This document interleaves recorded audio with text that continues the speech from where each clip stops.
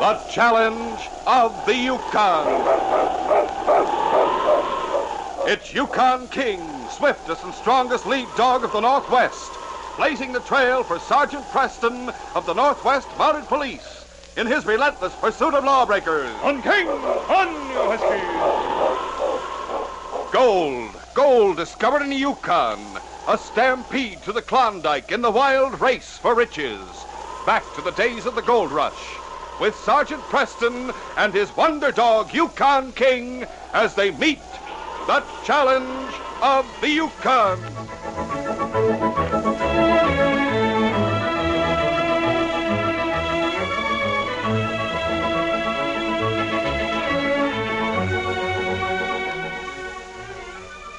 The little town of Wilderness Landing was at the northeast corner of Great Caribou Lake, surrounded on three sides by the forest. There were only about 100 inhabitants in the town, but because of its location, it boasted two trading posts, the larger belonging to the Hudson's Bay Company and the smaller to the Gannon chain. Jeff Allen was the assistant manager of the latter, and one midnight in midsummer, he was packing a knapsack by the light of the moon. Tony Benton, who shared the cabin with him, stirred in his sleep. What's up, Jeff? I am. Yeah, but why? What are you doing? Packing a knapsack. Where are you going? A little trip. This time of night, is anything wrong? Yes. What? I can't tell you that. I waited up until 11 o'clock for our pinochle game. Where were you this evening? I can't tell you that either. I've found out something, Tony. It's serious business. But I can't say anything more until I'm sure of my facts. You're being mighty mysterious. I have to be, until I'm sure. You can trust me. No, it'll be better if you don't know anything about it. But, Jeff, wait. Go back to sleep, Tony. I'll see you later.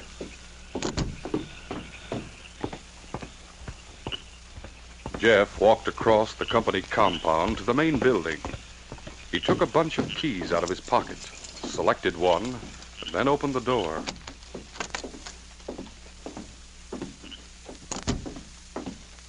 The moonlight streaming through the window gave him plenty of light.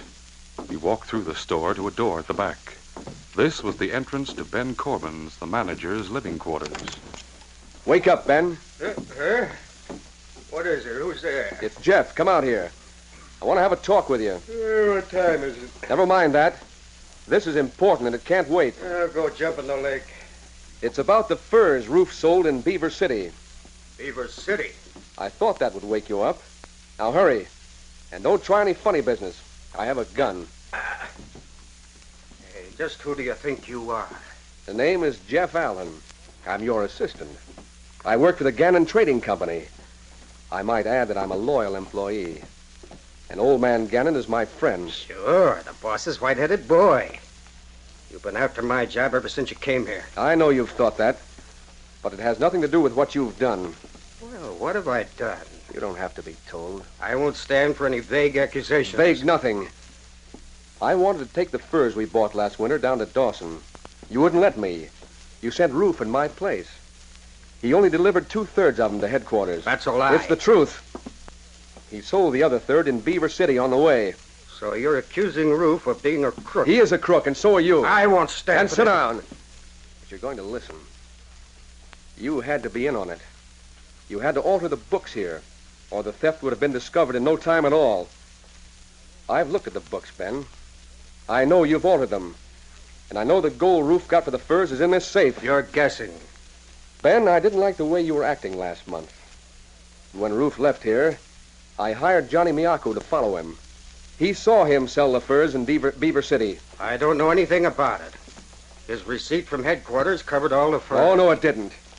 Roof got back here late at night. He timed it that way.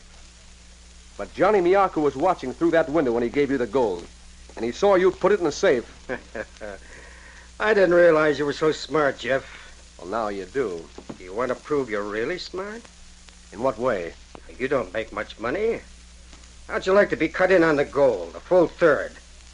It'll run to over $1,000. That's more than you earn in a year. No, thanks. I'm not a thief. What's more, Roger Gannon is my friend, and he needs cash badly. Every dollar he can get. He may lose his business if he doesn't get it. He may have to sell out. Too bad. So what are you going to do? Open that safe, Ben. Open it yourself. You know you're the only one who has the combination. Open it before I get tough. And then what? What happens afterwards? I'm going to take the gold down to headquarters. And you're coming along with me. Yeah, what if I refuse? I'll make you come. All right, Jeff, I guess you win. I'll open the safe. Do you need any more light? Oh, the moon's bright enough to see all right. Swiftly, Ben turned the dial of the safe. And finally, as the combination clicked, he turned the handle and swung the heavy door open. He reached inside. But when he turned around, instead of the bag of gold in his hand, there was a revolver. He took deliberate aim and fired. Jeff dropped, a bullet through his heart. Quickly, Ben ran to his side. Now to make it look good. Picked up Jeff's gun from the floor where it had fallen and fired it once. Then he pulled Jeff's body around until he was lying on his back with his head toward the safe. He placed the gun in his right hand. Ah, there. He ran to the door, threw it open, and shouted, Help! Help! Jeff! Ruth! Tony! What's the matter? Come here, Ruth, quick! You're right with you. Ben had finished lighting a lamp when Ruth ran through the door. Hey, Ben, what have you done? I shot him. He knew all about our deal. But murder. It isn't murder. I'm just warning you. You keep your mouth shut no matter what happens. Yeah, okay. Here comes Tony. What is it? What's happened? Jeff. Easy, Tony. Jeff! We've got to do something. We've got to stop this blood. Ruth, get the doc. There's nothing he can do, Tony.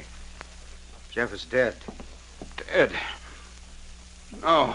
Sorry, kid. Who did it? I did. Why, you did it! Pull him up! You're right. I got him. You killed Jeff. Tony! I didn't know who it was till I lit the lamp. I heard the noise out here. I came out from my room. There was someone working at the safe. He turned, I saw he had a gun in his hand. He fired, and I fired back. His bullet missed, and mine didn't. Now you're trying to make me believe Jeff's a thief. He isn't. He wasn't. He couldn't do such a thing. It's as much of a shock to me as it is to you, kid. Wait a minute. When I heard the first shot, I looked over here. There was an Indian outside here. An Indian? An Indian with a beaded shirt, the kind the Crees wear. Maybe he'd broken into the store and Jeff had caught him. Maybe Jeff was just seeing if he'd taken anything. No, Tony. There may have been an Indian outside. I don't know. I saw him. He may have been waiting for Jeff. But no one broke in here. Jeff used his key to get in. And no Indian could have opened that safe. Jeff and I were the only ones who knew the combination. Jeff didn't know it. I gave it to him this afternoon. I won't believe that Jeff would steal. I don't want to any more than you. But we've got to face the facts. There he is, and there's the open safe. There's his knapsack on the floor. He was planning a getaway. He said it was a business trip. But there's his gun. He tried to kill me. He would have if I hadn't killed him. We've got to face the facts, Tony. Jeff Allen was buried the following day, and after the funeral, the leaders of the town held a meeting. Père Michel, the mission priest, acted as chairman. Tony refused to attend, and as a result, there was no mention of the Indian outside the post when Ben told his story of the shooting. When he had finished, Père Michel said, You have asked me to preside at your meeting, but I shall do no more than conduct it. Not that I do not recognize the right of communities such as ours to decide the guilt or innocence of one of its members. The laws of the territory provide for meetings like this. I shot in self-defense. One moment, Ben. I have only this to say. It is a serious matter. A man's life has been taken. It was either his life or mine. I ask the members of the committee whether they wish to decide on this case or appeal to a higher authority for a decision. I get what the father's driving at. We got the Northwest Mounted in the territory now. We could send for one of them to come up here. That is exactly what was in my mind, Doctor. We'd have to report the case to them anyway. You got no objection, have you, Ben? Well, not exactly, but I want to get legally cleared as quick as possible. Sure, I understand that. We'll send a man to Beaver City and leave word there for the next Mountie on patrol to come up here. That suits me. Just to show you I want to cooperate, I'll let Ruth off to make the trip. Well, sure, I can start this afternoon. But you're not going to keep me prisoner until the Mountie shows up, are you? I see no need for that. You want to establish your innocence. You won't run away, and you have your business to attend to. Let us say that nominally you are in the doctor's custody. What does that mean? You will report to him once a day. Then you will be free to carry on your usual activities. That's fair enough. Is everyone agreed? Yes, very good idea. Then the meeting is adjourned.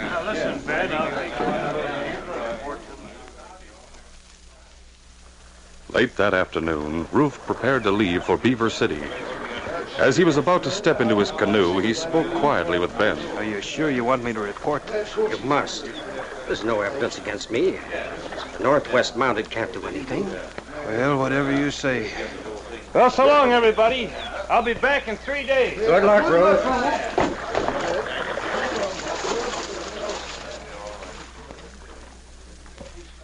It was on the morning of the third day that Ruth returned. He reported first to the doctor, and then to Ben at the company store. They told me in Beaver City that Sergeant Preston was expected any time. Good. I'm glad you think so. Well, I've already told you. Yeah, but what about Tony? Where is he? Checking supplies. Oh, what about him? He hasn't said anything about that Indian who was outside the store, has he? He hasn't said anything to anybody. He might to the Mountie. What of it? Well, you can't tell, Ben. The Indian might have seen what happened. If there's any chance of finding a witness, the sergeant will go looking for him. It'd just be routine with him. What chance has the sergeant of finding him with Tony's description? All he noticed was a leather shirt with Cree beadwork. Could have been Johnny Miyaku. Well, couldn't it? If he saw what happened, why hasn't he done something about it? Because Johnny hates all white men. Jeff was his only friend. Well, that's all the more reason why he should try and get even with me. Johnny went to jail once. He'd want to stay clear of the law. Well, then I'm safe. I don't know. This Sergeant Preston's smart. He might be able to make him talk if he found him. If? There's only one sure way to keep him from doing that. How? Not let him find out anything about an Indian outside the store. Don't let Tony tell him. Send Tony away somewhere so he won't be here when the sergeant comes. That isn't a bad idea. I've been planning to send some presents up to the Siwash chief on Rocky River. Tony could go. Yeah. We'll get him started today. He won't be back for a week. Sergeant Preston had reached Beaver City shortly after Ruth left, and immediately set out across Great Caribou Lake for Wilderness Landing. The Great Dog King was sitting in the front of his canoe. The land to the north of Great Caribou gradually rose to the high elevations of the Sawtooth Range, and from far out in the lake, the forest could be seen for miles.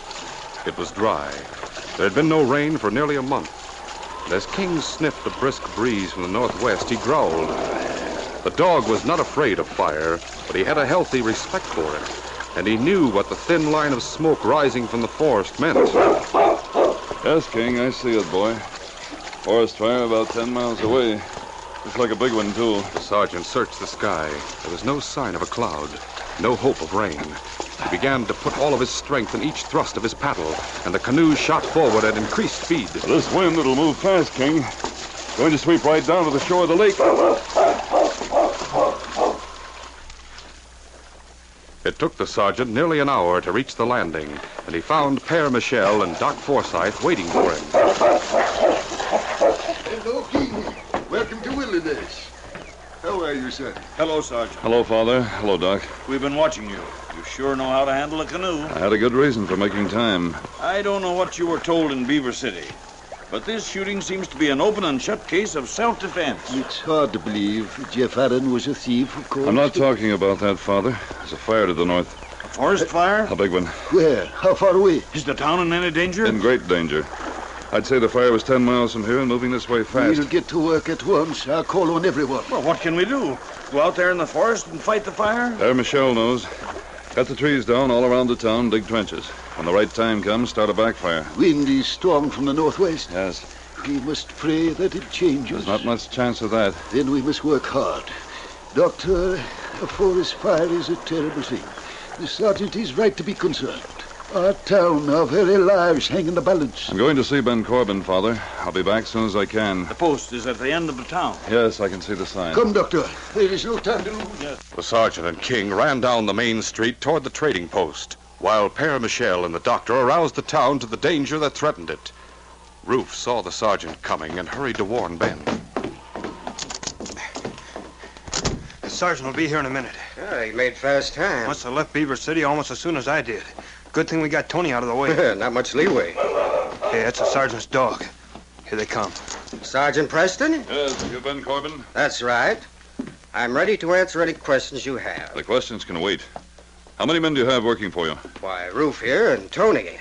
But Tony's making a trip to the Siwash village on Rocky River. That's north of here. Due north. How long ago did he leave? Maybe in half an hour. But he won't be back for a week. But there's nothing he can add to what I have to tell you, Sergeant. This Tony, how much experience has he had in the woods? Why, he's pretty much of a tenderfoot. The trail's well marked, though. Danger signals will mean nothing to him. He'll keep right on going until he's trapped. Trapped? He's heading straight into a forest fire. Ben, you and Roof report to the doctor and Père Michel. I'll go after your man, Tony, and bring him back. But there's no need. I mean, he'll have sense enough to turn around if he sees a forest ahead of him that's burning. If he waits until he sees that, it'll be too late. Go on, report to the doctor. I'll get Tony. Come on, King. The sergeant and King took the north trail out of town. Preston, in superb condition, ran easily at a pace that he knew he could keep up for at least an hour. King ran by his side. The warning scent of the distant smoke became increasingly strong. There was a rustling sound in the forest, but it was more than the wind through the trees. It was the sound of the small game hurrying through the underbrush toward the lake, flying before the fire. In his heart, King felt the same urge they did. He knew he was heading toward a fierce and ruthless enemy, but his place was at his master's side. And if the sergeant had plunged into a furnace, he would have followed him. 1 mile slipped by another, then another, and then, on the trail ahead, they saw the man they were looking for. Tony! Hello. Wait! Sure thing. You must be Sergeant Preston. Ben said that I wouldn't have to talk to you. You're coming back to the post with me. Well, there isn't much I can say. You don't have to say anything. Save your breath for running. What? Fire. Forest fire ahead of you. Can't you smell the smoke? Yes, I've been noticing it. I thought it was a campfire. It's the biggest campfire you ever saw. Give me a lift up this tree. I'll climb to the top and see how close it is and how much time we have. All right, sir. The sergeant pulled himself up to the first branch and then climbed to the very top of the tall pine. There he saw a terrible sight. The fire, until that moment, had been creeping along the dried needles and underbrush on the floor of the forest, engulfing each tree as it reached it, the flames shooting up the trunk. But now the heat was so intense, they began leaping from the top of one tree to the next. It was a crown fire, devastating, racing with the wind. Swiftly, the sergeant climbed down to the ground. Sergeant, I just saw a bear. You'll see every kind of game there is before we get back. They're doing what we have to do. Run for our lives. Let's go. We can't take the trails too far. But we can make better time. There's an inlet of the lake that's closer by a mile. In this direction. Straight through the forest? Follow me. The route the sergeant had chosen was the same that all the wild game was taking, the shortest route to safety. As the men ran, they saw more bears, caribou, and moose, foxes, wolverines, and wolves. But the animals paid no attention to the men, just as the men paid no attention to the animals. All were trying to escape from the great destroyer, fire. Are you coming, Tony? All right. It's getting hotter. It'll be worse than this before we reach that lake. King had renounced his wild heritage to give his loyalty to a man, and so it was that he paid no attention to the animals who shared their flight. But as he ran, he heard another sound and another scent, the scent of a human being. There was a man somewhere in the forest to his right, and he was groaning. King leaped up and nipped at the sergeant's tunic. What is it, boy? King started through the forest to the right. Why do you want to go that way? The lake must be straight on. King must have a reason. I found his reasons are good. Go on, boy. We'll follow you. King led the way. 5 minutes later, the sergeant saw a man lying on the ground, an Indian, trying to bind his ankle with a strip of leather torn from his shirt. So that's it. An Indian who's been hurt. We'll have to give him a hand. That's Johnny Miyaku. Who's he? A friend of Jeff's. No, Redcoat not take Johnny. Johnny not do wrong. No one said you did any wrong. What's the matter with your ankle? Johnny trip and fall. Oh, let's see. Oh, It's a bad sprain. I'll bind it tight and you'll be able to put a little weight on it. We'll both help you. Fire come. We know that. We want to get to the lake just as much as you do. Johnny not kill Jeff. Jeff friend of Johnny. It big feller shoot Jeff. What's that? Sergeant, I saw an Indian outside the store the night Ben shot Jeff. Johnny must have been the one. And we have another witness besides Ben. No. Sorry, I have to get it tight, Johnny. What did you see in the store? Ben reach it safe. Come out with gun. Shoot Jeff. Are you sure it wasn't Jeff reaching in the safe? No, Ben. Johnny know what Jeff do. Him try make Ben give back gold. What gold? Old Ben get for furs. Furs roof sell. Beaver City. I'm not sure he knows what he's talking about, Sergeant. But if he does, it makes everything different. Nothing's going to be different if we don't get out of here. I'll help you up, Johnny. Yeah. No. How's that? Maybe me walk little. You're going to have to do more than walk. Put your arm around my shoulder now. That's it. Help him from the other side, Tony. Right. It may hurt, Johnny, but this means your life. Come on. That's it, King. Break trail for us. On to the lake, boy. But now the hot breath of the fire was on them. The heat became so intense that the green needles of the pines turned to brown before their eyes. A single spark would ignite them, and not sparks or brands, but great tongues of flame were racing toward them through the tops of the trees less than half a mile back. Johnny Miyaku forgot the pain in his ankle, freed the sergeant and Tony, and ran with them on equal terms.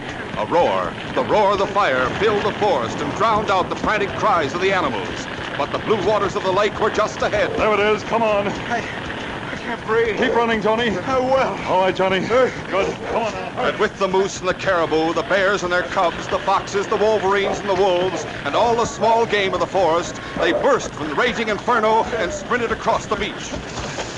The welcome coolness of the lake received them, and they waded far out. This is far enough. You can stay here. Duck under whenever you see any burning wood coming your way. The sergeant was pulling off his boots and his uniform. What's the idea, Sergeant? Keep these for me. And my gun, here. I'm going to swim across the corner of the lake to the town. I can get there before the fire, I think. I'll need everyone's help. I'm not a very good swimmer, but I can try to make it, too. No, you stay here with Johnny. When the fire burns itself out, you can follow the beach to the town. Okay. Be sure to bring Johnny with you. Looks to me as if Ben's been lying. He has. He murdered Jeff. We'll see about that. Come on, King. The man and dog struck out across the corner of the lake. And as they watched, the fire burned down to the northern shore and then started around the long curve toward the town. Should be there in time to help them start the backfire, King. I hope they don't get panicky and start it too soon. 10 minutes later, they ran up the beach in front of the town and hurried on to the point where Père Michel and the doctor were directing the firefighters. A strip of ground 6 feet wide had been dug up all around the village, and now they were waiting for the onslaught of the Holocaust. Sergeant Preston at last. I do not know exactly when the backfire should be lit. Now, Père Michel, now. Light the fire! Hurry, hurry! Men, women, and children set fire to the undergrowth on the side of the dug-up ground away from the town. The wind was blowing toward the town, so the backfire tried to burn in that direction, but it was stopped by the strip of bare ground. Then it began to inch toward the forest, burning against the wind. 3 feet, 4 feet. Then it felt the terrific suction caused by the forest blaze, and the backfire leaped forward to meet its terrible brother. When the crown fire struck, there was 100 feet of bare ground surrounding the town. Done it, Sergeant. We've licked it. We haven't finished yet, men. Get to your homes. Wet down the roofs. There'll be sparks falling on them. Yell for help whenever you find a spot fire. Hurry! The sergeant was everywhere during the next half hour, and King worked too. It was he who found the blaze behind the general store that might have wiped out the entire village. But his frantic barking brought the sergeant with a crew of men, and the threat was eliminated. Everyone in town was blackened by soot and gasping for breath when the fire had swept on. Thank God it's over. But think of it. Miles and miles of forest destroyed. It will burn itself out, Father, when it reaches the eastern marsh. At least the town is safe, and so are my children. I had no chance to ask before, Sergeant. You found Tony? Tony and Johnny Miyaku. I left them on the far north shore. Yes. That reminds me, I'd better get my business settled with Ben Corbin. I'll see you later, Father. The sergeant found Ben and Ruth in the company store. Ben was perfectly willing to tell his story of the shooting, and the sergeant listened in silence. But when he had finished... Where was Jeff standing when he fired at you? Why, right in front of the safe where you're standing now. And you were... Over here, in front of this door. Where'd his bullet hit? I don't know. Well, it must have landed in the woods somewhere behind you. I'll take a look. Yeah, that's right. Strange, I can't see any bullet in the wall. Why, I pulled it out, Sergeant. Did you, Ruth? Here, this is the hole. This is where I found it. Oh, doesn't look much like a bullet hole. And I happened to notice a bullet embedded in the rafters over here in front of the safe. Look up there. See it? Could Jeff have fired straight up in the air? No, his gun was leveled at me. Then Tony said there was an Indian outside the store who might have seen the shooting. Well, I know he said Well, that. he must have been dreaming. I didn't see any Indian. There's another thing. How'd there happen to be gold in the safe? Why, that's where I keep it. Where else? Was there much of it? About $4,000 worth. And Jeff knew about it? Sure, he saw me put it in there. But, Ben, you pay the Indians for their furs and trading goods, and you don't do any business with the townspeople. $4,000 in gold, where'd it come from? Why, I just had it. It belonged to me. Oh. Someone coming, King? Yes, Tony and Johnny Miyaku. Johnny Miyaku. Hello, Tony. Sergeant. Hello, Johnny. Oh, Johnny was afraid of the Northwest Mounted Police until this afternoon. You're not afraid anymore, are you, Johnny? no, you good man, Sergeant. Good man, like Jeff. He's told me everything, Sergeant. Jeff hired him to follow Roof when he went south with furs. Roof sold a lot of them in Beaver City and pocketed the money. Of course, he and Ben were going to split. Here's your motive for the murder. Murder? What murder? Johnny see you shoot Jeff. Jeff not draw gun. How about that, Ben? Well, I'll tell you, Sergeant. You haven't got a gun, and I have. You're all covered up with your hands. Tony's got a gun in his belt. Thanks for bringing it back, Tony. Get it, Roof. Right. I may be wearing borrowed clothes, but I'm still a member of the force, Ben. You're under arrest in the name of the Queen. Am I, Sergeant? Well, you'll never take me to jail. How do you expect to get away? I'll tell you, it's almost dark. When it's really dark, Roof's going out and start a few fires. While the town's fighting them, I'm going to shoot you three. Then we'll set fire to this building and you burn up with it. I can follow that. It's entirely possible there may be small fires in town right now, smoldering where no one can see them. People wouldn't think it too unusual if a big fire broke out, and the whole town would start fighting it, that's sure. I don't think they'd hear 3 shots. Oh, neither do I. And if this place burns down and we're in it, who will know that we've been shot? Why, nobody, Sergeant. Nobody at all. Just keep your hands up and stand right where you are. But King had been creeping along the floor toward Ben. Both Ben and Roof were watching the sergeant closely and didn't notice the dog until he was directly below Ben's gun hand. Then the sergeant rapped out a command. Okay. King leaped for Ben's gun hand and twisted the wrist as he dropped to the floor. The gun shot out of Ben's grasp, and the sergeant was on him in an instant. Shoot him, Roof! Roof leveled the gun he had taken from Tony at the sergeant and pulled the trigger. But an empty click answered his pressure, and in the next second, both Tony and Johnny were on top of him. Get the gun on the floor, Tony. Hold him, Johnny. Behold. I got it. All right. Oh, keep them covered. Right. That's better. I'm grateful for one thing. What's that? I had to take a chance you hadn't reloaded my gun after I gave it to you. It's all right now, though. It sure is. Johnny not only saw Jeff's murder committed, he can establish the motive. All 3 of us can testify that Ben and Roof tried to kill us just now. It's murder and attempted murder. There isn't a chance of the verdicts being anything but guilty. So it looks as if this case is closed.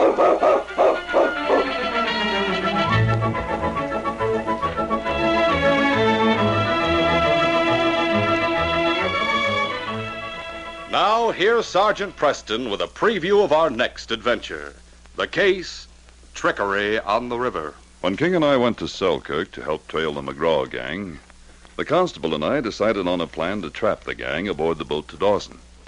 But McGraw was more clever than we thought. He discovered our plan and set out to trap us instead, with exciting results.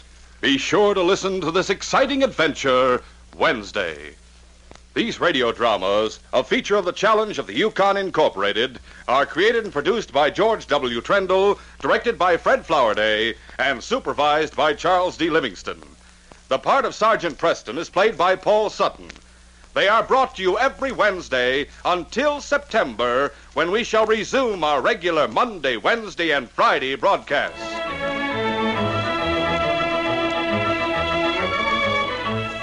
This is J. Michael wishing you goodbye and good luck till next Wednesday. So long. This is ABC, the American Broadcasting Company.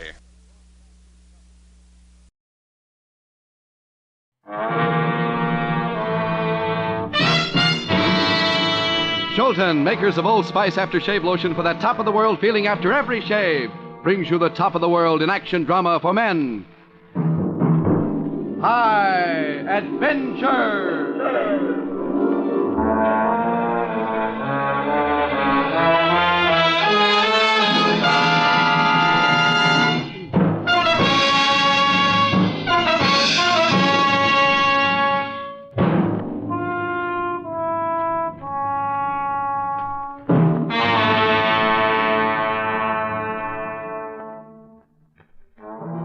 adventure, friend. That's what we call it. And as long as you're here, sit down and be a new recruit to the High Adventure Society. If you like your stories strong and savage, your heroes He-Man and hard, then you're qualified and your membership chair will be waiting for you each week.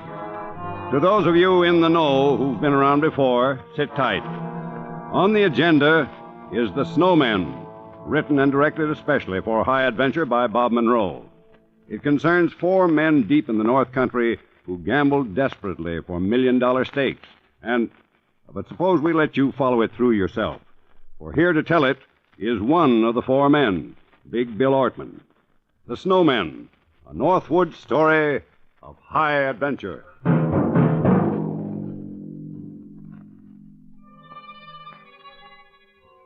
Some men seem to get along fine working the same job week after week, year after year. Others, like me, never seem to be able to stay in one place very long. I was on the road when I was 12, moving from place to place, learning as I went along. By this time, I've been a good many ways, seen a good many things.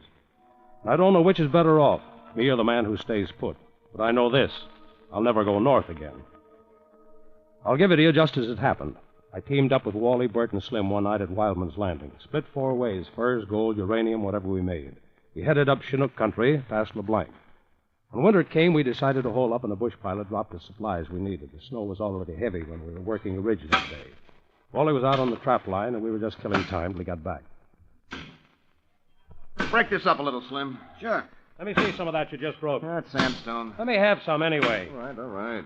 Boy, if it wasn't so cold, I'd be hot. Told you it was sandstone. I guess so. Heck, why don't we just stick in a little dynamite and blow the whole ridge apart? We got one case left. We're not going to break it. Sure save a lot of work with the pick. Use your hands, not your mouth, will you, Slim? What the heck's the hurry? We're going to dig. Let's get digging. Here, you take the pick. What's the matter? High pockets getting worn We're out? going to burn all the time. Take it out on a rock. What's eating you? Not a thing. We're all going to do our share. You too. I'll swing it. Give me the pick. I'm doing my share, doing more than my share. And don't try to be boss. I'm not trying anything. Nobody's boss. This where you want, Bill? Yeah. Rock. More rocks. That looks like something. You strike a scene? Nah, I split a floater. Hold it, Slim. Let's see. Well? Quit leaning on me, will you? I reckon He's shooting. A signal from the kid. Let's get up the ridge.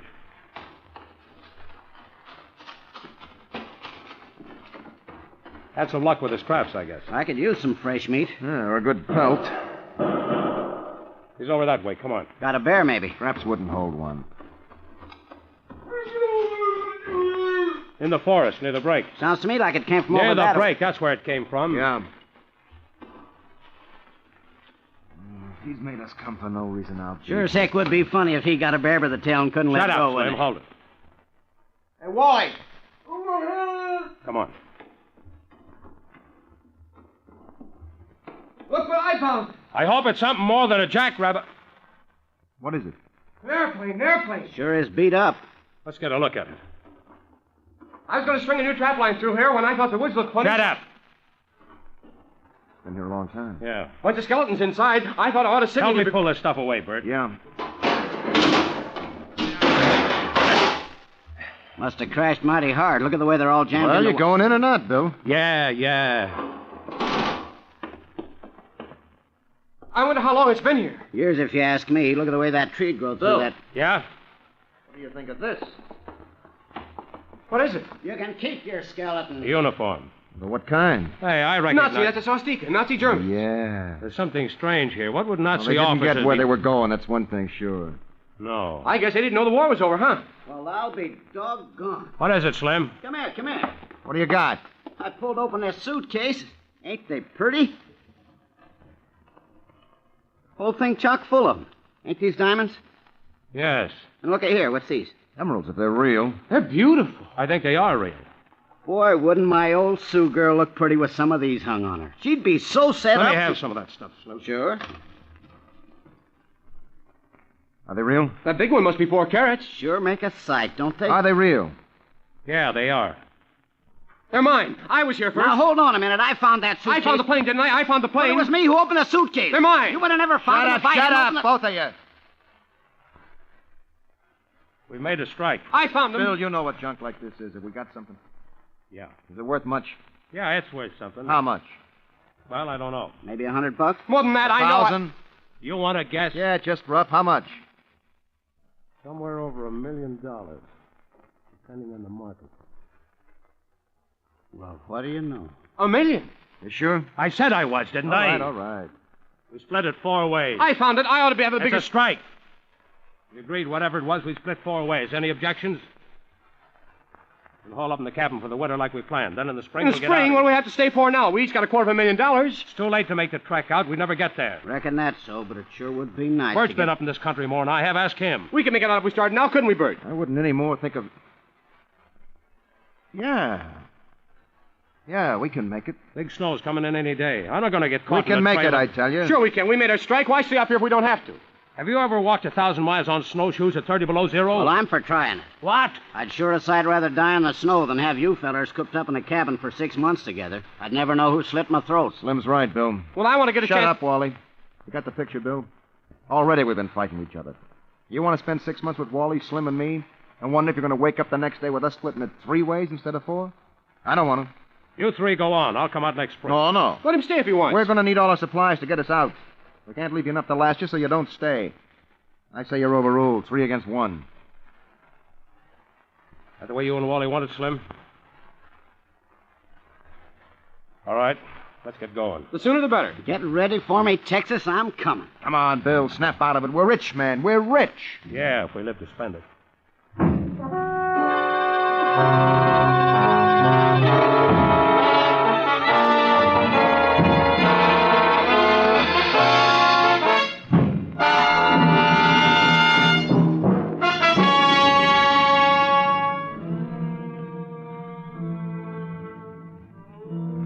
Well, now, there you find 4 men who struck it rich with a vengeance.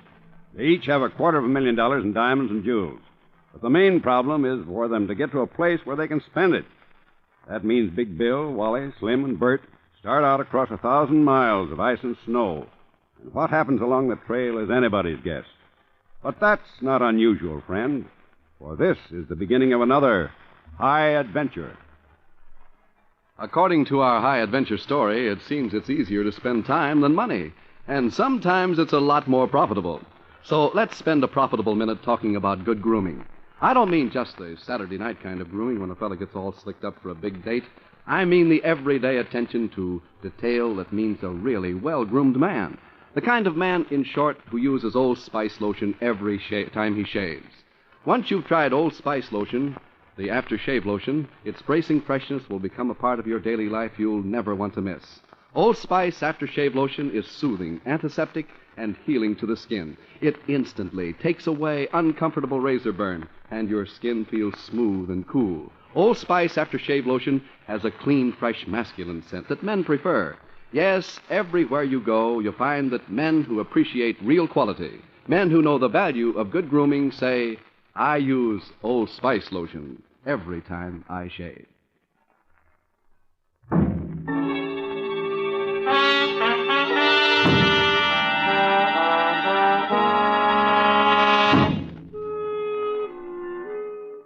And now back to the Snowmen. Big Bill Ortman's Northwood story of high adventure. Back at the cabin, we divided up the diamonds and jewelry as nearly into 4 equal parts as we knew how. Slim cut up some canvas and sewed 4 bags, one for each of us to carry his share of the strike. Then we packed our rolls and started across the snow. Bert led the way because he knew the territory better than the rest of us. It was going to be a hard enough trek without getting lost. The weather was good to us the first week, with only light snow and temperature not much below zero.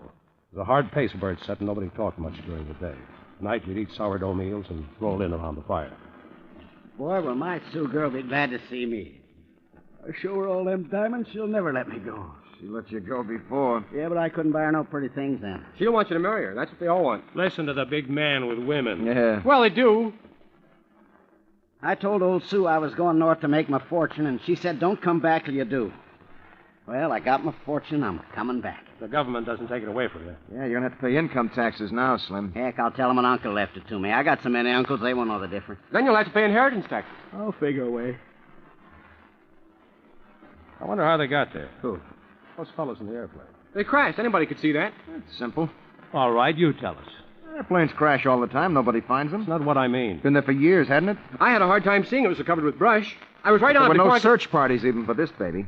Why? Because nobody knew it was coming, so nobody knew it crashed. I don't get it. Yeah, you're too dumb to. A plane load of German Nazis flying somewhere with a suitcase They were running out. They were losing the war, so they grabbed what they could and they ran. Oh, shut up. That sounds like what could have happened. That's what did happen. Nazi big shots. Getting out while they could. I wonder who they were. Well, I'm sure as heck not going back to find out. When we get out, we can tell the government. One of them You're might... not going to tell anybody. I don't see any reason... You're not going to tell anybody about it. None of us are going to talk about it. You want to keep what you got? He's right. You got to be careful. We'll confiscate the stuff and we won't get a penny. We ought to get We some of don't it. take the chance. We don't talk. I'm going to hit the sack.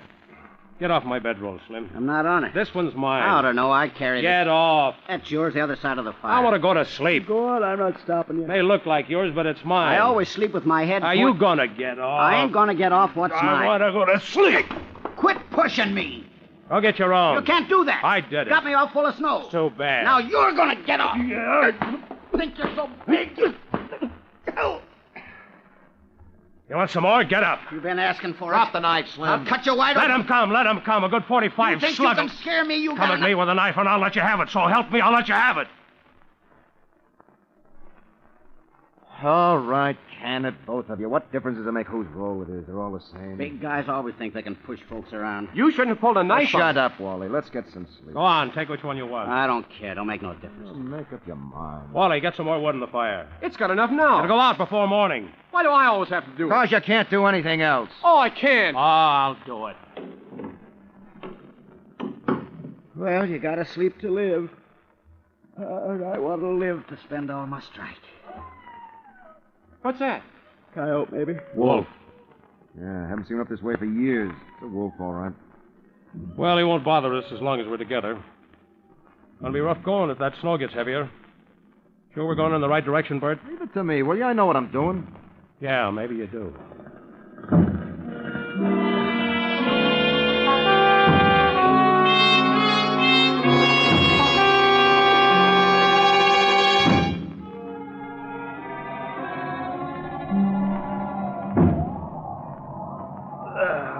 Bert.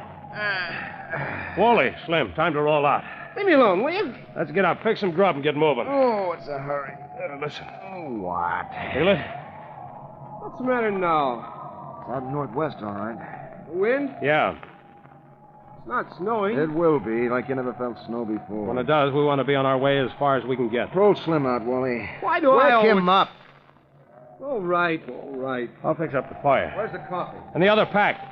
Come on, you lazy bum, wake up. That Wally drives me nuts. Good for the little stuff. I guess so. Bill, Bert, What's the matter? You're not man enough to wake him? come here, come here. What is it now? Can't you get him up? Look. He's dead, you see? He's dead. Yeah. His own knife in his chest. It's cold. Must have got it sometime during the night. With his own knife. Who killed him? Who did it? Oh, what's the matter? I don't think there was anybody near us for at least 100... Don't look at me. I didn't do it. Where's his bag of stuff? Must be under him. Help me lift him up. I didn't do it. There it is. I got it. Well, what do we do with it? Split it up. Why not? You gotta give me my share. Shut up, we will. Now we each get a third. First, let's get one thing straight. What? Now we know just where we stand. Go on. What do you mean? Slim didn't stick that knife in his own chest, and he didn't fall on it. One of us doesn't mind a little killing. I didn't do it. You, Bert, or Wally here figured they'd rather have a third than a fourth. Or you. You could have done it. You fought with Slim last night. Bert, give me the shells out of your gun. Oh, wait a minute. I'll need Give them those. to me. All right. All right, Wally, you next. I don't have any The gun. little automatic you carry inside your jacket. How did you Give know it to I... me. I don't like it. How about yours? Yes, yes. How about your rifle? You watch.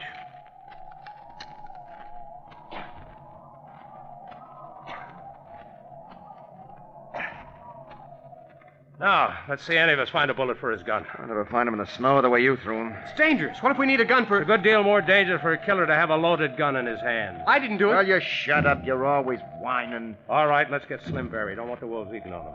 Then we're moving, and we're keeping on moving. It's safer that way.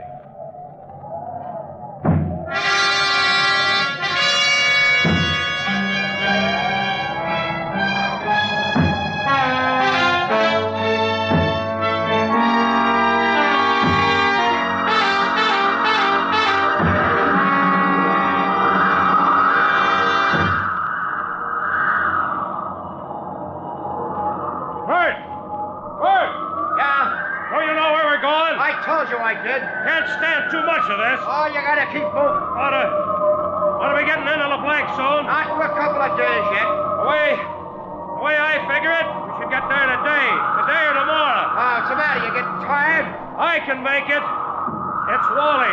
What's the matter with him? Been dropping back. Well, let him. If you take a slower He pace... can't keep up. Let him come along by himself. You can't do that. Let him He'll take die. care of himself. If he's weak, that's his business. Hold up until he comes along. Nothing doing. He's lost us. Snowing is hard. Now, that's his tough luck. I'm going back and find him. Go ahead. Go ahead and help a dumb waste. Oh, no, you don't. Oh, no, you don't. Wait. Can't be far back. Wait. You think you can put one over on me, huh? It's covering up fast. Well, if you're going back, you're going to take me. Keep walking then. Smart guy. Help me watch the trail. Snow's covering Why don't it. you get it all for yourself? What? I'll go back for $250,000, too. You don't make sense. Make plenty of sense, smart guy. There he is.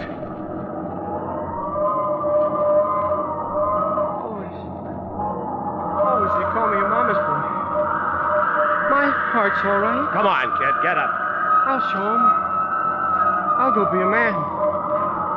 Be like other men.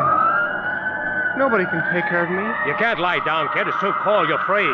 I'm all right, Bill. I can make... Let go of that. Bert, he won't be needing it. Give it to me. Give it back, Bert. So you can get it. You're not going to take my bag of money. You're not. Shut up. I'll kill you. It fainted. Wally. Let him lay. Come on, we got to keep moving. Come on, Wally. Snap out of it. You'll freeze in 5 Let minutes. him lay. Yeah, I guess I will. He's dead. Not so quick. Must have had a stroke. Too much effort. I don't know. So that makes 2 of us. 50-50 split. Right down. Now, can you hear me, Big Bill? No 50-50 split. No split at all. First, you're back. Now, that makes 4. You hear me, Big Bill? I got all 4. No split. $1,000,000. Now, I'll get your boots off so you can't follow me. Not that you could find your way out. I've been leading you around in circles for 2 days, but you wouldn't wear out. You wouldn't get tired. Why, you need me to hit you again? Gun butt's good and hard. It's harder than your skull. I've been up here for years trying to hit a strike, and when I do, you think I'm going to split it with 3 greenhorns? Yeah, sure I will. Bert. Come on. Try to follow and freeze your feet. I'll get you. Sure. You keep going around in circles. The snow will cover my trail. Then you lay down and sleep. I'll get you. If you can catch me. Lay down and sleep. I'll get you, Bert. I'll get you. I'll get you.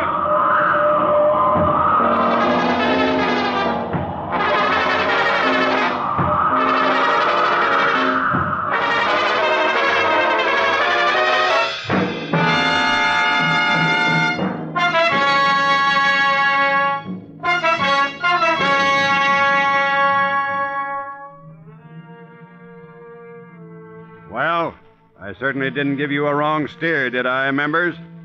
How would you like to be hit over the head in sub-zero blizzard 100 miles from nowhere, stripped of your boots and left to lay down and sleep? How does it end? Well, we'll find out. But we're sure of this. Big Bill Ortman is telling us the kind of story that can only be called high adventure. Just before we head into our rugged high adventure finish, let me tell you about a perfect finish. If any of you men don't know what a grand feeling it is to finish off your morning shave with Old Spice aftershave lotion, you're missing something, because Old Spice lotion is the perfect finish for a shave. You'll find its skin-tingling freshness will make you feel wide awake and ready for the day. Old Spice aftershave lotion has a convenient dispensing top, and the handsome ship-decorated bottles are a pleasure for a man to see and to use. And here's an important extra. The Old Spice aftershave lotion stopper has an exclusive leak-proof feature which makes it ideal for traveling. Try Old Spice lotion tomorrow morning and be sure of a perfect shave every time you shave.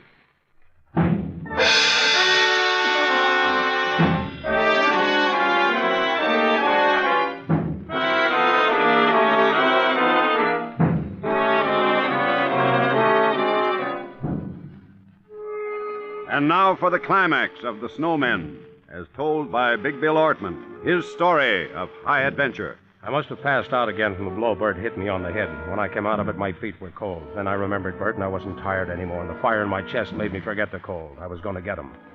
Bert had made a mistake. He'd taken my boots, but he didn't think about Wally. The kid's boots were tight, but I got him on, covered his body with snow, and picked up Bert's trail just as the snow was covering it. He'd be moving fast, but those 4 bags were heavy. He was packing them, and I wasn't.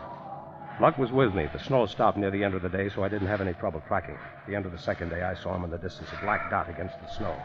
I think he saw me, too, because he tried to move faster. The next day, I caught him by a frozen lake. The ice was jagged where an avalanche had broken through. Well? That's a deal, huh? 50-50. Right down the middle. You keep after me, I'll club you with a rifle again. You hear? Okay for a deal? Okay for a deal, Bill? No deal. 50-50. No deal. Half $500,000 apiece. That's plenty for each of us. We'll live big the rest of our lives. All right? I don't want... I didn't fix you good enough, huh? Maybe this time... Don't try it. What? Don't try it, Bert. Where'd you get that knife? You keep forgetting about your partner. I told you I'd give you half. Slim gave me the knife. I pulled it out of his chest and kept it. Look, you're a hard guy like me, Bill. Slim gave me the knife and Wally gave me the boots. You're crazy. Share and share alike. That was the deal when we teamed up at Wildman's Landing. That's what Wally and Slim wanted. Sure. But now that Slim and Wally are dead... Share and share alike. Sure. Slim and Wally are dead. Share and share alike. I don't get what you mean, Bill. You will. All right. Come on. Come on, follow me across the lake. But you're not going to get nothing. You're not going to get nothing. I'm going to get you. If it snows again, you'll miss my trail. I got 2 partners to help me. You'll miss my trail. And you'll go around in circles until... Hey! Oh! Bill! Bill, give me a hand! Bill! Bill, this water is freezing. Walked on thin ice too often, huh? I can't keep myself up. Will the ice breaks off? I'm going to let you die. You can have all of it. The whole in your butt. Bill, give me a hand. I don't know. Look at my back. It'll come down with me. The whole $1 million. Give me a chance. Give me a chance, Bill. Give me a chance. All right. All right. Hang on.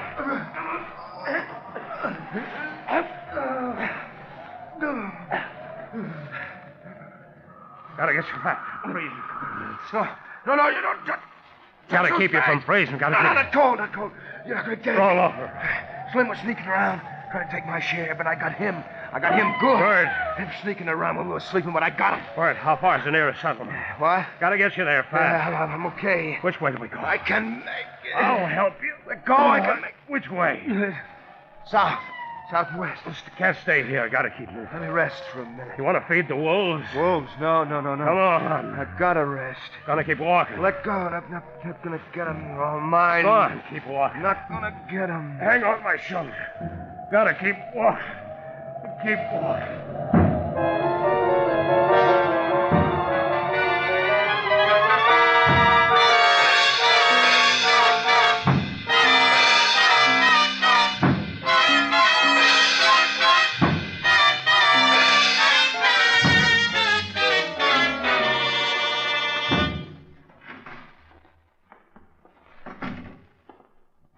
How do you feel today, Osmond? Better?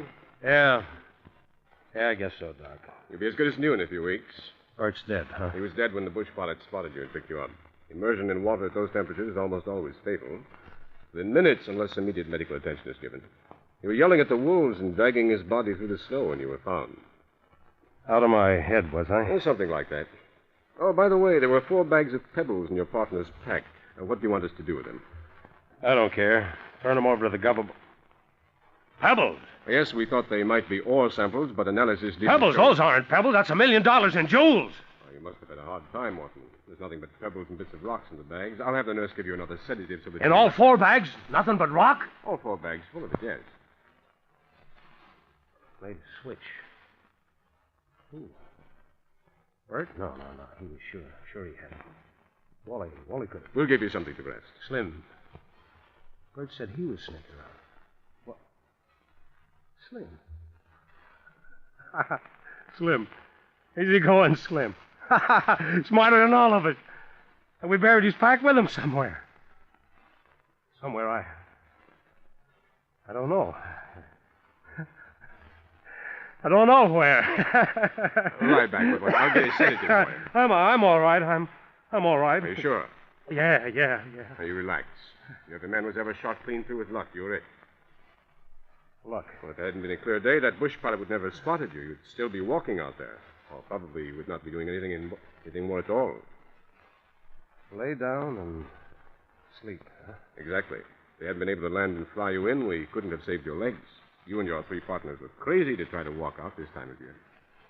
Yeah. We were crazy. You couldn't pay me $1 million to try a hike like that. What? I said you couldn't pay me $1 million to do what you did. That's what I'm trying to figure. Well, I don't understand. What are you trying to figure? Look out the window. Yes? You see the kids playing in the yard? Oh, yes? They're making snowmen. And they throw at them and break them up. It's a child's game. But what's their price for making them? Price? Would you make snowmen for $1 million, Doc? Me? I don't know. I still don't know.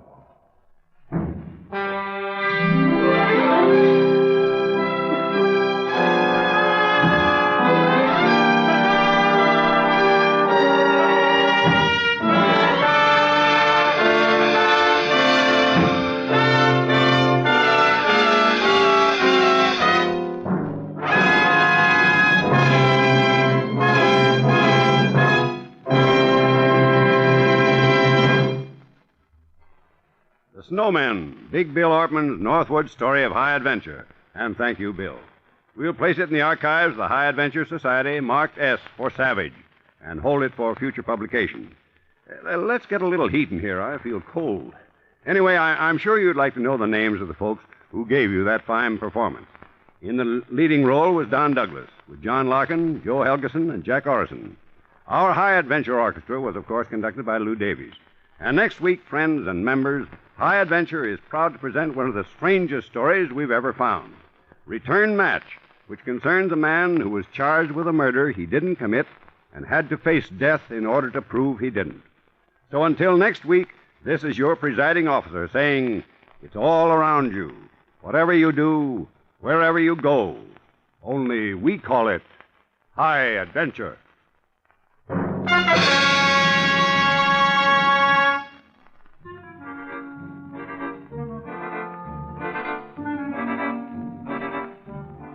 Remember to join us again next week when Schulten brings you another exciting story of high adventure.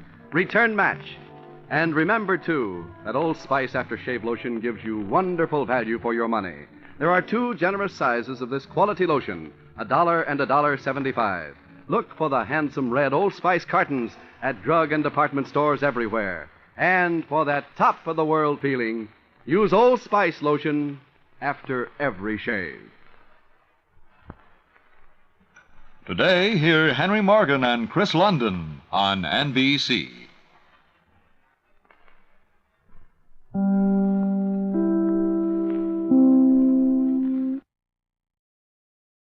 The Call of the Wild by Jack London. The type of work is an adventure novel set in Alaska during the gold rush of the 1890s. The principal characters are Buck, a large, intelligent, and well-bred dog, Spitz, a cruel lead sled dog, and John Thornton, Buck's Northland master. Buck, a huge 4-year-old Scottish Shepherd St. Bernard crossbreed, lived a life of ease at Judge Miller's Santa Clara Valley estate. As the judge's loyal companion, working with his sons and guarding his grandchildren, Buck ruled over all things, humans included. Combining his mother's intelligence with the size and strength of his father, Buck became the undisputed leader of all the dogs on the estate. At this time, gold had been found in Alaska, and thousands of men were rushing to the Northland. They wanted dogs like Buck. One night, Manuel, the estate's gardener, who felt he was not earning enough to support both his family and his gambling habits, took Buck for a walk to the railroad station. There, money was exchanged. A rope was placed around Buck's neck, and his life in the civilized world had come to an end. For 2 days and 2 nights, Buck traveled northward in a baggage carrier. Caged with no food or water, his placid disposition changed to that of a raging fiend. In Seattle, Buck was met by a man in a red sweater holding a club. As Buck came charging out of the open crate, the man cruelly beat him into submission. Buck had learned his first lesson. He stood no chance against a man with a club. Buck, along with other dogs, was purchased by Francois and Perrault, dispatchers for the Canadian government, and transported by ship to Alaska. Buck soon came to respect his French-Canadian masters, but life among the dogs was savage. No law existed but that of fang and force. The first day Buck looked on as one of his shipmates downed in a fight was savagely killed by the anxious pack of dogs. Thus he learned that in the event of a fight, he must always stay on his feet. Spitz, the sly-eyed and powerful lead dog of the sled team, took pleasure in these disputes. Dogs being slashed to ribbons seemed to amuse Spitz, making Buck hate him from the beginning. Buck came to know his teammates, which dogs were approachable and which to leave alone. He learned the necessary skills of a sled dog, which included digging under the snow at night for warmth, surviving on far less food than he was used to, stealing food from other dogs, and the knack of pulling a load. His body became hardened, and over time those instincts once possessed by his ancient ancestors sprang to life within him. The domesticated generation's softness fell from Buck, and the wilderness wolf emerged. As time passed, Buck coveted the position of lead dog. He found that his size and cunning allowed him to come between Spitz and the shirkers, those that the cruel dog would have otherwise punished. With Buck protecting them, the pack lost its fear of Spitz, and discipline broke down. The dogs no longer worked as a team. Francois and Perrault became furious with the lack of order and the loss of time spent separating skirmishing animals. One night Buck saw his chance, and a death fight began. Spitz was a practiced fighter who felt a bitter rage toward Buck, but as the battle continued, Spitz slowly lost ground. With a final rush, Buck knocked his enemy to the snow, and the eager pack moved in for the kill. Though his masters beat him severely, Buck refused to be harnessed until he was given the lead position. He willingly accepted the demands of supremacy, and where judgment, quick thinking, and action were required, showed himself superior to all. With Buck in the lead, the team picked up and became as one, moving smoothly over the snow on a record run from Dawson to Skagway. Buck's name soon became legendary. In Skagway, Francois and Perrault received orders to relinquish the team to a Scottish half-breed, and after only 3 days' rest, the team was back in the traces and headed for Dawson. It was a strenuous trip. The once proud, confident dogs arrived short of weight, in poor condition, and needing at least 10 days to recuperate. Nonetheless, only 2 days later they were again out on the trail, headed back to Skagway. A heavier sled combined with bad weather made the going slow. At night, Buck would lie near the fire and dream of Judge Miller's big house, the great fight with Spitz and his hunter ancestors. A wildness long held in check began to surface anew. He seemed to hear the faraway cries of a wolf. The team arrived at Skagway 30 days later, the dogs in wretched condition. In this sad, exhausted state, the team was sold to Hal, Charles, and Mercedes. These 2 men and 1 woman were recent arrivals from the States, intent on getting rich in the Northland. As the team struck out, Buck could sense that the humans were undependable and knew nothing of wilderness travel. They journeyed at half speed, as if on an extended social camping trip, and the food was quickly depleted. Dogs gradually died of starvation. Midway to Dawson, only 5 of the 14 remained. What's more, the humans argued continually amongst themselves, and Mercedes refused to walk, making the few dogs drag her extra 120-pound weight. The valiant animals often stumbled under the load. Only the sting of the whip could bring them back to their feet to strain for another mile. Through it all, Buck staggered along at the head of the team as in a nightmare. He pulled when he could. When he could no longer pull, he fell down and remained down until blows from whip or club drove him to his feet again. All the stiffness had gone out of his beautiful furry coat. The hair hung down, limp and draggled, or matted with dried blood where Hal's club had bruised him. His muscles had wasted away. Each rib and every bone in his frame were outlined cleanly through the loose hide that was wrinkled in folds of emptiness. It was heartbreaking. Only Buck's heart was unbreakable. At last the team crept into John Thornton's camp at the mouth of White River. It was here that Buck refused to get up. He was dying and sensed disaster close at hand. Despite the blows from Hal, Buck would not move. Suddenly, John Thornton jumped in, and after a brief scuffle, stopped Hal's brutality. He cut Buck from the traces and ordered the group to leave. Together, Buck and John watched as the team and sled crawled onto the ice-covered river. Quarter of a mile out, the ice gave way, and the entire assembly disappeared into the frigid water. Thornton had saved Buck's life. After traveling 3,000 miles, a rest was what Buck needed. As John waited for his partners by the White River, little by little, Buck won back his strength. He romped through his convalescence and into a new existence. Not only respect, but a feeling of love grew between dog and master. One time, John was swept away by a river, and Buck saved him, risking his own life.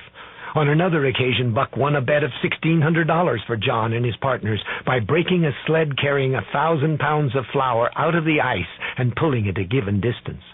Offered great sums of money for his famous sled dog, John only replied, "No, sir, you can go to hell, sir." The group was finally able to pay off old debts and traveled east into mining country. John and his friends were experienced trailmen. Months rolled by, spring came, and they found a broad valley where the gold shone like yellow butter across the bottom of the washing pan. Here, John and his partners settled down and began piling up bags of gold. In these warm, leisurely months, Buck's dreams turned more vivid. He began to feel ever more strongly the call of the wild. For days he would leave the camp, but his love for John always brought him back. But over time, the blood longing became stronger than ever.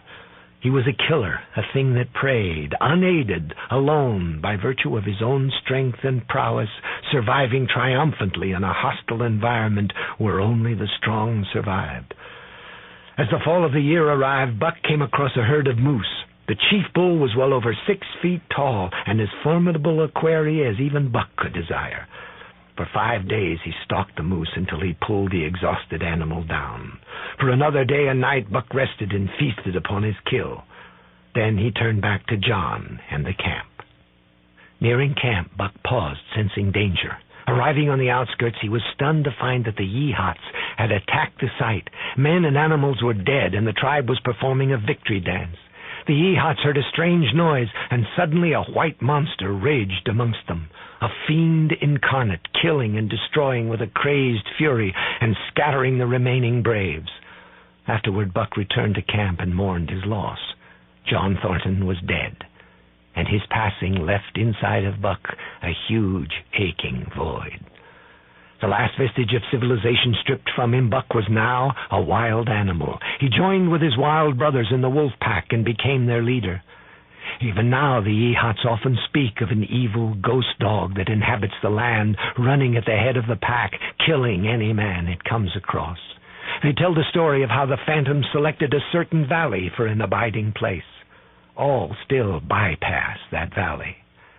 Buck occasionally returns alone to the gold-speckled river, where he reflects on times past, howls long and mournfully, then steals back into the forest shadows. Jack London led a life crammed with violence and adventure, both of which were transferred into his writing. He had virtually no childhood, starting work at age 10. At 15, he became a hobo. At 16, an oyster pirate and longshoreman. Joining the Alaskan gold rush at 19, London hiked across the United States and Canada to the Klondike. He found no gold, but later used some of his northern experiences to draft The Call of the Wild. In Buck, London endows all of the cunning and savagery that he feels lurks not only in animals, but in human beings as well. Buck's transformation into a ferocious animal is London's attempt to argue his survival of the fittest philosophy.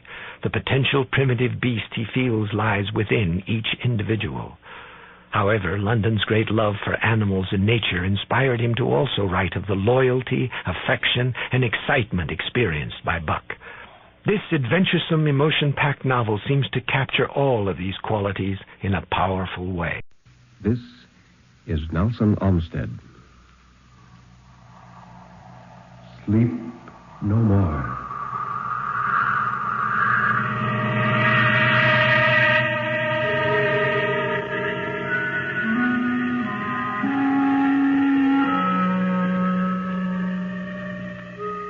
Sleep no more. Turn down the lights. Sink back in your chair and don't look into the shadows. In the shadows, there may be moving things. Tonight, it may be you will sleep no more.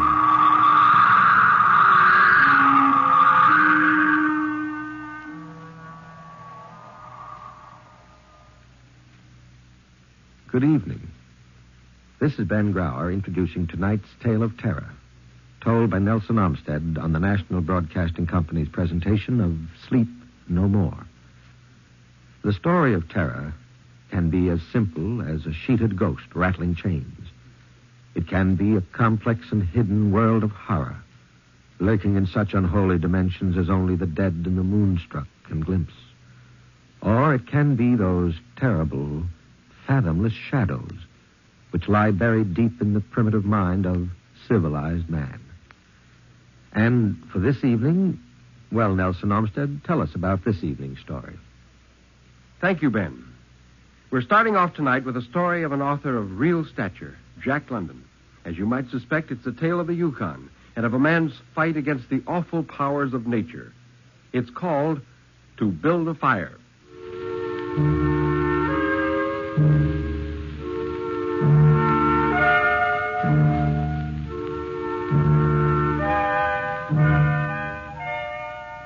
Day had broken cold and gray, exceedingly cold and gray. The man turned aside from the main Yukon trail and climbed the high earth bank, where a dim and little-traveled trail led eastward through the fat spruce timberland. It was a steep bank, and he paused for breath at the top, excusing the act to himself by looking at his watch. It was 9 o'clock. There was no hint of sun, though there wasn't a cloud in the sky. It was a clear day, and yet there seemed an intangible pall over the face of things, a subtle gloom that made the day dark. And this was due to the absence of the sun. This fact didn't worry the man. He was used to the lack of the sun. It had been days since he had seen it, and he knew that a few more days must pass before that cheerful orb, due south, would just peep above the skyline and dip immediately from view. The man flung a look back along the way he had come. The Yukon River lay a mile wide and hidden under 3 feet of ice. On top of this ice were as many feet of snow. It was all pure white, rolling in gentle undulations where the ice jams of the freeze-up had formed. All this, the absence of the sun from the sky, the tremendous cold, the strangeness and weirdness of it all, made no impression on the man. It wasn't because he was long used to it. He was a newcomer in the land, a Chichaco, and this was his first winter. The trouble with him was that he was without imagination. He was quick and alert in the things of life, but only in the things and not in the significances. 50 degrees below zero meant 80-odd degrees of frost. Such fact impressed him as being cold and uncomfortable, and that was all. 50 degrees below zero stood for a bite of frost that hurt and that must be guarded against by the use of mittens, ear flaps, warm moccasins, and thick socks. 50 degrees below zero was to him just precisely 50 degrees below zero. That there should be anything more to it than that was a thought that never entered his head. He plunged in among the big spruce trees. He was bound for the old claim in the left fork of Henderson Creek, where the boys were already. They had come over across the divide from the Indian Creek country, while he had come the roundabout way to take a look at the possibilities of getting out logs in the spring from the islands in the Yukon. He would be into camp by 6 o'clock. A bit after dark, it was true, but the boys would be there. A fire would be going, and a hot supper would be ready. The trail was faint. A foot of snow had fallen since the last sled had passed over, and he was glad he was without a sled, traveling light. He was surprised, however, at the cold. It certainly was cold, he concluded, as he rubbed his numb nose and cheekbones with his mittened hand. At the man's heels trotted a dog, a big native husky. The animal was depressed by the tremendous cold. It knew that it was no time for traveling. Its instinct told it a truer tale than was told to the man by the man's judgment. In reality, it wasn't merely colder than 50 below zero. It was colder than 60 below, then 70 below. It was 75 below zero. Since the freezing point is 32 above zero, it meant that 107 degrees of frost obtained. The man held steadily on. As he walked along, he rubbed his cheekbones and nose with the back of his mittened hand. He did this automatically, now and again changing hands. But rub as he would, the instant he stopped, his cheekbones went numb. And the following instant, the end of his nose went numb. He was sure to frost his cheeks, but it didn't matter much after all. What were frosted cheeks? A bit painful, that was all. They were never serious. Empty as the man's mind was of thoughts, he was keenly observant. Once coming around a bend, he shied abruptly like a startled horse, curved away from the place where he had been walking, and retreated several paces back along the trail. The creek, he knew, was frozen clear to the bottom. No creek could contain water in that Arctic winter. But he knew also that there were springs that bubbled out from the hillsides and ran along under the snow and on top of the ice of the creek. He knew that the coldest snows never froze these springs, and he knew likewise their danger. They were traps. They hid pools of water under the snow that might be 3 inches deep or 3 feet. That was why he had shied in such panic. He had felt the ice give under his feet and heard the crackle of snow-hidden ice skin. And to get his feet wet in such a temperature meant trouble and danger. At the very least, it meant delay, for he would be forced to stop and build a fire, and under its protection to bare his feet while he dried his socks and moccasins.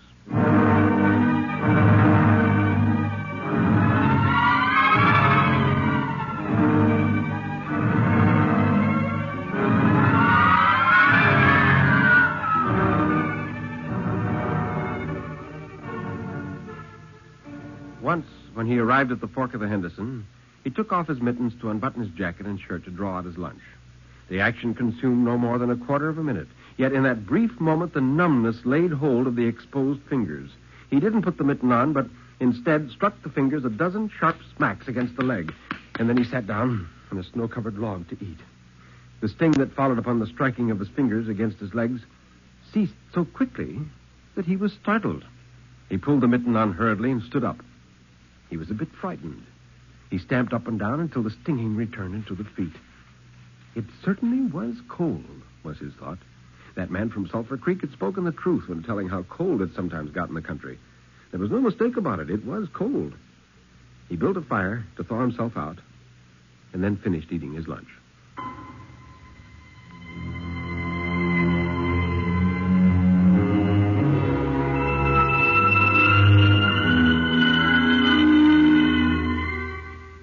When the man was through, he pulled on his mittens, settled the ear flaps of his cap firmly about his ears, and took the creek trail up the left fork.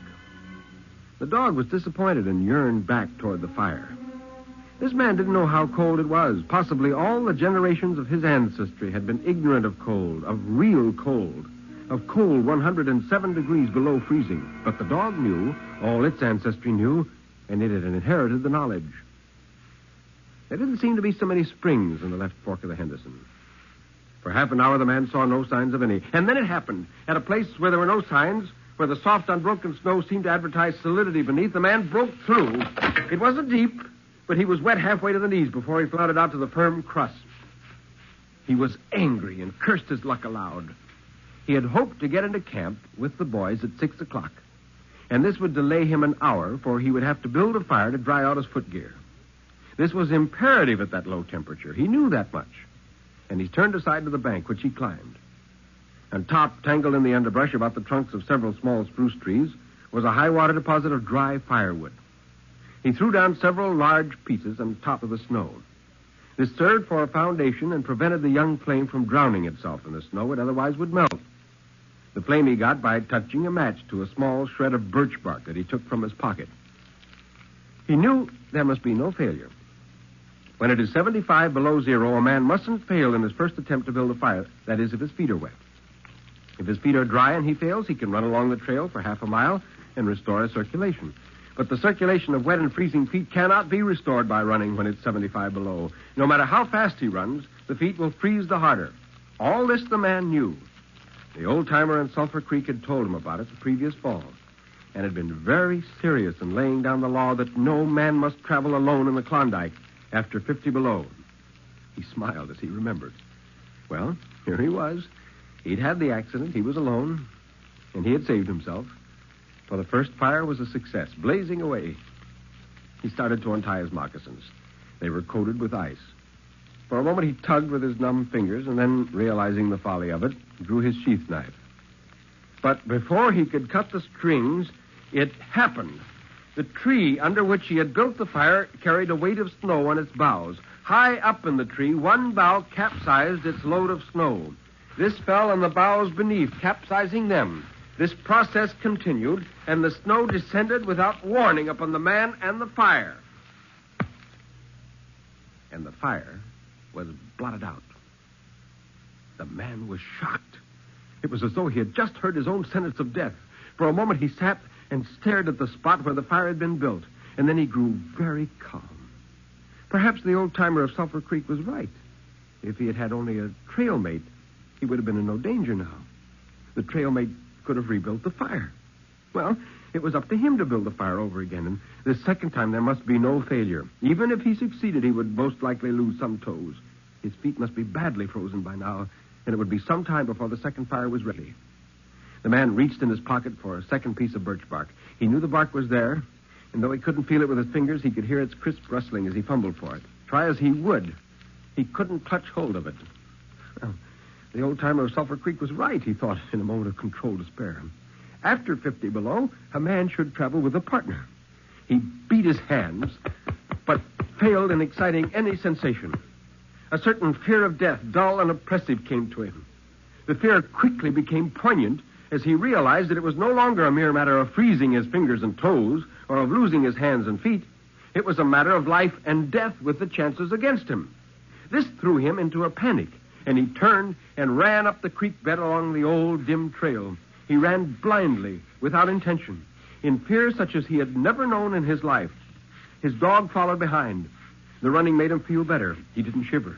Maybe if he ran on, his feet would thaw out, and anyway, if he ran far enough, he would reach camp and the boys. Without a doubt, he would lose some fingers and toes and some of his face, but the boys would take care of him. It struck him as curious that he could run at all on feet so frozen that he couldn't feel them when they struck the earth and took the weight of his body. He seemed to himself to skim along above the surface, to have no connection with the earth. His theory of running until he reached camp and the boys had one flaw in it. He lacked the endurance. Several times he stumbled, and finally he tottered, crumpled up, and fell. When he tried to rise, he failed. And as he sat, regained his breath, he noted that he was feeling quite warm and comfortable. He wasn't shivering, and it even seemed that a warm glow had come to his chest and trunk. He was losing in his battle with the frost. It was creeping into his body from all sides. When he had recovered his breath and control, he sat up and entertained in his mind the conception of meeting death with dignity. Well, he was bound to freeze anyway. He might as well take it decently. With this newfound peace of mind came the first glimmerings of drowsiness. A good idea, he thought, to sleep off to death. It was like taking an anesthetic. Freezing wasn't so bad as people thought. There were lots worse ways to die. He thought of the old-timer of Sulphur Creek, and he mumbled, "You were right, old horse. You were right." Then the man drowsed off into what seemed to him the most comfortable and satisfying sleep he'd ever known. The dog sat facing him and waited. The brief day drew to a close in a long, slow twilight. Later, the dog whined loudly. And still later, it crept close to the man and caught the scent of death. This made the animal bristle and back away. A little longer it delayed, howling under the stars that leaped and danced and shone brightly in the cold sky. Then it turned and trotted up the trail in the direction of the camp it knew, to join the other food providers and fire providers.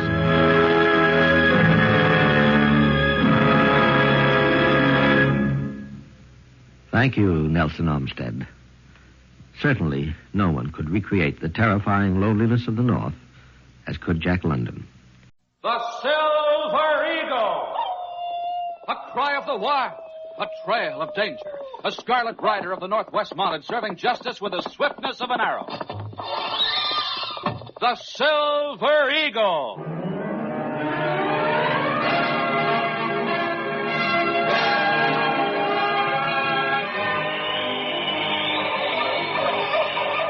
The untamed North, frontier of adventure and peril. The lone, mysterious North, where one man dedicated to the motto of the Canadian Northwest Mounted Police faces danger and death to bring in the lawless and maintain the right. The most famous Mountie of them all, the Silver Eagle. The transcribed records dealing with our Silver Eagle case after this message. Sailor Sam is the smartest boy who ever shouted, Ship-a-hop knows, yes, he's got go power. There he goes. He's feeling his Cheerios, Cheerios, Cheerios. Good old Cheerios. They got go power. So nourishing because they're made from oats with minerals, vitamins, and proteins that your body needs. Yes, indeed, a bowl of Cheerios and milk really starts your day off right. Does all sorts of good things for your body. Helps you have strong bones and muscles, good red blood, and healthy nerves. So every morning, take on a bowl of Cheerios and milk for real go power. You'll like that wonderful toasted oat flavor, too. It's downright delicious. Come to think of it, Cheerios is one of the tastiest muscle-building foods you can eat. Try Cheerios, and you'll hear... He's feeling his Cheerios.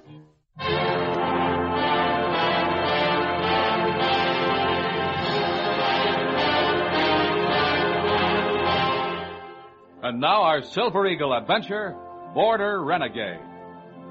Fort Benton, Montana was a lusty steamboat port, thronging with fur trappers, Indians, freight drivers, and blue-coated cavalry troopers. One afternoon in the Last Chance Cafe, two men sat talking together. One was a white man, the other a half-breed clad in greasy buckskins. Jake, from what I've heard, you stand in pretty well with the Indians, don't you? You calling me a renegade? Don't get on the prod now. I'm just asking you a question. I get along with them, yeah. They all trust Buffalo Jake. I savvy the lingo. Does that go for the Indians up north of the border in Canada? Sure, I've smoked a pipe with all of them. Bloods, Crees, Sarsies. Why? I've got a chance to make a nice little deal with the Gravel Gulch Mining Company down near Butte. What kind of a deal? They need fresh beef to feed their hands. They've offered me a contract for 100 steers at $50 a head. That's $5,000. How you gonna fill a contract like that? You ain't got no cattle. That's why I got in touch with you. You mean you want me to rustle them? No need to use a word like that. The contract don't specify where or how I'm supposed to get hold of them. Not me, Bronson. You got the wrong man. I've got better use for my carcass than decorating the limb of a tree. I'm not talking about getting them here in Montana. The Stock Growers Association's made that too risky. Then what are you talking about? They raise cattle in Canada, don't they? Yeah, and they got a bunch of red-coated troopers up there called the Mounted Police. They're bad medicine. Jake, I'm not asking you to do the rustling yourself. I just figured you might be able to arrange for it. Arrange for it? What are you driving at? You're chummy with the Indians up there, so why not hire a few braves to do the job? You mean get them to steal the cattle? I've never seen a redskin who wasn't a natural-born horse thief. I reckon they can rustle beef just as easy. Maybe you've got something there. Sure. We'll pay them off in cheap trade goods. It won't cost more than a few $100s. That'll still leave us over $4,000 to split between us. It'll be dangerous driving all that stock across the medicine line. We can't earn that much money without taking some risk. Yeah, I suppose so. Know any Indians who might be interested? Well, there's a young brave up in the Sweetgrass Hills named Fighting Elk. He don't like the way things are going for the Indians. He's been trying to stir up the young bucks. This ought to be just a job for him. I suppose he'll want plenty of firewater. No, not firewater. If I know Fighting Elk, he'll ask for guns. All right, we'll give him guns. Of course, I ain't saying what kind of guns they'll be. I reckon I can make a deal with him. I'll get my horse and start for Canada right now.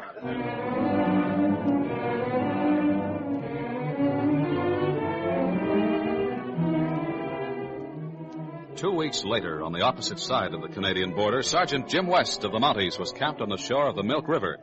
He had just finished preparing his evening meal when a horseman rode up out of the gathering darkness.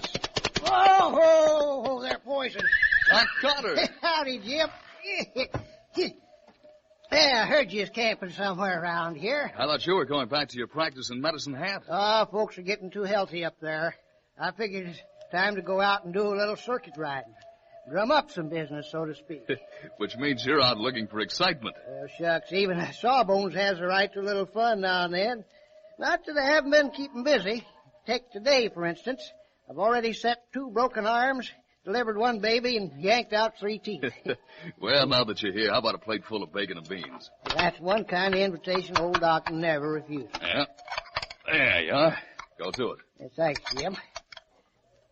Say, where in thunder's Joe Bedeau? Joe's gone home to Quebec to visit his folks. I thought this camp looked awful vacant. Yes, things get pretty lonesome when the big fella's not around, but he'll be back soon. You making a routine patrol? No, the inspector sent me down on a special assignment. There've been a number of cattle stolen hereabouts in the last 2 weeks. Some Yank rustlers paying us a visit, huh? Not necessarily. We have some homegrown specimens on this side of the border. What do you think of? Some organized gang at work? I don't know, but it looks that way. There have been 8 cases reported in the last 2 weeks. They operating on a big scale? No, just a few heads stolen off each ranch. The biggest haul was 18 steers taken off the Bar K last Thursday night. Wait a second. Am I hearing things, or is that shooting? Those were gunshots, all right. They came from west of here. Si Moffat's homestead's over that way. Come here, Paddle. There. Get this saddle on. Here, steady, Paddle. You stay here, Doc. Watch the camp. Stay here, nothing. What are you doing? Putting out the fire, my boy. I'm going with you.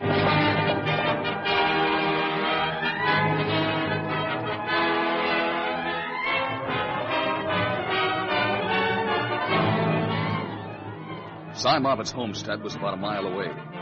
As we came in sight of his place, we saw Moffat coming out of his house with a lantern in one hand and a rifle in the other. Rain up there, you varmints, and keep your hands high, or I'll blast you. Hold your fire, Si! Sure, we don't need no ventilation. Ho, Battle! Oh, poison. Hey, Silver Eagle and Doc Carter. What's the idea of greeting us with that blunderbuss? I didn't recognize you in the dark. What's the trouble here? Rustlers, that's what. They just run off my cattle, all 10 head. How about that shooting we heard? That is me. I got up the range just in time to catch on to what was happening. I fired after, but I don't reckon it did any good. Did you try to chase them? Sure I tried, but my horse dug into a gopher hole. Threw me clean out of the saddle. Did you get a look at any of the rustlers? No, it's too dark to see anything. It's the sound of the hoofbeats and the cattle bellowing that told me what was going on.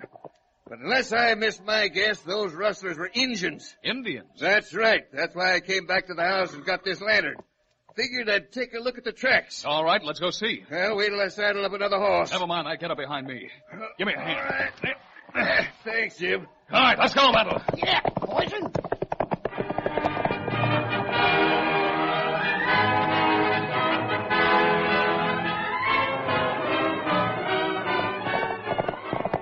Rain up, Jim. It's right about here. Oh, Battle. Oh, poison.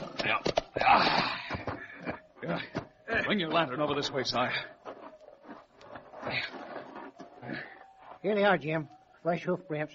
They're Indian ponies, all right. That's not all. Ever hear of a man called Buffalo Jake? He's a half-breed trader. I was hunting in the hills a couple of weeks ago, and I spotted Buffalo Jake holding a secret powwow with one of the young braves. An Indian named Fighting Elk. We follow that trail, the sooner you'll get your cattle back. All right. But from now on, I'm keeping my gun handy, and if I see any more Indians prowling on my range, I'll blast them right between the eyes. You keep your finger off the trigger and stay out of trouble. This is a matter for the police. Right, steady, boy. Good luck to you, Jim. Thanks, and remember what I said about taking the law into your own hands. Let's go, Battle! Yeah, poison.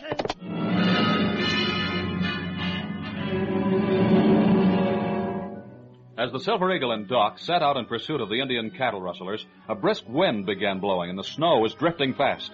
They had only a lantern to guide them. The trail led into the sweet grass hills, and after picking their way along blindly for about 2 hours, the Silver Eagle realized they had lost the sign of the 2 fugitives completely. There was only one thing for them to do, turn their horses around and ride back to the camp of Chief Raincloud and his blood Indians. Hey, Jim, who's the old gent getting up from the council fire? The one next to that big fat squaw. That's Chief Raincloud. That isn't a squaw, that's his daughter. Raincloud is one of the finest men I've ever known. He looks peaceful enough, but ooh, that daughter. He thinks the sun rises and sets on her. She looks big enough to hold the sun. Go, Battle. Oh, boy. Oh, poison. She's got a face only a mother could love. What's she called? Little Fawn. Oh, no. La Jolla. Yep. Lahia, Chief Raincloud. Silver Eagle, friend of all red men in Eskimo. Him always welcome in lodges of my people. Thanks, but I'm afraid this visit may not be a pleasant one. I'm looking for cattle thieves. Why you come here? My braves not steal white men's cattle. The thieves were riding Indian ponies. Their trail led into these hills. When they steal cattle? Tonight, just a couple of hours ago. No braves bring cattle to village tonight. Are all your braves here at the village? Not all braves. Some go off on hunting party. When are they coming back? Maybe 2 days, 3 days, me not know. I bet you they're the boys we're looking for. Is there a young brave named Fighting Elk in your tribe? But him not here. Him go with hunting party. Now, ain't that a coincidence? You think him steal cattle? I'd like to question him. Reckon we'll have to find him first. Rain Cloud help you find him. Tonight? Tonight. Me send out scouts, look for Fighting Elk. If him steal white man's cattle, then you take him, punish him by law of Great White Queen. Thanks, Rain Cloud. I accept your offer of help gladly. Throughout the night, the Indian scouts combed the hills, but the darkness hampered their search, and they found no trace of either the rustlers or the stolen cattle. During the hours the search went on, the Silver Eagle and Doc waited at Rain Cloud's camp. A short time after sunup, an Indian scout came in with the news that he had found Fighting Elk. Him make powwow with another man. A white man? Maybe a white man, maybe half-breed. Me no see him face. What did he look like? Him wear buckskin, have long black hair. Recognize the description, Jim? It could fit a lot of people, but it sounds like Buffalo Jake. How far away is this place where you saw them? Maybe 2-3 miles. Me take you there. Rain Cloud go with you. All right. Let's mount up and ride.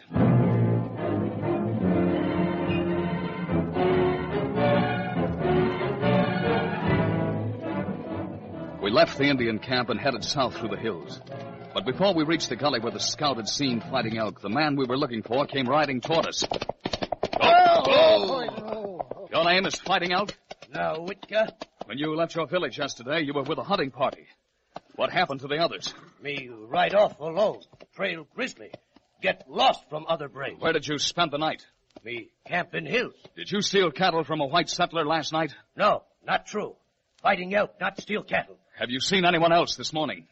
You tell truth. Speak not with forked tongue to Silver Eagle. Me see, man. Who was he? Me not know. Looks like me, 'tis buffalo hunter. What did he want?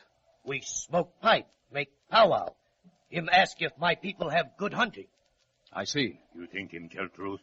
You always tell the truth, Rain Cloud. Your word is good. Therefore, I'll take the word of your brave. If Fighting Elk lie, bring shame to Rain Cloud, we punish. Reckon that's no idle threat either. What do we do now, Jim? We'll backtrack Fighting Elk to the place where he held the powwow and see if we can pick up the half-breed's trail. You want Rain Cloud come with you? No, thanks. That won't be necessary. See you later, Rain Cloud. Let's go, Battle. Yeah, poison. Cy Moffett had been waiting anxiously for Jim and Doc to return. When they failed to return by daybreak, he decided he would take a part in the search. He saddled his horse and rode off toward the Sweet Grass Hills, where he figured the rustlers would be hiding his stock. As he approached a wooded gully, he saw a lone rider ahead of him, and as he drew nearer to the man, he recognized him as a renegade trader from the States, a man he had met one time in Montana. It was Jake Bronson, heading south toward the border. Hey there! Breed! Rein up! Whoa, boy. Well, what do you want? You don't remember me, do you? Why should I? The name's Moffett. I was hauling freight down at Silver Bow the time you almost got lynched for knifing a miner. You got a good memory. I lost 10 head of cattle last night. They were rustled by Injuns. What about it? You always been chummy with Injuns. I got a hunch you know something about it. Guess again, mister. Turn your horse around, Jake. I'm taking you into the Mounties for questioning. You and who else? Me and this bitch. You should have let that rifle stay put in your saddle boot, mister. Dangerous business going around pulling guns on strangers. You're no stranger to me, you dirty renegade. You... By thunder, you'll pay for this. You talk too much, Moffett, so I reckon I'll have to shut you up permanent.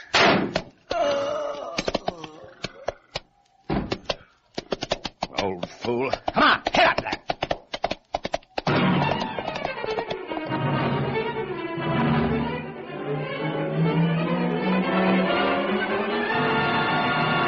Back to our thrilling Silver Eagle adventure in just a few seconds. But first, listen to this. Fullback Bobby is a boy of 9. He can really hit that line. He's a star because he knows he's got go power from Cheerios. Yes, he's got go power. There he goes. He's feeling his Cheerios. Cheerios. Cheerios.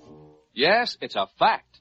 Cheerios does give you real go power. You see, Cheerios is made from oats, and every delicious spoonful of Cheerios and milk is real muscle-building food. Each spoonful contains vitamins, minerals, and proteins your body needs. Yes, the good things in a Cheerios breakfast do good things for your body. Help you have healthy nerves, good red blood, strong bones and muscles. And Cheerios is so much fun to eat with its distinctive O shape and its wonderful toasted oat flavor. So tomorrow morning and every morning, start the day right with a Cheerios breakfast. Then you'll hear people say, he's feeling his Cheerios.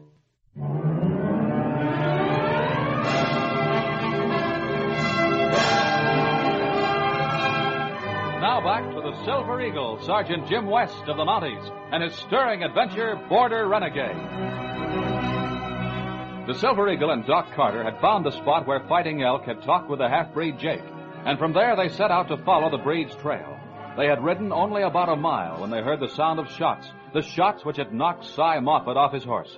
When they arrived at the spot, they saw the old man lying on the ground. His eyes are opening. Jim. Doc. What do you think you're doing, laying here with that hole in your hide? Don't you know you might catch your death of cold? I was a blamed fool, all right. Should have heeded your warning, Jim. What happened? I started out for that gully where I saw the Injun and Buffalo Jake. Had a hunch I might find the cattle there. Didn't find the cattle, but I ran into Jake. Was he the one who shot you? Yeah. I tried to cover him with my rifle, but He's passed out again. Think it'd be safe to move him?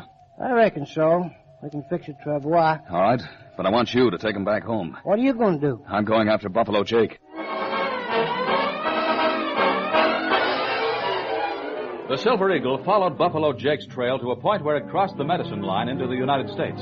Beyond that point, he was powerless to touch him, so he gave up temporarily and rode back, first to Rain Cloud's village and then to Cy Moffat's homestead. Doc Carter had arrived there a few hours earlier and was caring for his wounded patient. The hours dragged by slowly, and as it began getting dark out, Doc lit the oil lamp, while Jim turned to old Cy, saying, How do you feel, Cy?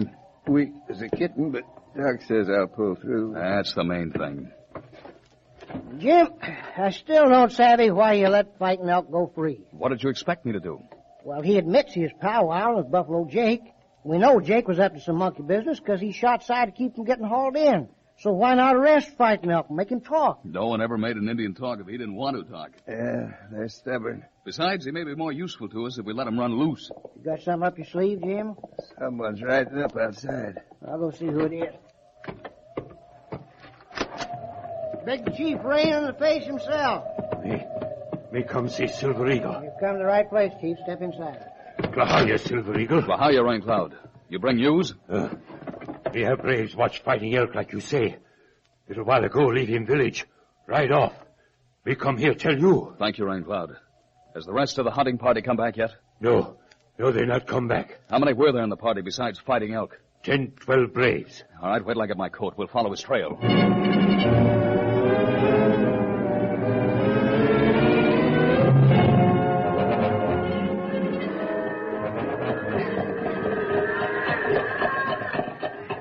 Whoa up there. Come on. Well, there's the cattle, Bronson. Nice bunch of steers they've rounded up for us. Yeah. Here comes the Indians. And the tall one in the lead is Fighting Elk. Let's get out. How are you, Fighting Elk? This is my partner. You bring guns? Sure, we got them loaded on these pack mules. Break out a couple and show them, Jake. Right. Calm down now, you lop-eared devil. Reckon this'll do for a sample. All right, Fighting Elk. There you are.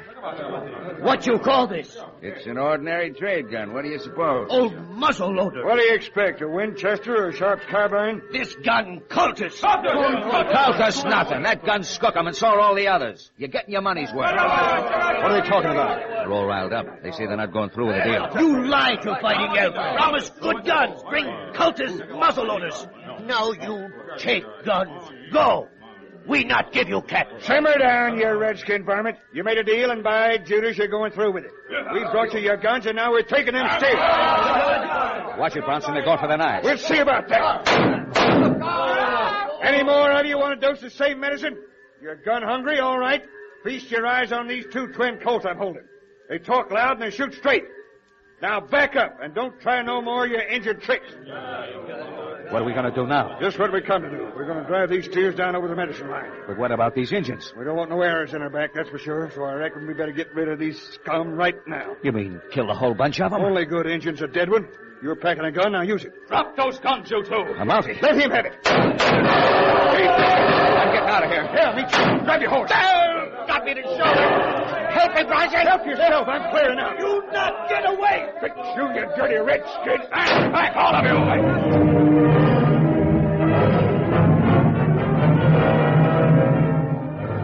It was quite a job untangling that knot of maddened Indians. 5 of them were wounded too badly, but there was plenty of fight left in the others, and they were out for the scalps of Bronson and Buffalo Jake. When things calmed down, Doc got busy bandaging up the wounded. Then Chief Raincloud spoke. What you do with these men? Honey, if these Indians die from their wounds, Buffalo Jake and his partner will hang for murder. If not, they'll still have several charges to answer for. What about young Braves? They'll have to stand trial for cattle rustling. Their punishment will be up to the judge. What happens after that will depend on their attitudes. Fighting elk, he big fool. Worse than fool. You lie to Silver Eagle, bring shame on your people. That's true, Raincloud, but I think they've learned their lesson. Haven't you, Fighting Elk? No, Redcoat law is just. Fighting Elk heap sorry. Well, that's all well and good, but who's going to pay the doctor? Tribe pay you for help save wounded Braves. Raincloud give you princess. Now, you don't have to get extravagant. Wait a minute. You're going to give me what? Princess Little Fawn. That's what I thought you said. Goodbye, Jim. Tell him I always work for nothing. Be seeing you soon.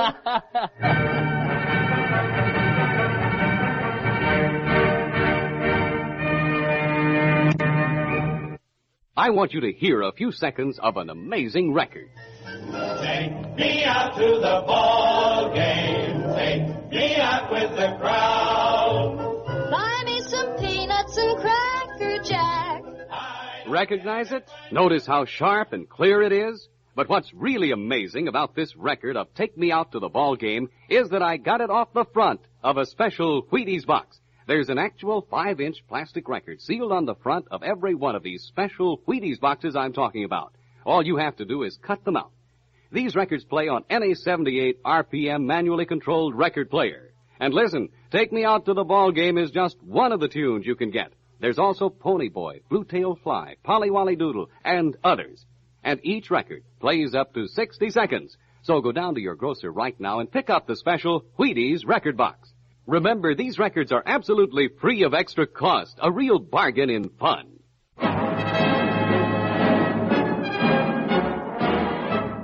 Today's story of the Great Northwest was written by James Lawrence. Jim Amici stars in the part of Jim West. Joe Badeau is played by Jacques Lester. The Silver Eagle is a copyrighted transcribed feature of Jewel Radio and Television Productions. Recording director Robert Wilson. This is Bill O'Connor.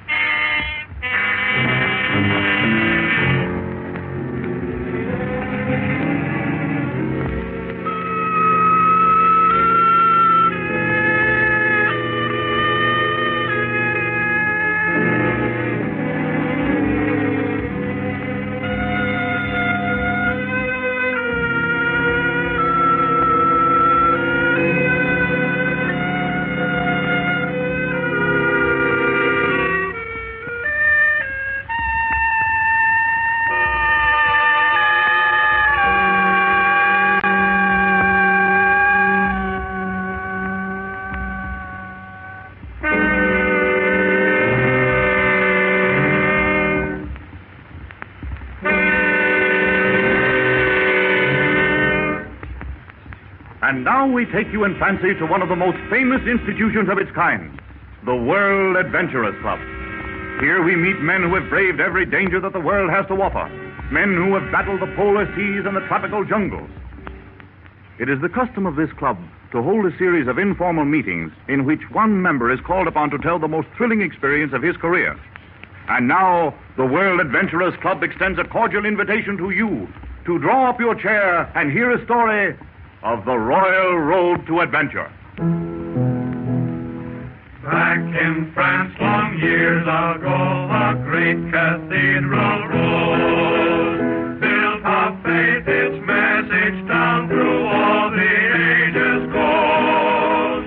Large bronze bells were hung with care in the towers high above, and today they still toll clear their tale of faith and love.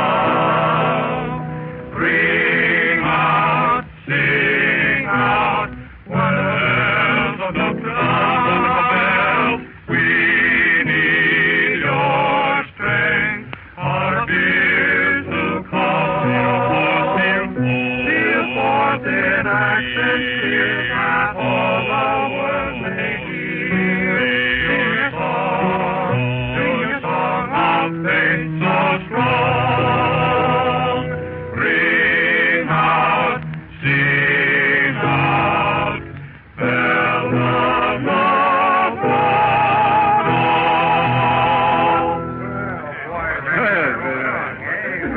Gentlemen of the World Adventurers Club. Mr. President, hello, Johnson. What's up? Who speaks tonight? Tonight, gentlemen, it's my privilege to point an accusing finger at one of you and say, tonight you tell us of your strange adventure in a strange land. Yeah, that's right. Who's it going to be? Who gets the call? And now I'm going to call upon Captain Alexander Hale of the North Pole and all points south. Up to you, Hale. Come on, no stalling. Let's have the story. Well, gentlemen, I've spent my share of time north of the Arctic Circle. I've never been in Africa. I've never seen a cannibal. I've never hunted elephants or tigers. But I believe I can describe to you one personal experience that will not be out of place in the archives of this club. My only trip over the actual North Pole was by air. It was a thrill indeed, but nothing half as thrilling as a party I led in search of the ill-fated Morton expedition. You all remember Captain Robert Morton, I suppose? Oh, yes. Yes. He went in the Arctic many years ago and never came back. That's right. He was lost in an ice floe. Never seen again. Now, that's correct. Bob Morton had been my friend. At the time, I tried to dissuade him from attempting an Arctic expedition. He had an inadequate steamer, and science had not made the progress in those days that it has today in assisting the pioneer. There was no radio and no dependable base of supplies. But Morton was not to be stopped. He sailed into the uncharted polar seas, and that was the last the world heard of him. That was quite a number of years ago, wasn't it? Yes, about 30. After Morton had been given up for lost, I succeeded in organizing a relief expedition. And after the usual delays, my party set sail for the frozen north. Did you have any idea where Morton had gone after you last heard from? Only the vague notion that he was attempting to reach Patrick Island, a little-known point of land usually blocked by ice floes. We headed in that general direction and finally reached the ice barrier that meant the limit of navigation. Nothing but a trackless waste of ice from that point on. I judged that Morton must have found another means of getting his ship further toward the pole. Probably he'd struck more to the east. So I organized a land party, if I may call it that, and leaving 8 men on the boat, the rest of us started out across the frozen expanse of ice and snow. We experienced no unusual difficulties at first and covered a good many miles in 4 days, leaving food and extra clothing buried at designated points in case we had to fight our way back. That must have been a thrill. It was indeed. But a week after leaving the boat, it became a bit more of a thrill than I bargained for. Oh, a storm? Yes. An Arctic blizzard of the worst kind. In my party were McGee, my lieutenant, 3 other white men, and several Eskimos. In order to cover a wider expanse of territory, McGee and I separated from the others and worked perhaps 2 to 4 miles to the east. With just the 2 of us and a team of husky dogs, we were taking a long chance. And the break of the luck hit us at the wrong moment. This Arctic blizzard came up. The snow began in flurries and then finally in literal sheets. so that it was impossible to see more than 6 feet ahead. We lost our bearings in less than a minute of this battling with the elements. The wind was howling. We had to shout to make ourselves heard as we stumbled and plunged on and on.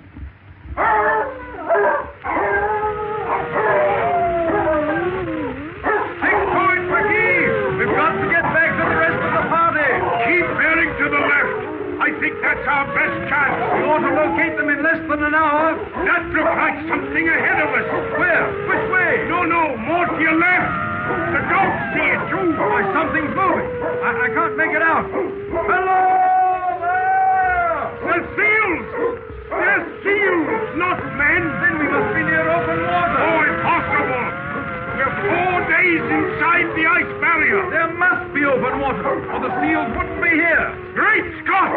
Look! Look there! Polar bear! Where's the rifle? It's on the pack!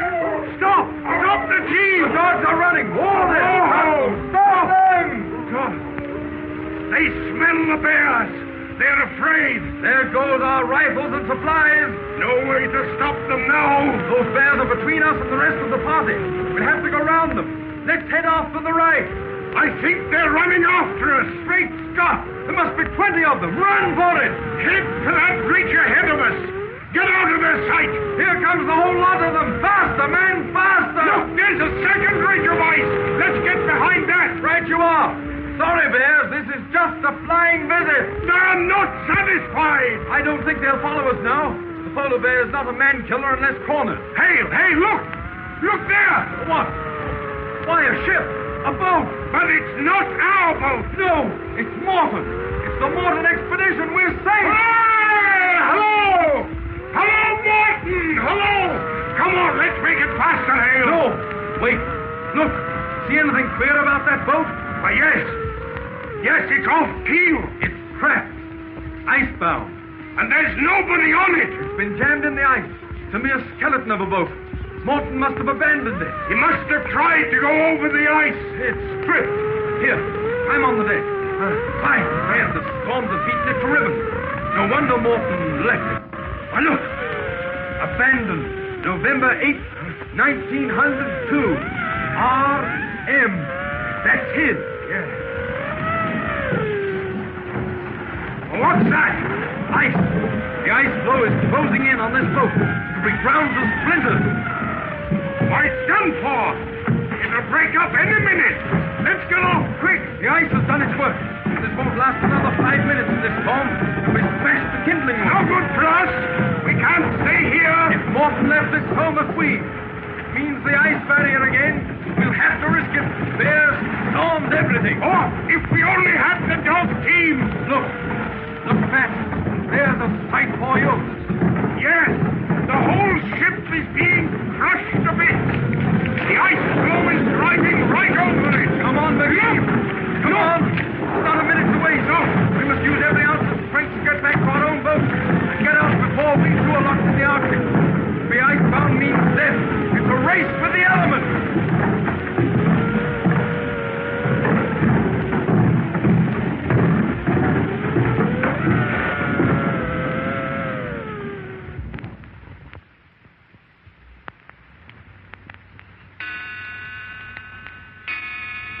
That was interesting.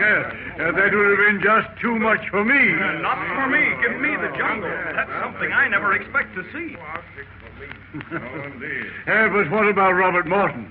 Who found his ship? Did you find any trace of him? Not a bit. All I can believe is that when he abandoned the doomed ship, he must have gone over the ice in the hope of reaching Patrick Island. He never got there. And I can only say that he must have perished in a storm similar to that which McGee and I battled for our lives. Did you find the remainder of your party? Only a few. Most of the men were unable to withstand the storm. Only about half of the land expedition got back to the ship. And that, I am afraid, is the fate that overtook Robert Morton and his entire party. But at least your attempt was not in vain. You found Morton's boat. Yes, found it and saw it crushed like an eggshell by the thousands of tons of ice. And that, gentlemen, was to me one of the most thrilling experiences of my career. Even more so than actually flying over the pole. But if I had not encountered that storm and the polar bears, I would never have found Morton's ill-fated boat and seen it go to pieces. It actually seemed that fate was staging the last act of Morton's tragedy for me. Well, gentlemen, I know that Hale's story has given you a flavor of the Arctic. Next time, I'll try to find one of you who's been in the heart of the tropics. By George, Granger, you're just the man. Yes, we're counting on you, Granger. March on, men in search of gold. March on, till their bones go cold. Their God is Mammon. They march on, Dawson trailward bound. March on, pioneers uncrowned. Sourdoughs they call these men, for gold they gamble lives, but then who the devil cares for them? These sourdoughs, as they march on for gold.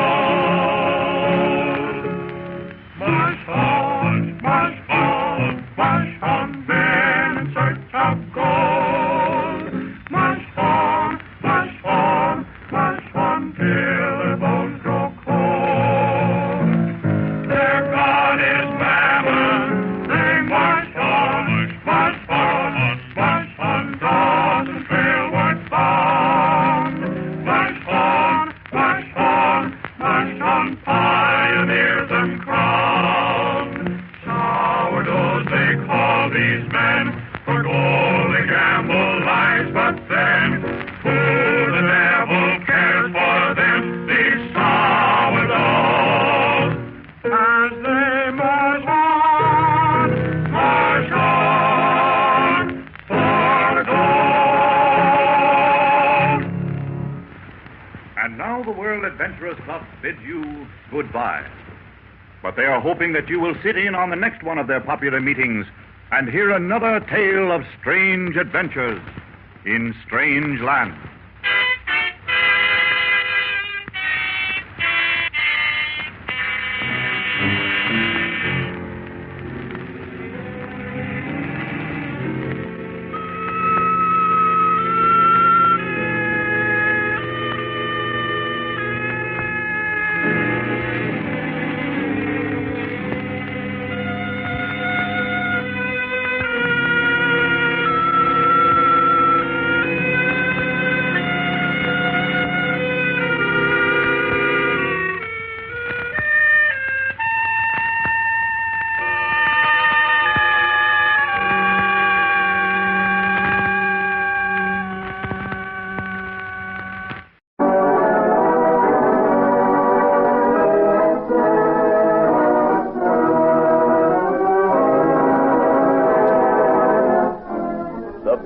Of the Dead, another adventure of Zane Grey's King of the Royal Mountains.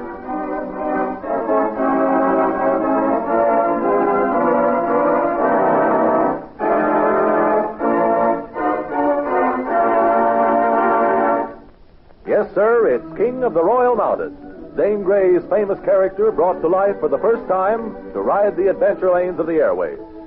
More than 1 million Americans have already purchased copies of Zane Grey's greatest of all adventure novels. Zane Grey, the novelist whose books have sold in excess of 20 million copies. Sergeant King, best known and best loved of Mr. Grey's fictional heroes, has a following today of some 50 million avidly interested Americans. King of the Royal Mounted appears in newspapers all over America, where he is the principal character of the cartoon strip released by King Feature Syndicate. On an average of 3 times a year, some one of Hollywood's major motion picture studios makes the Zane Grey story into a costly celluloid adventure. Over 10,000 theaters have already played motion pictures based on King. 10,000 theaters with a combined audience of more than 50 million loyal fans. And now, from the cinema capital of the world, Sergeant King rides forth in his first series of tensely exciting, action-packed adventures.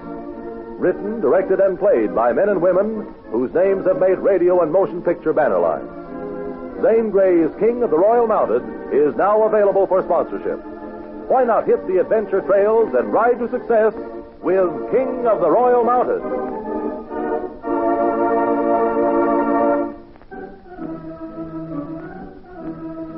There have been a series of mysterious murders in the tiny village of Caribou, a northern outpost of civilization.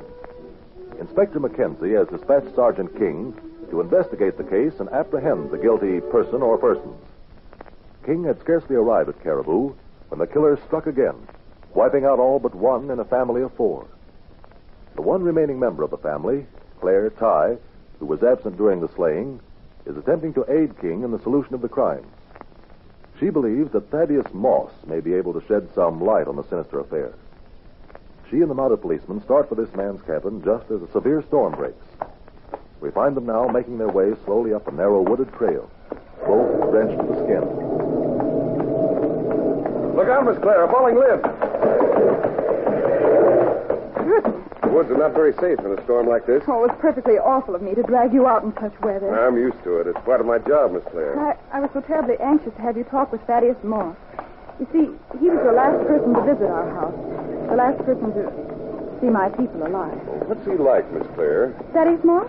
Oh, he's a meek, mild-mannered little man. Sort of resembles an overgrown mouse. A mouse? Really? He has a long, sort of pointed face, perfectly enormous ears, and bright little shoe-button eyes. People around here call him Mousy. But please don't get the idea from my description of him that he isn't a nice person. He is. And he and my father were very good friends. He lives alone up here? No, his younger brother's living with him. But Aaron is everything that Thaddeus isn't. He's big and strong and, a bit peculiar. Peculiar? What do you mean peculiar, Miss Claire? Well, just not on the bright side, Sergeant King. Sounds like quite an interesting pair. Still, it does seem silly of me to drag you out in a storm, just in the slim chance that... It's often that slim chance that gives us a break in a case like this, and every moment that killer is allowed to run free endangers the lives of other people here. That's what scares me, Sergeant King. Nobody knows where he may strike next. You're right about that, Miss Claire. It might be you or me or both of us.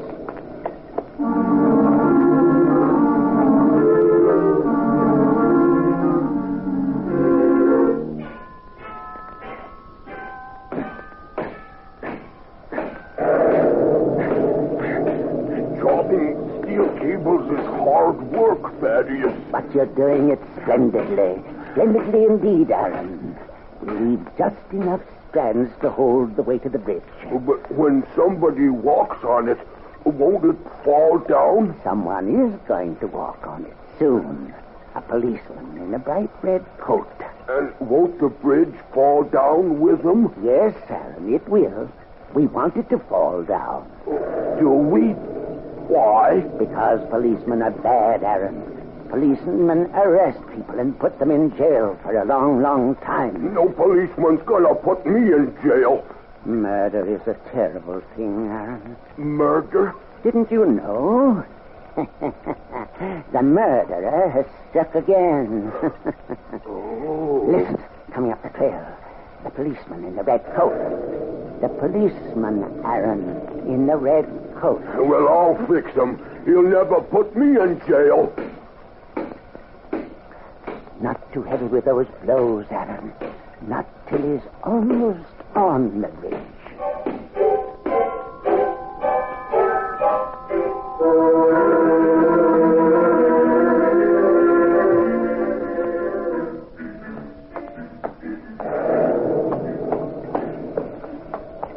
Wait, hold on, Miss Claire. Whoa. Whoa there. We can't take the horses across that swinging footbridge. We'll have to tie them here and go on foot. After we cross the river, we haven't a great deal farther to go. Hand me your reins. I'll make the horses fast. Great. I'm not too certain we can make it across the bridge ourselves. Look how the thing is swaying in the wind. I'll go first, and my weight will steady it a bit. Are you ready to tackle it, Miss Claire? I guess so, but I can't say I like the looks of it. If you're nervous about it, take my hand. I wouldn't like falling off. The river narrows down into a deep gorge here. Must be 100-foot drop to the water. I'll try to see that you don't fall. All right, then. Let's go. Well, the old thing is bucking around all right. Heavens. I can hardly stand on my feet. Good Lord. The cable is getting away. The whole thing's bucking to the gorge. Handrail clear, don't let go.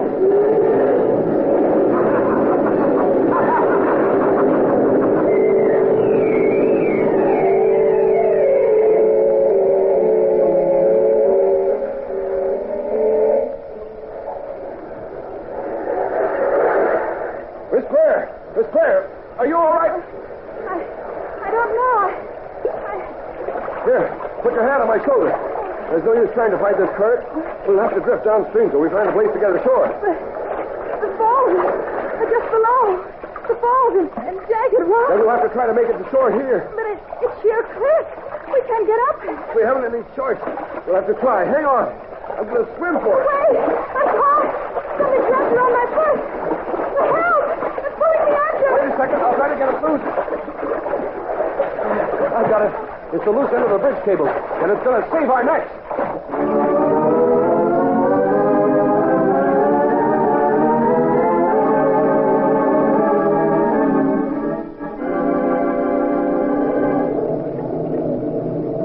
Oh, thank heaven, back on dry land. I'd hardly call it dry, but it is land. How do you feel, Miss Claire? Oh, I'm petrified. Just frozen stiff. We'd better get you to shelter somewhere before you come down with pneumonia or something. In that grove of cottonwoods at the foot of the mountain, there's an old deserted trapper's cabin. Let's get to it as quickly as we can. There should be something there to build a fire with.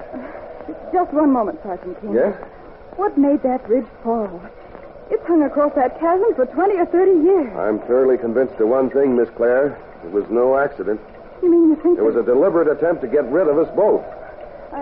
I suppose it was my imagination, and you'll likely think I'm silly to even mention it, but when that bridge was falling, I would have sworn I heard someone laughing high on the cliff above. You did, Miss Claire. It was a wild, unearthly laugh, and when I find a man who laughs like that, he's going to have some explaining to do. Come on, let's get you to that trapper's cabin.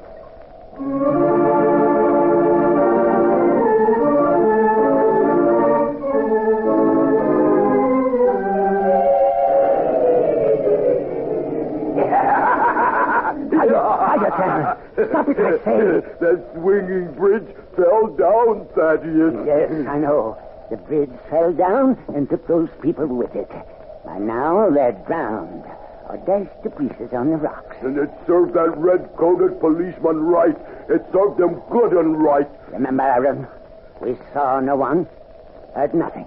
Nothing but the storm. Oh, but we heard the girl scream, Thaddeus. That was just the wind, Aaron.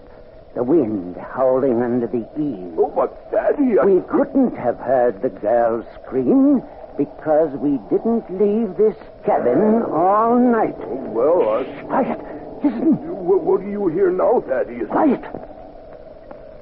That's strange.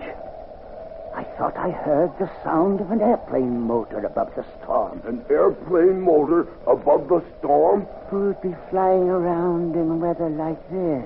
Flying around in weather like this? I don't like the sound of airplanes, Aaron. I hoped I would never hear one again. Why? Because planes come from civilization.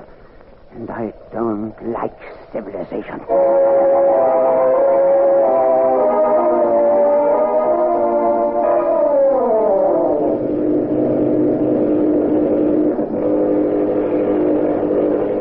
Well, what are we going to do, Liggett? I don't know what you're going to do. I'm turning back while there's still some fuel in this plane to do it with. Turning back? Oh, no, you're not. You're setting this ship down at Caribou. With the ceiling zero and no visibility? You're crazy if you think so, Bart. I said you're setting her down. I got business in Caribou, Liggett. Business that can't wait. But you ain't even sure that this guy Moss is the bird you're looking for. Maybe they gave you a bum steer. Yeah, and maybe they didn't. That chance might be worth $1 million to me. That much? $1 million is a pile of dough. Yeah, too much to lose because you've turned yellow, Liggett. Listen, you. I'll take chances with anybody else. But I know what you can do with a plane and what you can't. Listen, the map shows a flat, marshy strip of land just south of town. And that's where we're going to land. Next week, maybe. But not today. That ain't ice you feel on the back of your head, Liggett. That's the muzzle of a .45. It speaks a little sharper than I do, and it says you're setting her down.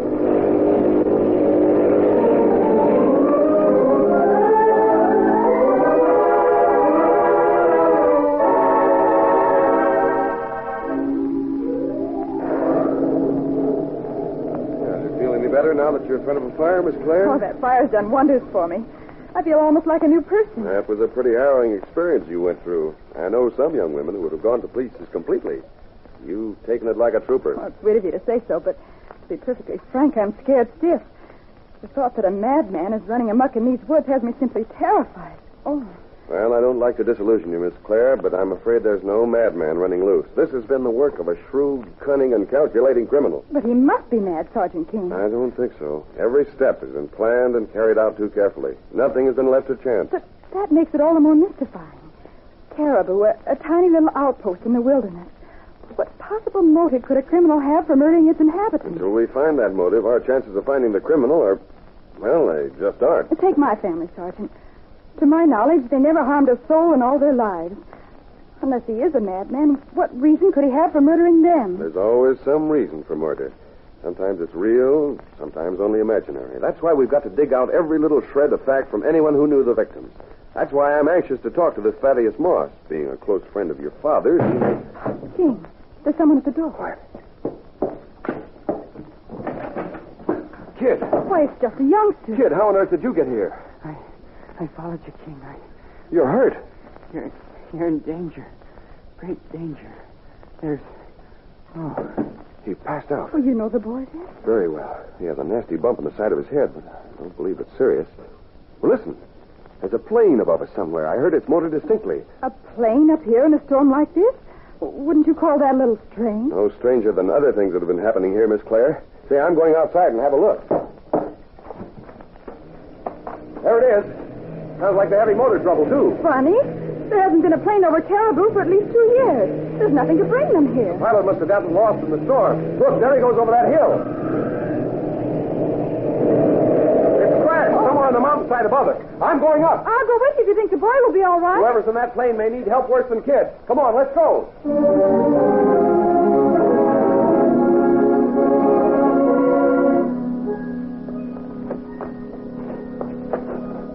You making it all right, Miss Claire? I had no idea it was so steep. The plane can't be much farther. We wouldn't have heard the crash so plainly. Well, we're coming out into an opening now. The going won't be quite so tough. Well, look. That shadow just ahead. Isn't that the plane? Yes. The pilot pancaked it onto this flat. Did a pretty fair job of it, too. Hurry, Miss Claire. He may need some help. I don't see a living soul around the plane. Well, the shock of the landing may have knocked him out. We'll soon find out when I get this cabin door open. There. Now for a look inside. Oh, there's the pilot. Slumped over the controls. Landing knocked him out all right. Say, old man. Hello. What is it, Sergeant King? This man is dead. Shot through the head. Sergeant King, there's someone standing in the cabin door. Don't make a move, Constable, or I'll blast you full of holes.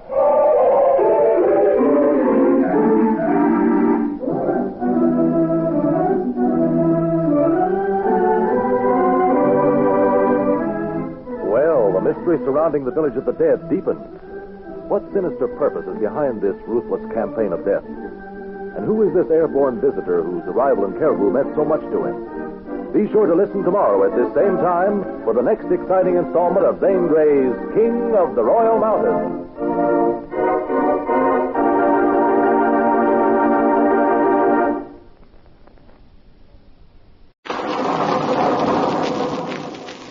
The Strange Dr. Weird.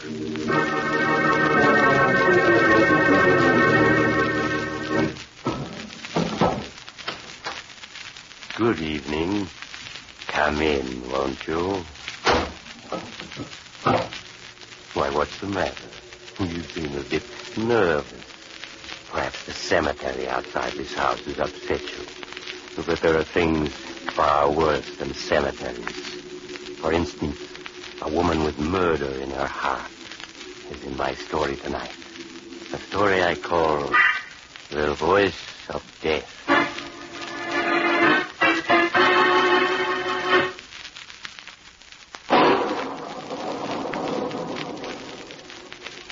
My story, The Voice of Death, begins in the snow-covered wilderness of Canada.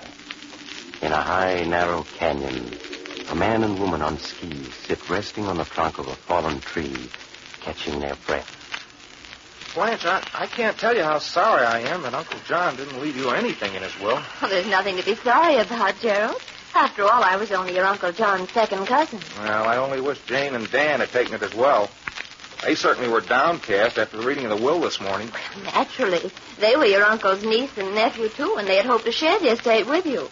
You can't blame them for being disappointed. No, I suppose not. We'd better be starting back to the lodge. I can see you're a little uneasy about being in this canyon. Well, isn't it a bit dangerous being here? Look at the way the snow's piled up above us on both slopes of this canyon. If there was a snowslide, we'd be buried alive. It isn't that dangerous.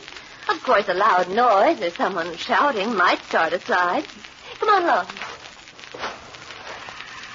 There's some sort of scientific explanation for that, isn't there? I mean, vibrations set up by the voice? Yes, that's right. I've often stood outside the mouth of the canyon and started snowslides in here by shouting. Snowslide must be quite a sight. Hundreds of tons of snow roaring and crashing down. Oh, it is. Well, you can breathe easily now. We're out of danger. Oh, dear. Blew something? Oh, yes, my camera. I think I left it back on the trunk of the tree we were sitting on. Oh, Gerald, would you mind getting it for me? No, of course not, Blanche. You say it's on the trunk of the tree? Yes, that's right. Do you see it, Gerald? No, Blanche, I don't. Well, perhaps it fell into the snow. Look around. I am looking, but I don't see any sign of it. Blanche, it isn't. Blanche! The snow! It's not inside! Gerald, run this way!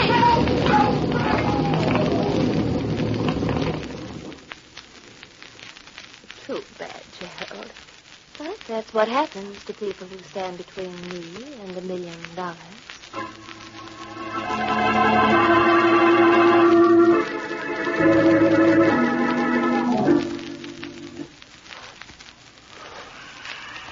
Oh, Blanche, it's so horrible. Gerald buried under all that snow. Perhaps we should have stayed into the canyon until they found the body. Nonsense, Jane. There's nothing we could have done there.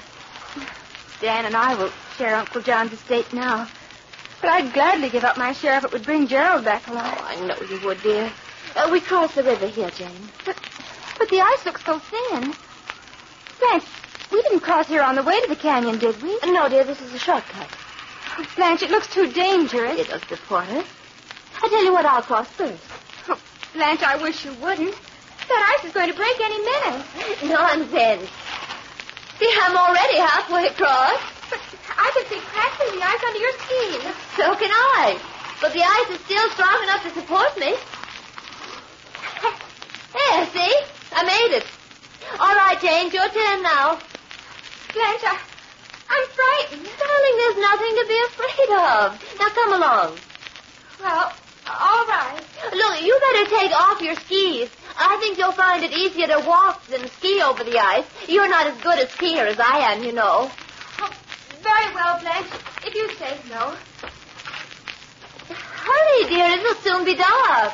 I've got him off now. Here I come. That's it. I told you the ice would hold you. Blanche, the ice feels as though it's going to give way under me any second. Oh, it felt the same way when I crossed, but as you see, I managed to get Blanche, here. the ice is breaking. Help me! Blanche, I can swim. Blanche, don't let me drown.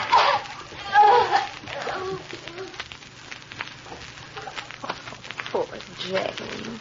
She should have known better than to take off her skis before crossing the ice. Well, now that leaves only Dan.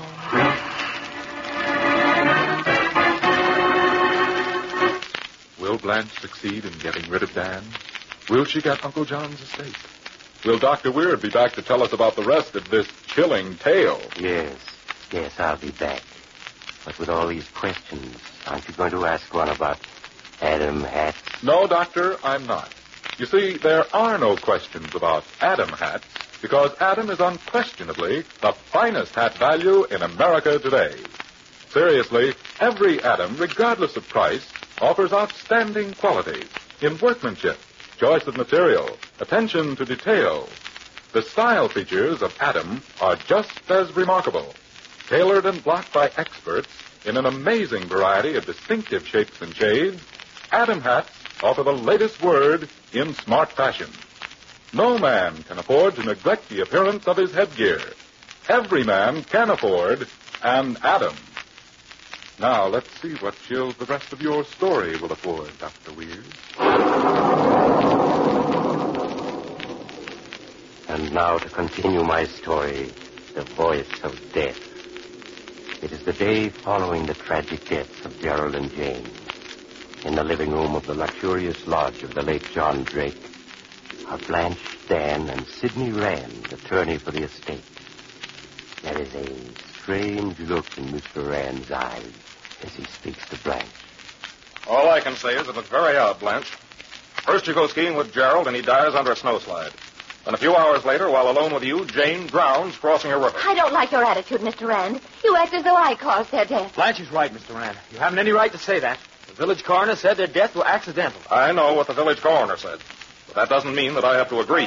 Look, it's 5 o'clock now. If you don't start for the station right now, you're going to miss your train. Dan, won't you change your mind and come with me? No. I told you I'm staying up here for another week. I need the rest. I just hope you won't find permanent rest up here. And just what do you mean by that? Just this. If anything were to happen to you, Blanche would be heir to everything. Think it over. Oh, Dan, you don't believe I had anything to do with their deaths, do you? Of course not, Blanche. It's absurd to think that you could have been to blame in any way.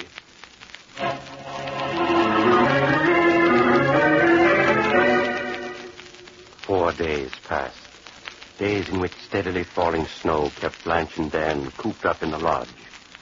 With each day that passed, Blanche seemed increasingly nervous and jumpy, for no reason that was apparent to Dan. When the 5th day dawned bright and fair, Dan suggested a long ski run, and Blanche eagerly agreed. After skiing a few minutes, she called out, Dan, we aren't going through the canyon, are we?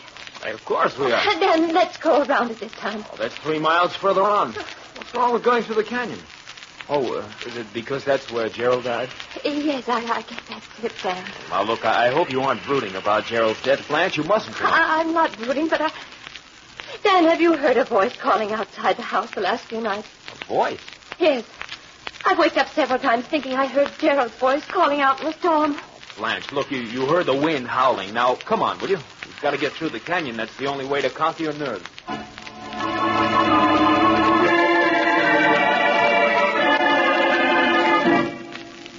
Atta girl. Now only another couple of 100 yards and we'll be out of the canyon. Oh, let's hurry, Dan. This is where it happened. Come on along, then, if you want to hurry. It's Gerald. Gerald's voice. Blanche, come on.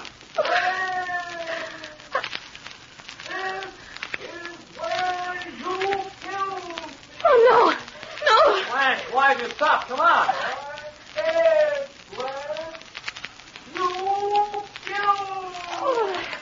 Oh, I don't hear anything. I don't. It's just my imagination. Blanche, come along.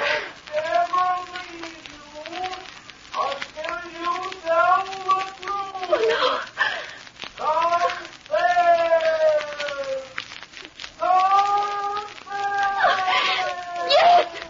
Yes, I murdered you. I caused the snowslide. I shouted and caused it. I did it because the fortune was mine. Mine! And I got cheated out of it. Now be quiet. Don't talk to me anymore. Don't talk to me. Let's go. Go and play. What? No. No, help me. Help me.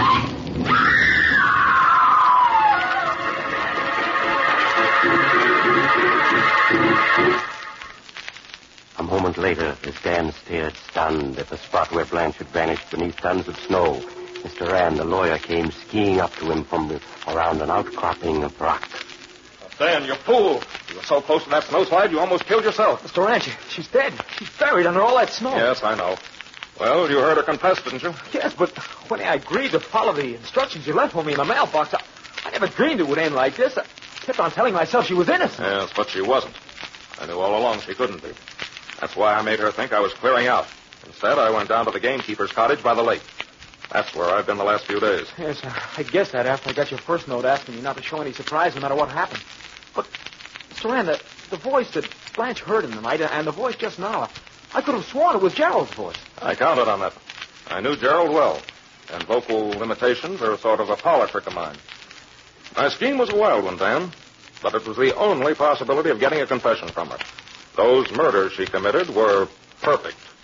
2 perfect murders. And she was so beautiful. Her own screams brought down the snowslide that killed her. And I don't think all the judges in the world could have found a more fitting punishment than the one her own conscience provided.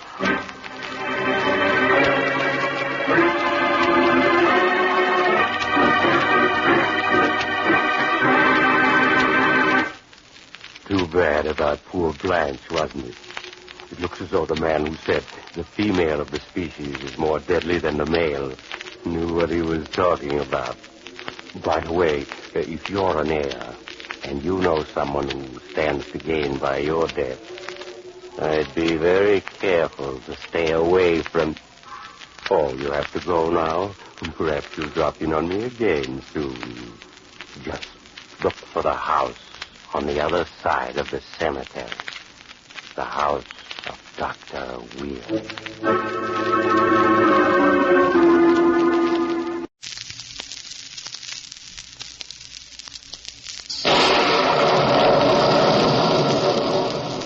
The Strange Dr. Weird.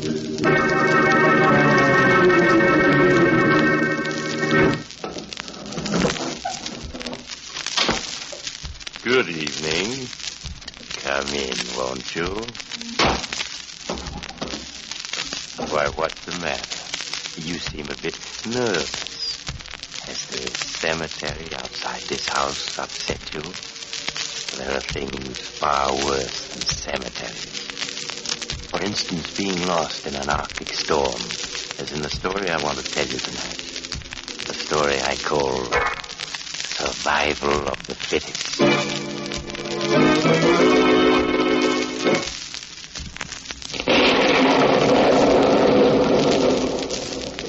My story, Survival of the Fittest, begins in the cold, bleak wastes of Alaska, stretching endlessly as far as the eye can see, in one vast white expanse. The fierce winter wind hurls itself at a small cabin, almost buried by the snow. In the cabin, 4 men are huddled around the embers of a fire. Mike, what are we going to do? We're leaving the first thing in the morning for Goldfield. In this storm? It's either make a try for Goldfield or die here of starvation. Mike's right, Paul. We're to stay here, our food would be gone in 5 days. Much better we try to get to town. Tiana, how's the weather look to you? You think it'll blow over by tomorrow? Storm bad. Not blow over soon. All right, that settles it. We're getting out of here first thing in the morning. How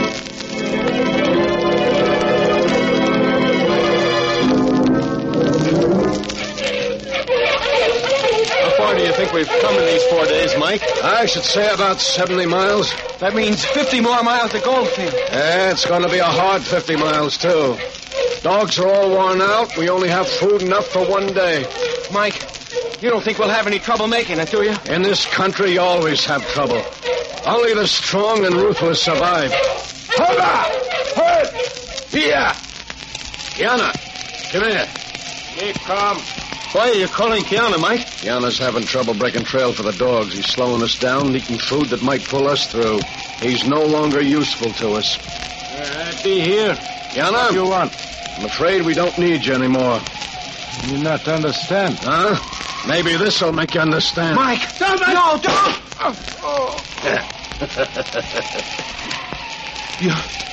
You've killed him. Yeah, I had to. I told you only the strong can survive. We need the food here to be eaten. Paul, you start breaking trail for the dogs. We're going on. Come on! Push! Push! Push!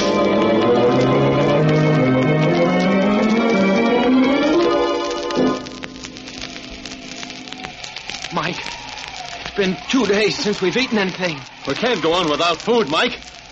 Why don't we kill one of the dogs? Yeah. Because we need every dog we have to pull the furs on the sled. All right, Paul. Start breaking trail for the dogs. We've rested enough. No, I can't. I'm too tired. The dogs can break their own trail. Why, you young whelp, I'll... Go ahead. Shoot me, like you did Kiana. You're not worth wasting a bullet on. If you're too tired to break trail, you can remain behind. Well, Mike, you can't leave him here to die. Oh, can I? Are you ready, Victor? Yes, I'm ready. Paul, run along behind the sled. All right, Victor. Mush! Mush, get here!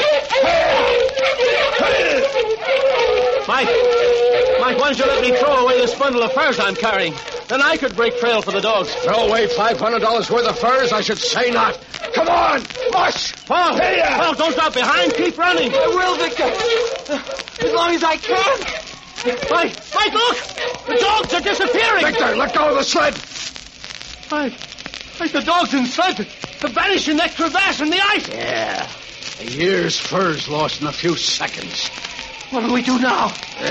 Now we'll start floundering through the snow towards Goldfield. If our strength holds out, we'll make it.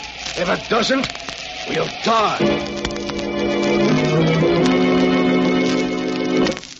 Right now, Doctor, I've got a quickie mystery of my own I'd like to solve.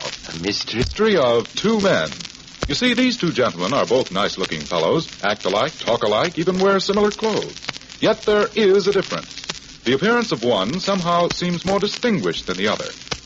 You've guessed it. The solution to the mystery is simple. One man always wears an Adam hat. Yes, gentlemen, the perfect style and quality of an Adam does make a difference. A difference that all well-dressed men recognize at a glance. Made of rich-looking all-fur felt, the new Adam hats come in a wide variety of distinctive styles and shapes and are priced at only $3.45 to $10 at Adam Hat stores and authorized dealers from coast to coast. Mister, if you want to look your best always wear an Adam. Now, Dr. Weir.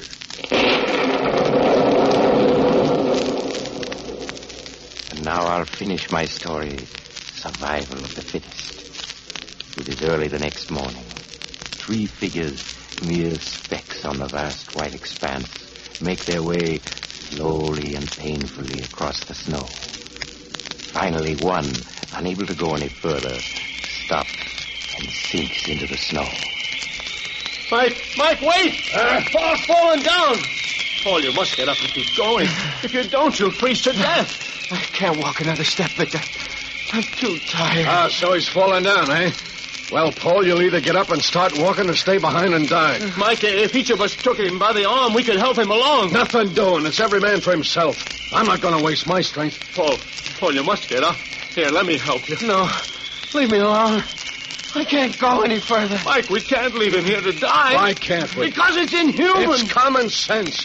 The weak die and the strong live. Now, are you going on with me, or are you going to stay behind to die with him? Paul, you must get up. Can't you say nothing can save him now? He's half frozen already. Are you coming, Victor? Yes, I'm coming, Mike. Goodbye, Paul. May the Lord have mercy on your soul.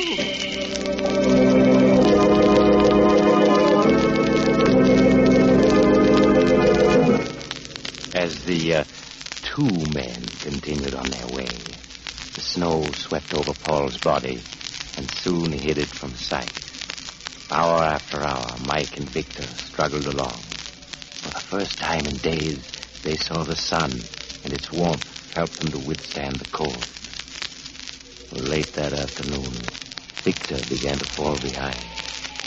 Mike, wait for me. Hurry up! I'm coming as fast as I can. You'll never get to Goldfield at this rate. Must be at least another 10 miles. 10 miles? I'll never make it without food. My stomach feels as though... Like you're eating something. Yeah, that's right. You're eating pemmican. Where'd you get it? Get it? I had it all the time in this pouch. You mean the food didn't run out 4 days ago? It ran out for you and Paul, but not for me. I just finished eating the last of it. So you stole the food that might have saved Paul and myself. You're nothing but a dirty murderer. A murderer and a thief. Do you hear? Yeah, but when all's said and done, Victor, I'm gonna live and you're gonna die. Someday, Mike, you'll pay for your crimes. And when that day comes... Hey, listen, a plane. Where is it? My eyes. Everything's a little blurry. Oh, yeah, there it is. Look. A plane. It's coming this way. They see us. It's an army plane. They dropped something. A package. Food. That's what it is.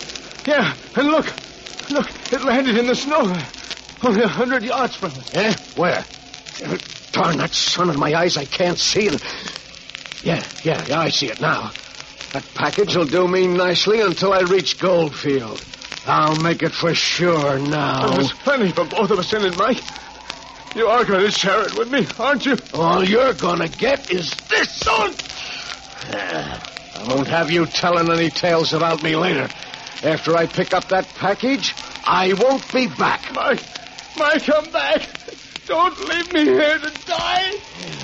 Where did that package drop? I thought I... Oh, there it is, over there, half buried in the snow. Funny, first I can see it, then I can't. My eyes, they feel as if knives are being stuck into them. I can't see. What's happening to me? My eyes, I'm snowblind. That's it. The glare of the sun all day. I'm snowblind. Victor! Victor, where are you? I'm back here, Mike. Victor, you gotta help me. I can't see a thing. I'm snowblind. You mean you can't see anything? No, my eyes hurt so I can't stand it. It's the sun, the glare all day. That's done it. My eyes feel as if they were full of needles whenever I open them. What do you want me to do, Mike? Now look, crawl over to that package. You still have enough strength. And bring it over here. It'll keep us alive. In a day or two, I'll be able to see again, and I'll get us both in the gold field. I can't, Mike. My legs are too stiff. What? I can't move them. We'll both die here now. No, I won't die. I won't. I'll find that food myself. I know which direction it was in. I can find it if I hunt long enough. That's what you think. Yeah, you're just trying to confuse me. It's in this direction. I know it is. I can feel the sun on my face. Mike, come back. Stop. Come back. I am going right. Or you wouldn't be trying so hard to stop me. I'll show you, Victor. I'm going to live, you hear? I'm going to live, and you're going to die. No, Mike. Come back, Mike. There's a crevasse in the ice ahead of you. You'll fall into it. You expect me to fall for a sucker trick like that? The crevasse was behind me. I remember that. Mike, look out!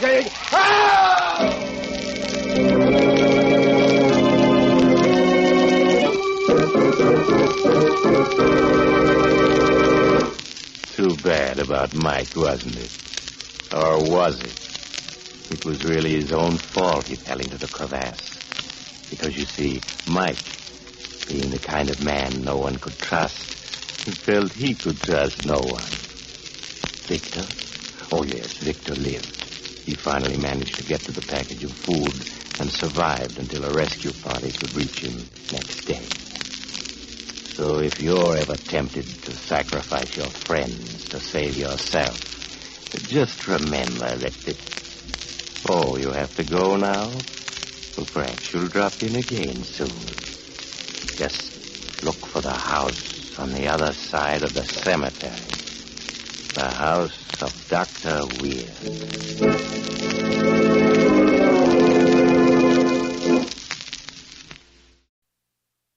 Hollywood presents...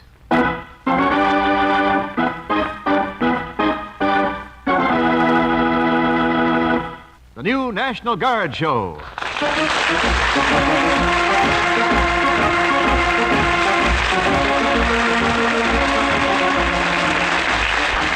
Now, here is our producer, C.P. McGregor. Thank you, Wendell Niles. We welcome you, ladies and gentlemen, to the new National Guard show, the first of a new and brilliant series of dramatic radio productions designed for your enjoyment and starring the foremost names of motion pictures. The National Guard, our great citizen army, brings you for this radio premiere Lloyd Nolan in the dramatic story titled An Alaskan Adventure. Here now is our first act curtain.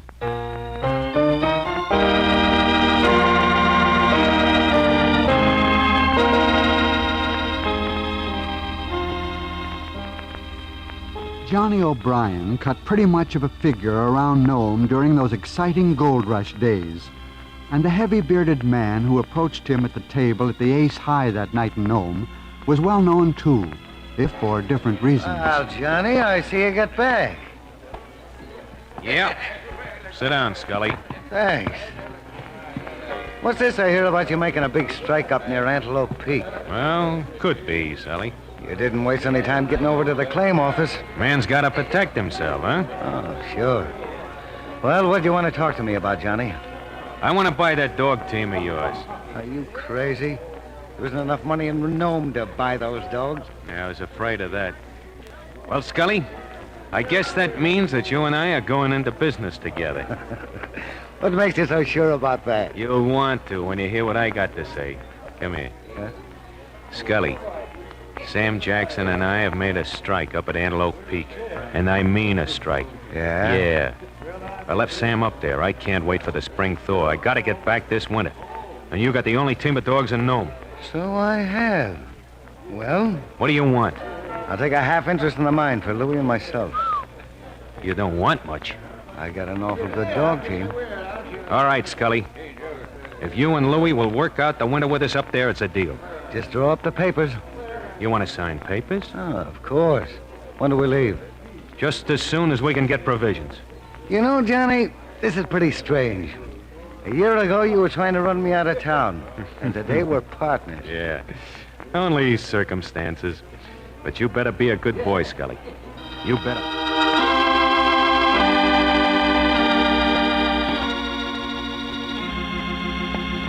Hey there, you skagway pirate.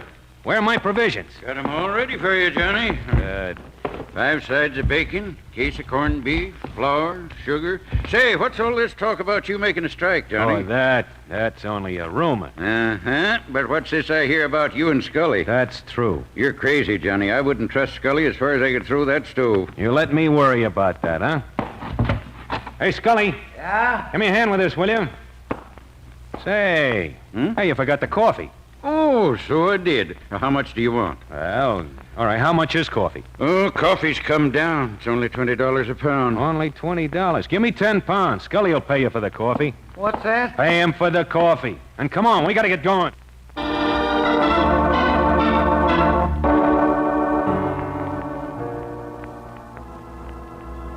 There it is, Scully. I can see the smoke coming out of the cabin. Yeah, it's a lot further up here than I thought.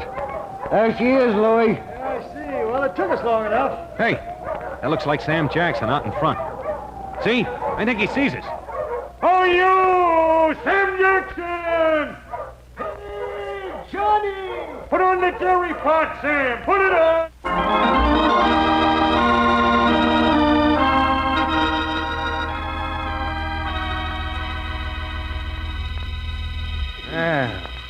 Hey, the old jerry pot's still working, Sam. This coffee's really good. Well, thanks, Johnny. It ought to be. It costs $20 a pound. Well, I think I'll turn in. Louie? Yeah, me too. I was so tired. Well, how are things in Nome, Johnny? Oh, they're the same as ever. Hasn't changed a bit. See, Johnny, anything you ever do is all right with me. And I was just wondering about Scully. Well, I had to make a deal with him, Sam. It was the only way I could get back up here. Oh, sure, I thought it was something like that. I'd have never made that deal if I didn't have the claim registered. But Scully will be all right. We'll make sure of that. Yeah. And now we better get some shut-eye. We got a lot of work ahead of us up there on the side of the hill.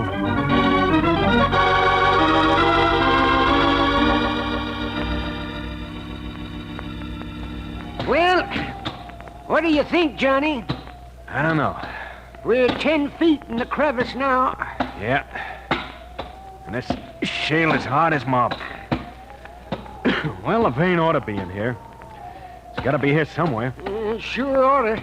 Say, where in the devil is Scully? Scully took off about an hour ago to the other side of the hill. He thinks we're working the wrong side. Oh, he does, huh? I'll talk to him tonight.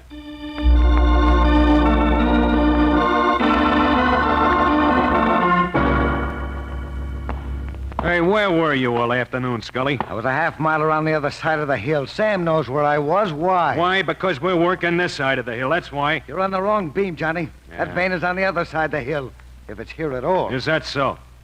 Well, I'll tell you what I think of the other side of the hill. I didn't even stake a claim on it. You didn't, Johnny? No, what do you expect me to do? Put in a claim on the whole territory of Alaska? I was a fool to ever leave Nome. Maybe you were and maybe you weren't. But while you're here, you and Louie are working that crevice right along with Sam and myself. Who says so? I say so. Why, you... Look out, Scully, look out! I told you to be a good boy, Scully. And I meant it. You'll regret this, Johnny. You're gonna regret it.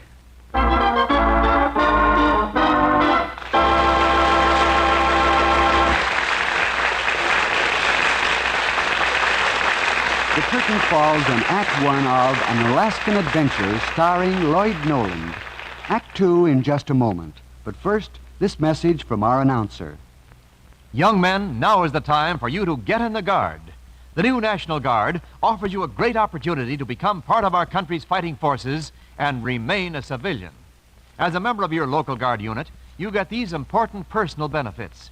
Enlistment in your rank at time of discharge, if there is a vacancy, valuable job training, drill pay with additional longevity, a real chance for promotions and commissions, free credit toward retirement, and association with the greatest bunch of fellas you'll ever know. You get all of this if you get in the Guard. Visit your local National Guard armory for further details now. Get the facts, then get in the Guard. And now back to our producer.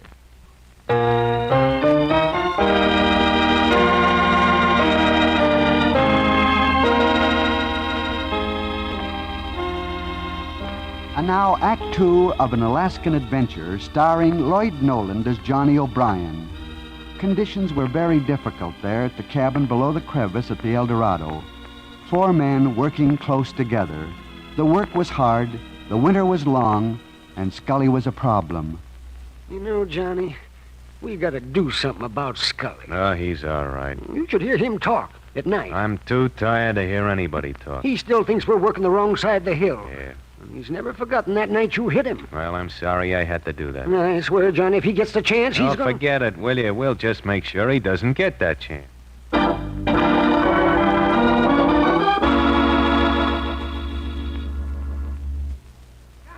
I just saw Scully. He had the rifle. Oh, that's all right. I gave it to him. Are you crazy? We need some fresh meat for the dogs. I told him to go get some. You shouldn't have let him have the gun. Don't worry, will you? Those dogs of his are worth their weight in gold. And I only put 1 slug in the rifle. Yeah, you see? Those dogs will have their bellies full tonight. Say, where's Louie? He's out there with Scully. Oh, well, come on. Let's get the dinner started. They'll be coming back soon.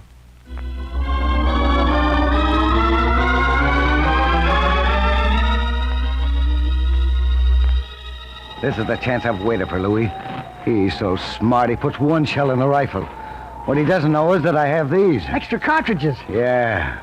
Now, this is the side of the hill. This is where we should have been working right along here. Look, Louis. Oh, gold nuggets. Oh. This is the thing. Hey, what now, Louis, when we get back, harness the dog team. I'll do the rest.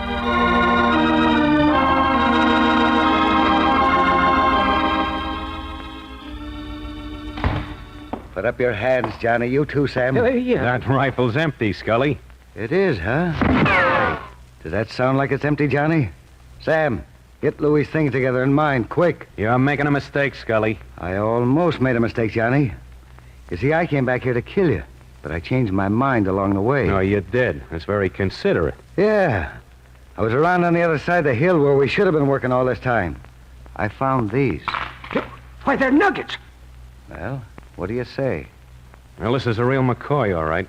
There's a spot on the other side of the hill, Johnny, that runs right into your vein. Only it isn't yours at all. Not any part of it. No? No. Not unless you got wings and can fly back over that snow to Nome. You were always such a nice guy, Scully. We're going to miss you. I'll think about that when I register that claim. Give me that gear, Sam. Yes, I'll get it. Thanks. Have a nice trip, Scully. Oh, thanks. Here's our contract. You can tear it up. I'm very sorry that I'm forced to leave you here in such good health. But I'll be coming back to work my claim, and I don't want any unnecessary trouble with the law. Oh, I'm grateful to you on that score, Scully. So long, Johnny. Well, there they go. Yeah. Well, Scully was right all the time. We should have been working the other side of the hill. I was over there. You were?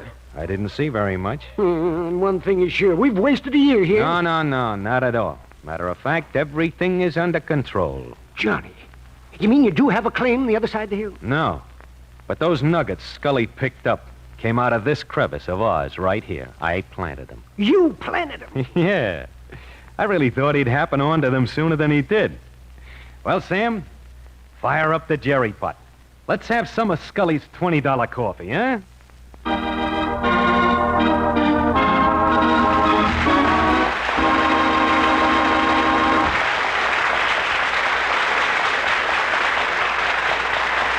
curtain falls on Act 2 of An Alaskan Adventure starring Lloyd Nolan. Thank you, Lloyd, for your appearance here with us on this premiere performance. And congratulations on a superb portrayal. Next week, ladies and gentlemen, our Citizen Army, the National Guard, presents Ruth Huzzy in a light and romantic comedy titled The Want Ad. Be sure to join us, won't you? Until then, thanks for listening, and cheerio from Hollywood.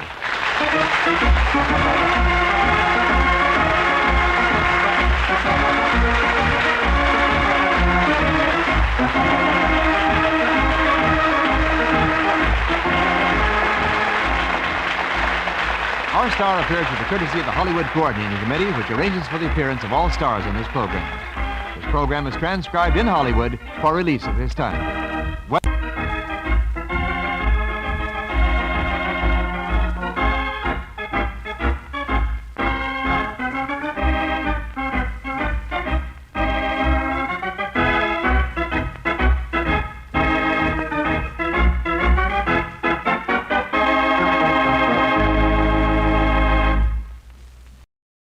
This is Dan Duryea with a welcome to Stars Over Hollywood, presented by Carnation Evaporated Milk.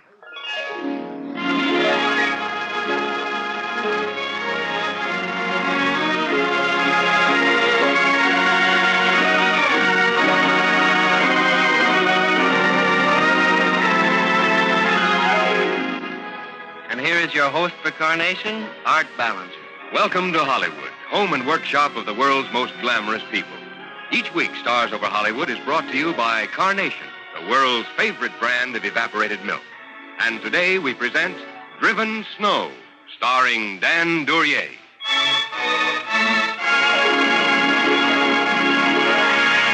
Ladies, when you buy milk, remember that no other kind of milk has as many uses as Carnation. Carnation for cooking. Carnation for coffee. Carnation for baby feeding.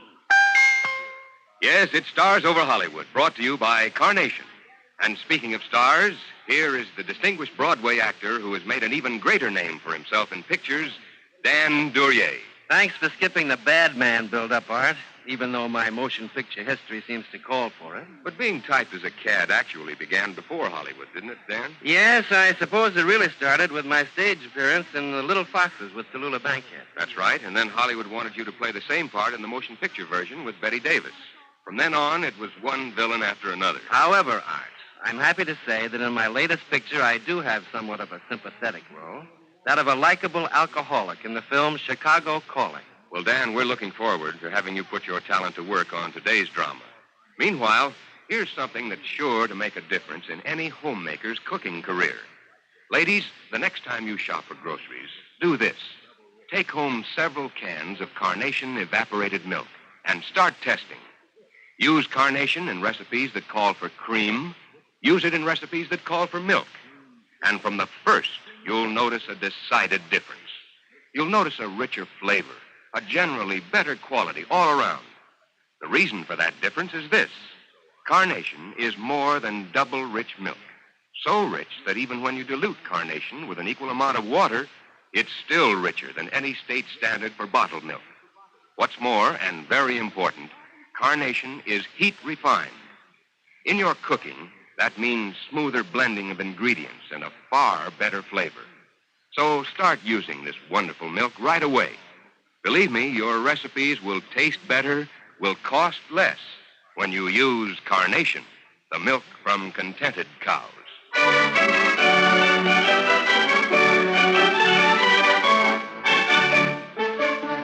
And now, Act One of Driven Snow, starring Dan Duryea in the role of Cash Braden.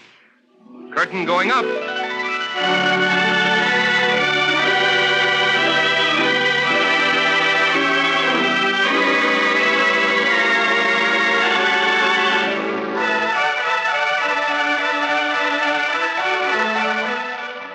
Alaska, and a man who wants to be alone. When the steamer from Seattle docks at Anchorage, Cash Braden leaves it and makes his way rapidly through the crowd, speaking to no one. At the railway station, he buys a ticket to Fairbanks and spends the long hours of the trip staring out of the coach window, paying no attention to his fellow passengers. 9 o'clock the next morning, finds him entering the door of the Fairbanks Trading Company, general merchandise. Hello, Pop. Hi, son. Something I can do for you? If your name's McGuire, you can. It is. Fellow on the boat said you'd be the man to see about an outfit. Maybe a guide. Going back country? Yeah. Yukon landing. You'll need a guide, all right. Only way to get there is by trail. Can you find me one? I think so. I'll send for Indian Joe. I'll have him here in about an hour. All right, Pop. I'll wait. I'm good at it.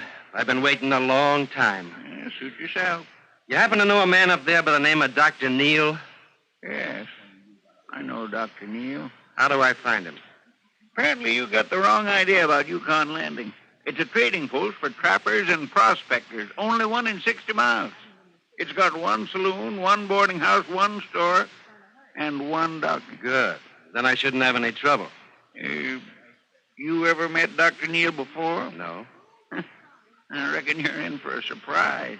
I'm hard to surprise, Pop. So am I, son. And I wouldn't be surprised at all if that gun you're carrying there in the shoulder holsters, well, sort of turned out to be a mistake. You're pretty shrewd, aren't you? It's a rough country, son. Man has to be, just to stay alive. And a lot of men up at Yukon Landing have stayed alive for a long time. Yeah.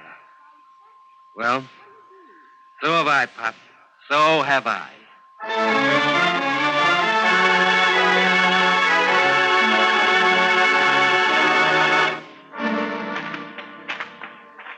His place right there, I think, Mr. Braden. He say doctor office. Yeah. Okay, Joe, stick around. We may hold up here. I don't know yet. All right, Mr. Braden. I wait. See what you do.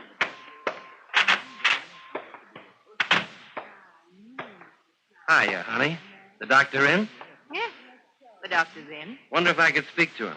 Sure, go ahead. I'm the doctor. You're Dr. Neal? Well. Is there something I can do for you? Yeah. You can ask me to sit down. Sorry. Won't you have a seat, Mr. Braden's my name. Cash Braden. Thanks. Well?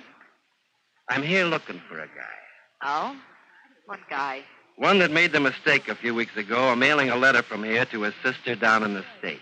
Told her to write him under the name of Charles Smith, care of Dr. Neal. You tampered with the mail, is that it? Yeah, I tampered with the mail. His real name is Ed Wilson, in case he's using it up here. He isn't, nor the name of Smith. Are you with the police? No, I'm not with the police. Why are you trying to find this man? Maybe just to say hello. He was a business partner of mine in New York until about 7 years ago. What sort of business, Mr. Braden? Oh, just a business. You wouldn't understand it. I haven't lived up here all my life, you know. I was on staff at a New York hospital until 5 years ago. This is quite a change. How'd you happen to leave? Malpractice, so the Board of Examiners called it. Gave you the sack, huh? I could explain how it was all a mistake and wasn't my fault, but I won't bother to. Suit yourself, honey. It's not exactly what I'm interested in anyway. Yes, I know. You want to find a man named Ed Wilson. You've been looking for him for 7 years. Only 1 year. Before that, I was prevented. Oh? By whom? The warden at Sing Sing. I see. Why are you so anxious to find this man? Suppose we say why is my personal business. Mr. Braden, the man you knew as Ed Wilson, and he signed a letter as Charles Smith, isn't known by either one of those names up here. And I don't think you'll recognize him unless I point him out to you. A man can change a lot in 7 years. I ought to know. And I'm not going to point him out unless I know what's behind this. So let's have all the cards on the table. All right, honey. There's only one card. I'm going to kill him. I thought so. But I didn't think you'd admit it. Why not? It's the way I play. What was it, double cross? Yeah. Those 6 years in prison should have been his 6 years. I won't bother to explain either. Sorry, Mr. Braden, I can't help you. Now, look. I'm going to do exactly what I said, no matter what it costs. You'd be a lot better off if you stand out of the way. I said I won't help you. You're tough. I think you're nearly as tough inside as I am. I think I'm tougher. Well, we'll find out. How? I'm going to stick around here a while. Sooner or later, you're bound to slip and give them away. Meantime, I'll wait. I'm good at that. Been doing it a long time. Yes, I suppose you have. I'm going to have Indian Joe keep an eye on you. And if you need me, you can probably find me at the Brass Nugget Saloon.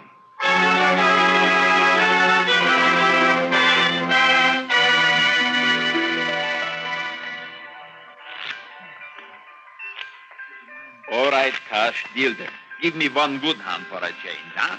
Not if I can help it, Blackie. There.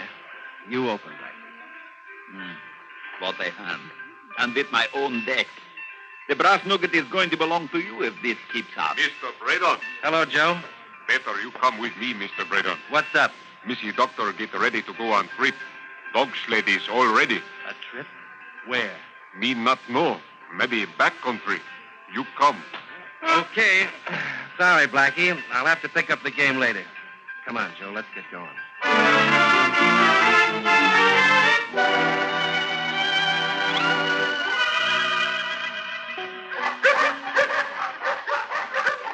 Oh, now. Oh, now. Easy, boy. Easy. Oh, now. Fair, boy. We stop here, Missy Doctor. Dogs rest. 5 minutes. Then we go. All right, Joe. What's wrong, boy? You don't like full sled? Sure foot, maybe? Well, dogs or no dogs, I can stand 5 minutes rest myself. What's the matter, Cash? Tired? How the devil does anybody ever learn to walk in these things? Well, there's quite an art to wearing snowshoes. You're doing fine. Another month and you'll be an expert. I will if you keep on tearing out of town every couple of days. You didn't have to come along. I told you I was only coming up here to see a patient. Well, Greta, let's just say that I trust you. But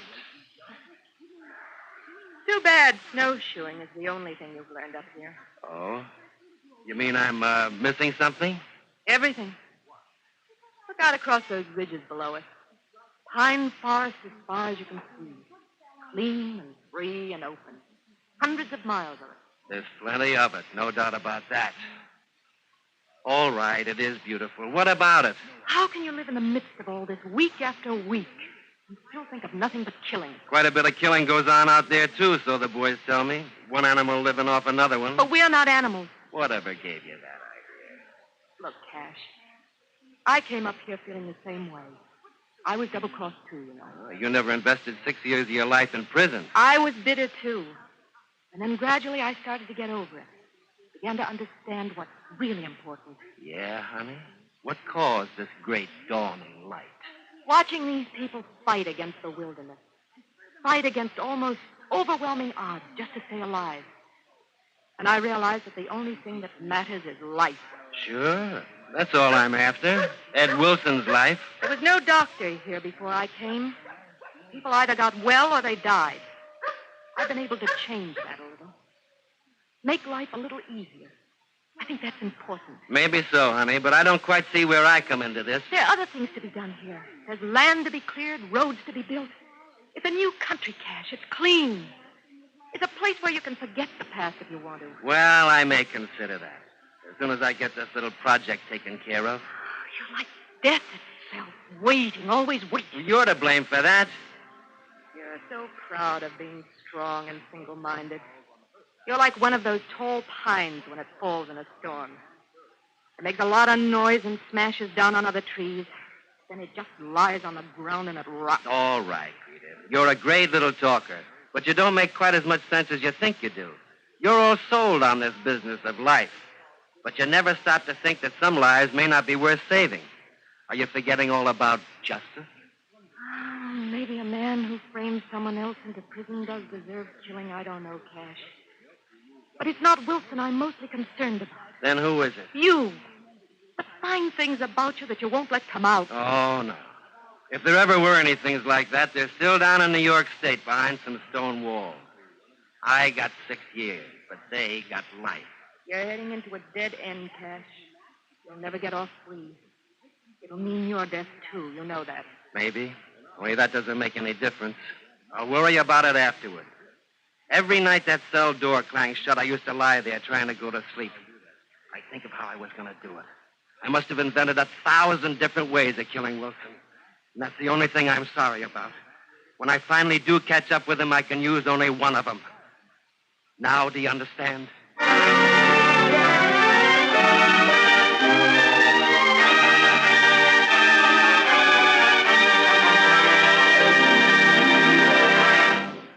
So the curtain falls on the first act of today's radio drama, Driven Snow, starring Dan Duryea and brought to you by Carnation Evaporated Milk. Before we return to the second act, let's hear what Carnation's Home Service Director, Mary Blake, has to suggest for Lent.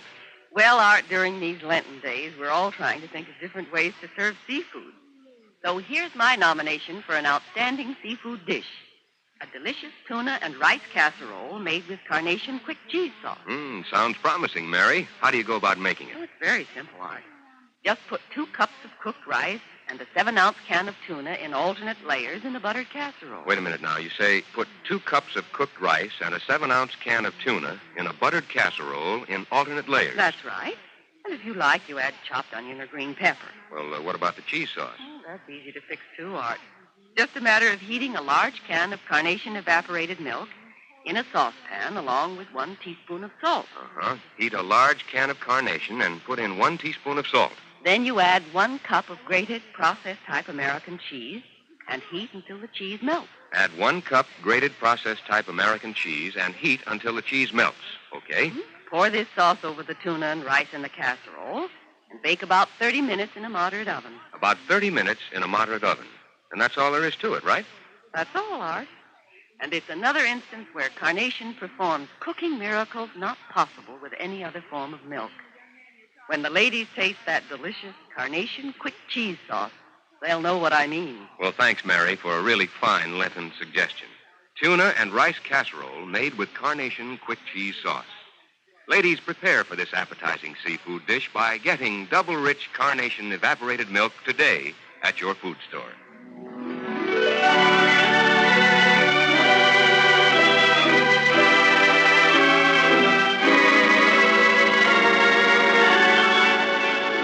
We return now to the second act of Driven Snow, starring Dan Duryea in the role of Cash Braden.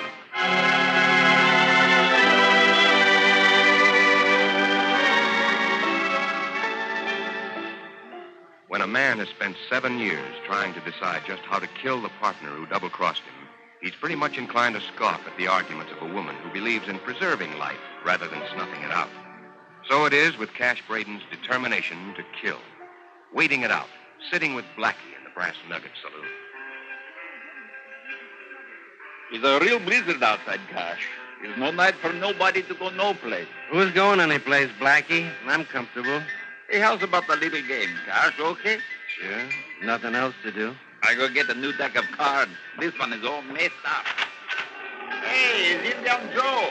Mr. Braden, you come now. What's up? Trapper come to me see doctor. She get ready. 5 minutes she go back country. Oh, what's the matter with that kid? Is she crazy? She can't go out in this storm. Cash, let her go. It's no mean you got to go too. You're telling me. She's not going anywhere either. I'll be back in 10 minutes. Come on, Joe.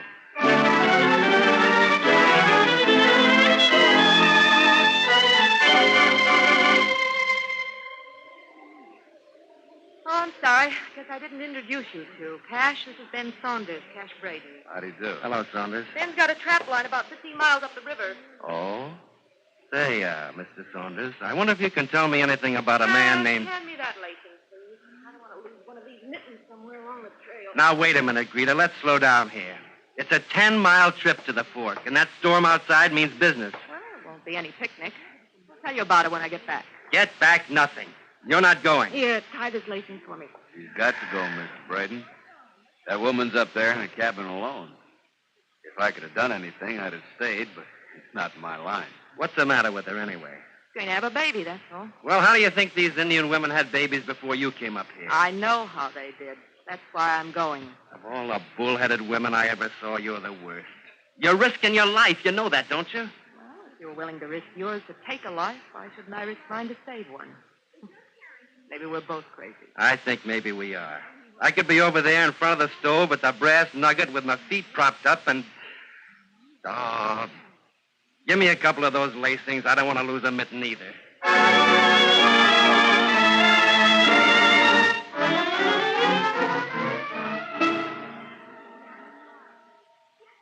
How's she doing, Greta? She going to be all right? I think so. Ben, tear up the other sheet, please. Right, Miss Deal. Cash, will you put some more water on to boil? Way ahead of you, honey. I already did. Good, then drop these in it. You don't need any help in there, do you? No, it's my job.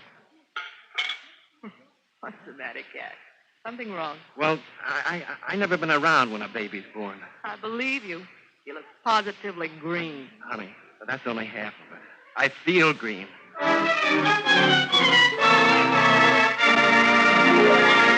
Gentlemen, you might be interested to know that it's a boy. I don't care what it is, honey. All I want to know is it over.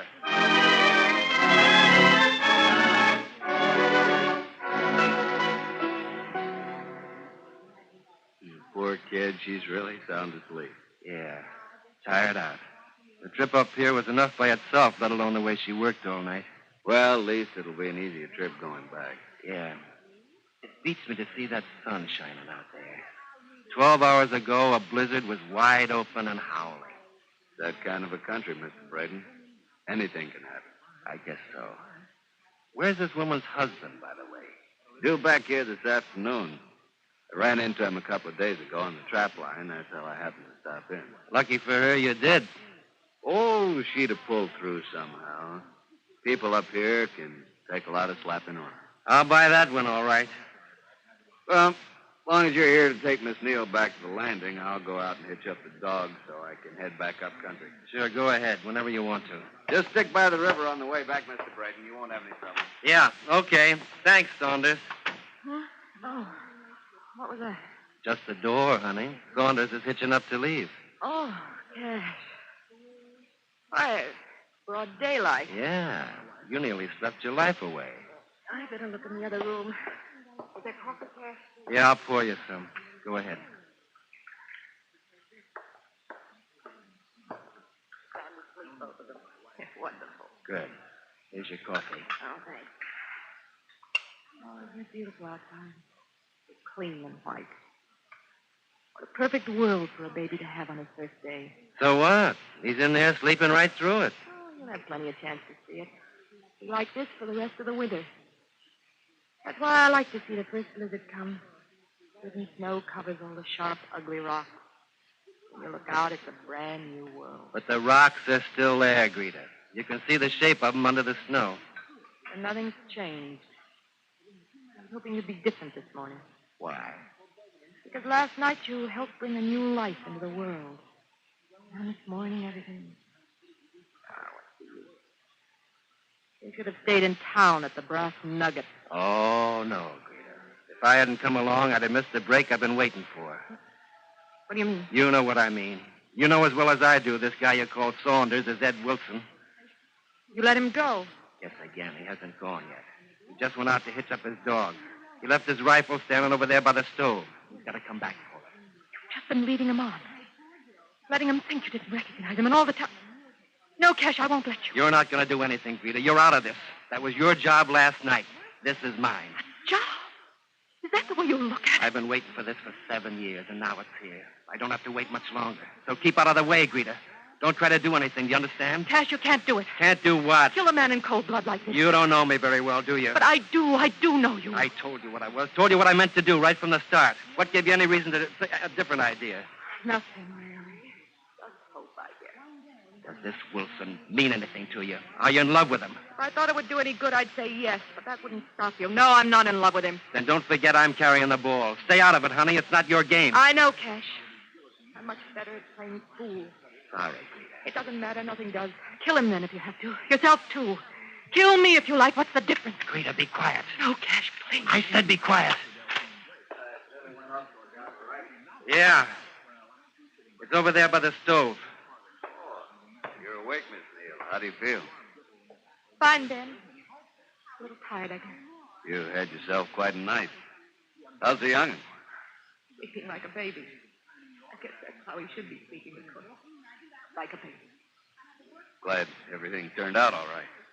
Your rifle's beside the stove, Mr. Saunders. Oh. That snow leaves a man half blind when he steps inside. Yeah, here we are. You're all ready to leave now, Mr. Saunders? Reckon so, I better get back to my traps there. Probably all snowed under. Yeah. I imagine they are. Well, I guess I'll get going. Mr. Saunders. Yes, Mrs. Braden? No, Cash, please, no. Mr. Saunders. That was pretty decent of you. Risking your life last night to come into the landing for a doctor. Well, this fella or his wife would have done the same for me. People kind of stick together up here. Well, so long, you two. Goodbye, Ben. If I don't see you again, good luck. Yeah, thanks. So long, Mr. Saunders. Cash, you let him go. Why didn't you tell me you were going to let him go? I wasn't sure I could trust myself to go through with it. After 7 years, I wasn't sure I could let him walk out through that door alive. But you did. Yeah, maybe we're both crazy. I wondered that last night, all the way up from Yukon landing. You mean you recognized Wilson before we left the landing? Sure. As soon as I stepped into your office. Then why did you make the trip up here? Why did you come along? For the same reason you've been trying to stop me from killing Wilson. That's because I'm in love with him. Yeah. I know. Cash. You don't mean that you... That's what I mean. Honey, sometimes you're not very bright.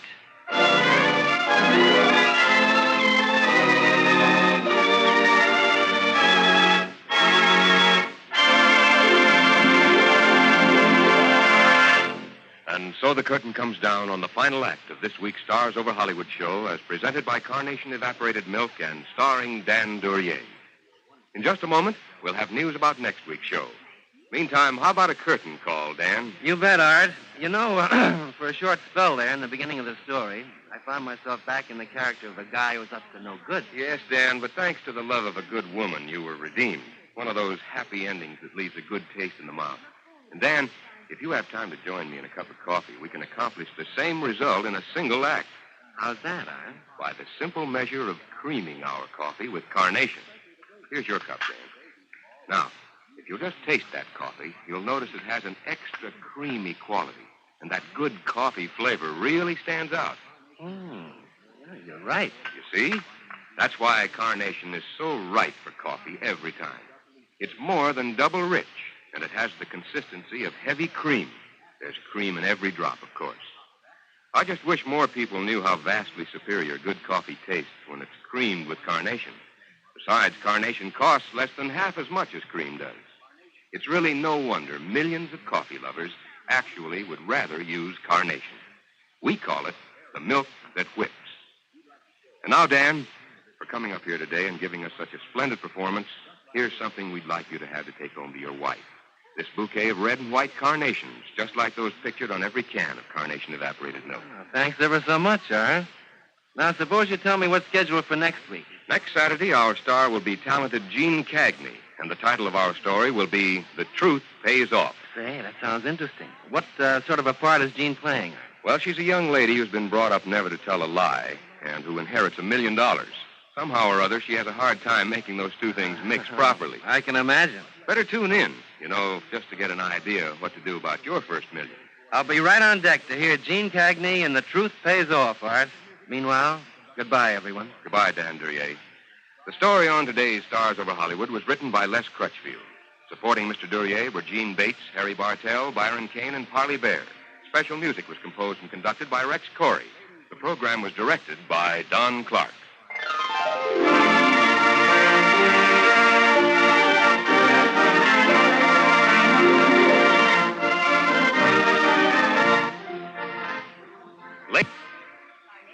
Ladies, when you shop for groceries today, be sure to have Carnation, the world's favorite brand of evaporated milk, on your shopping list. No other kind of milk has as many uses as Carnation. Carnation for cooking. Carnation for coffee. Carnation for baby feeding. Good, good, good. For milk that's extra good, you should get the brand that's called Carnation. Rich, rich, rich. For milk that's creamy rich, you should get the brand that's called Carnation.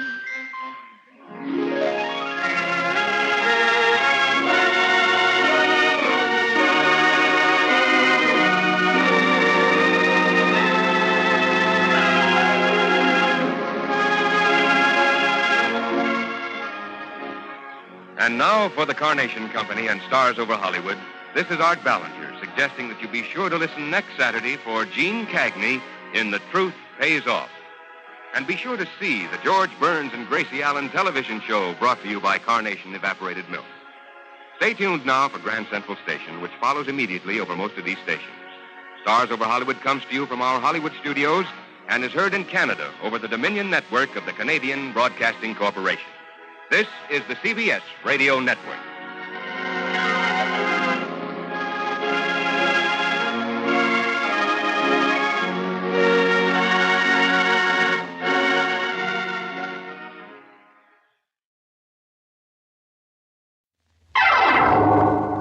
Strange Wills.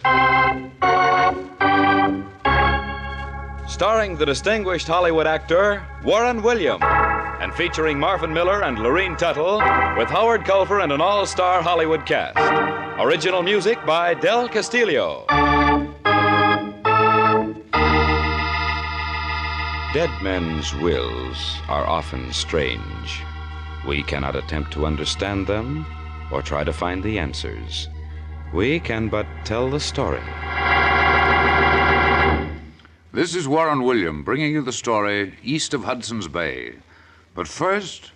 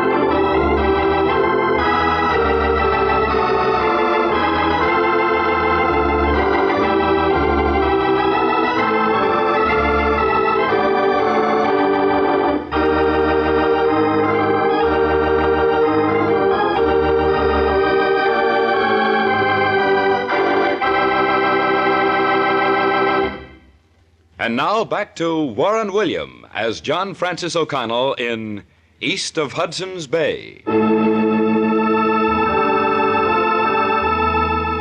If I spend my winters in sunny California or balmy Florida, well, it's not without just cause, I can assure you. Once and only once, I had the very dubious pleasure of visiting a client east of Hudson's Bay. Oh, it wasn't a pleasure trip, believe me. Only the direst of circumstances made me go. It all started in the crispy month of October. It was one of those rare fall days, Indian summer, in fact, when the lovely, young, and headstrong Angela Nelson came into my office to see me. Just imagine, John. Just imagine me falling heir to a 10,000-acre ranch. It's the most thrilling thing that ever happened to me. Well, Angela, inheriting a ranch that size is about all that's left for you to get. Your grandfather gave you one fortune. Then your father made you sole heir of his estate, and now your uncle comes through with a ranch. But there's a catch, Angela. There's a catch. A catch? Oh, you're fooling, John. Here it is down in black and white. Now, wait a minute. I'll read it to you.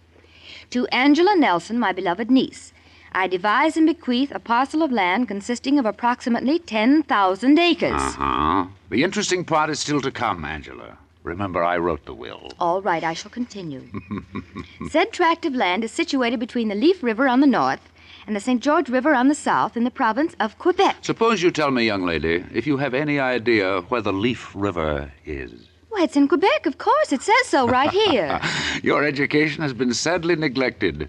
You've never learned how big Quebec really is. Look, here's a map of Canada. Now then, let's find Leaf River. Hey, you're trying to find the North Pole. No, not at all. Oh, here it is. There. See it? Perry must have used it as a jumping-off place on his way to the pole. Well, I wouldn't go that far, Angela, but you may rest assured that you won't die of heat prostration, even in the middle of summer. Oh, you're being facetious.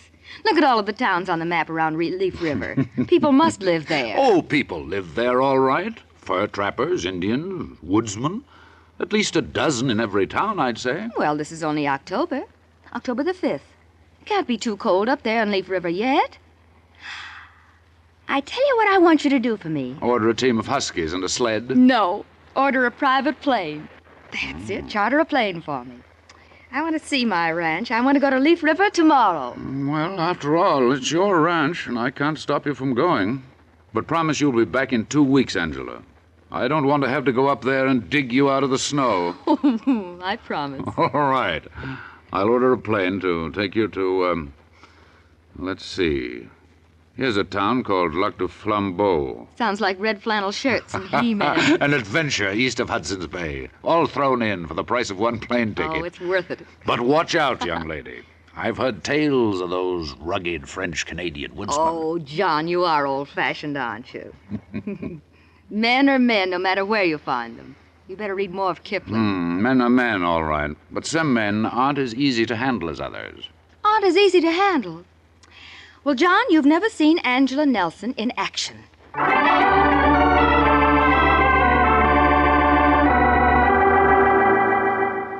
And Angela really went into action. Less than 48 hours after our conversation, she was in Quebec. As land commissioner, Miss Nelson, I can only tell you that you've picked out a rugged assignment. But I can see that you're determined to make the trip to your uncle's property. So I've sent for the best guide east of Hudson's Bay. He'll be here any minute. Well, thank you, Commissioner McTavish. One thing about him, though, he hasn't much use for, well, shall we say, women who neither toil nor spin. Oh, he wants them rough and ready, is that what you mean? That's what I mean. But then Pierre is a man of the North Country. You'll be perfectly safe with him. Neither one of us will have to worry. My God, where is this commissioner? Why he sent for Pierre Baptiste Leblanc this time of the day, ah? Come in, Pierre, come in. My God, I am in. Pierre, this is Miss Nelson, Miss Angela Nelson. Oh, by God, Commissioner. She's a pretty woman. Well, thank you, Pierre. Pierre, Miss Nelson is going to take a trip into the interior.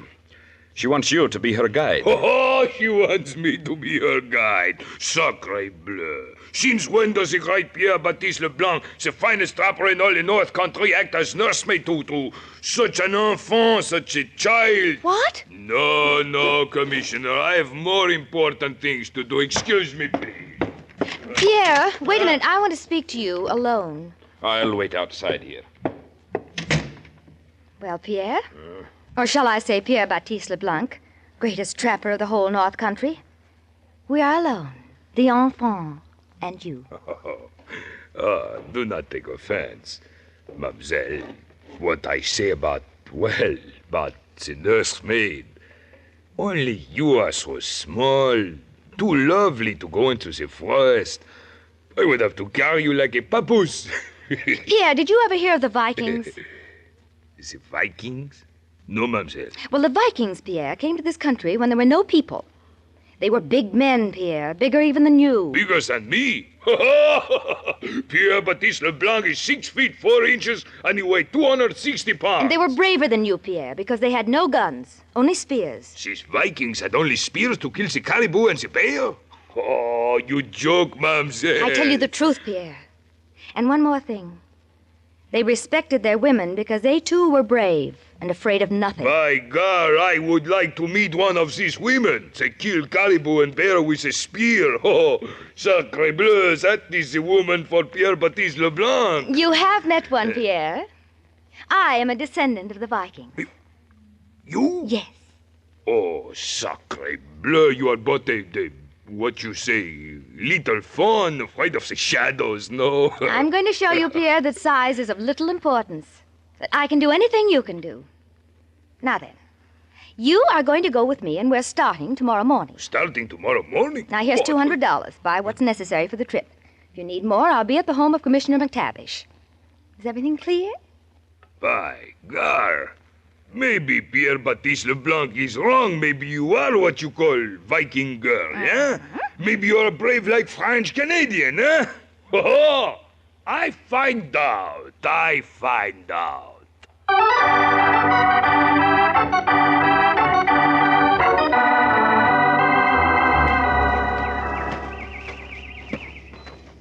You like the woods, mademoiselle? For 3 days now you have seen nothing but pine trees, the Swift River, the caribou and the elk. Oh, it's wonderful, Pierre, wonderful. And tomorrow morning we'll reach the Leaf River. How long you stay? Oh, only for a day or two. I promise to be back in the States in 2 weeks. Mademoiselle, smell the air. Filled with the smell of pine and balsam. Soon will come big snow. Then Pierre will set the traps. What do you catch, Pierre?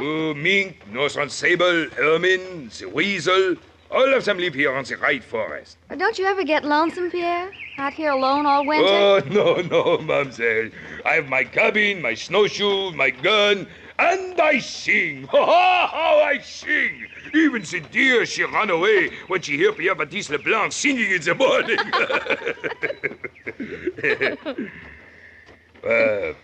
What does mademoiselle do on the cold morning, eh?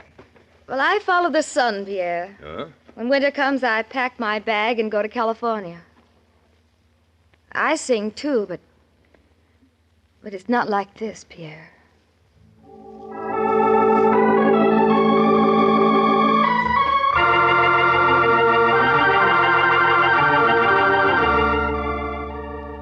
At the end of the first 2 weeks of Angela's absence, I received a wire stating that 2 more weeks were necessary to complete her mission. Well, it was still Indian summer, at least in the city. But when the 2 additional weeks passed and no further word came from Angela, it bothered me. Yes, it's cold tonight. Soon the snow will come, mademoiselle.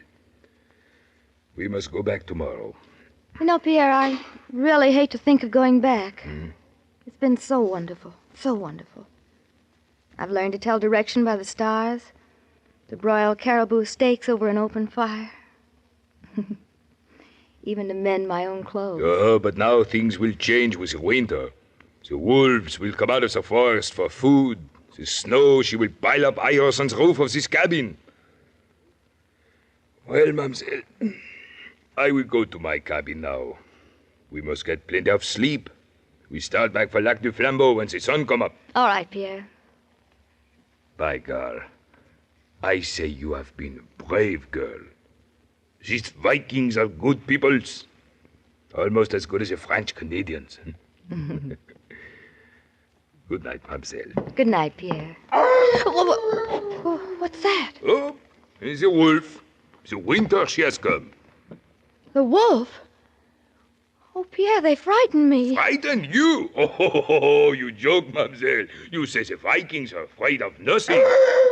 Well, I go now. Good night. Oh, no, please don't go yet, Pierre. Oh, they're at the door. Oh, Pierre, hold me tight. Oh, there. Little Angela. Big, strong Pierre holds you tight in his arms. Like this. Don't let go, Pierre. Don't let go. Wait. First I chase the wolf away, then I come back and hold you some more, huh? Oh, sacre bleu, this wolf is one fine animal. Sacre bleu, it's enough. Go away, wolf, or Pierre Baptiste Leblanc, the greatest trapper in all of Canada, will kill you. Okay, Pierre, it is not wolf call. The wolf is gone. Now, we come close again, huh, Angela? Just a minute, Pierre Baptiste Blanc. What? What is it? I heard that wolf speak to you. Speak to me? Oh, this Viking girl, she hears a wolf speak to Pierre. You despicable creature! Oh, stop beating my chest, mademoiselle. Maybe you make hurt on Pierre. You thought you'd trap me into your arms, just like you do your weasels. You there! Oh. Okay. I have Indian friend make wolf call, so you come to my arms. Okay. But, well, Pierre Baptiste Leblanc love you, mademoiselle. Only he don't know the word to tell you. So I fix the wolf to make what you call the proposal for me. Well, I should have known. Well, Mr. LeBlanc, you can go back to your cabin right now. I won't be afraid of any more of your wolves. And I'll be ready to leave at sunrise. All right, mademoiselle. Pierre, he make one big mistake. He think Angela love him too. Good night. Who does that big palooka think he is? What a sucker I am, rushing to his arms when I heard a wolf. He's nothing but a drugstore Romeo wearing a stocking cap. Oh, at it again, is he? This time I'll fix it. One pail of water for a smart aleck. All right, Mr. Wolf. You asked for it. It's real! Angela, you... Oh, look at him. She's one big timber wolf. Oh, by God, she hurt you. No. No, Pierre, I'm all right. Just frightened, I guess. Oh, Pierre. Oui, Angela. Would you please hold me for a minute again? Just like you did before. Hold you. Oh, Pierre Baptiste Leblanc will hold you like he's hold no other woman in his whole life. By God, that is a promise.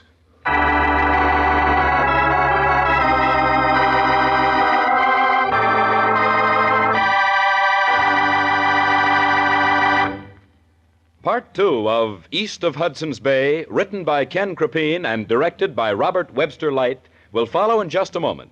But first, here is a brief message from your announcer.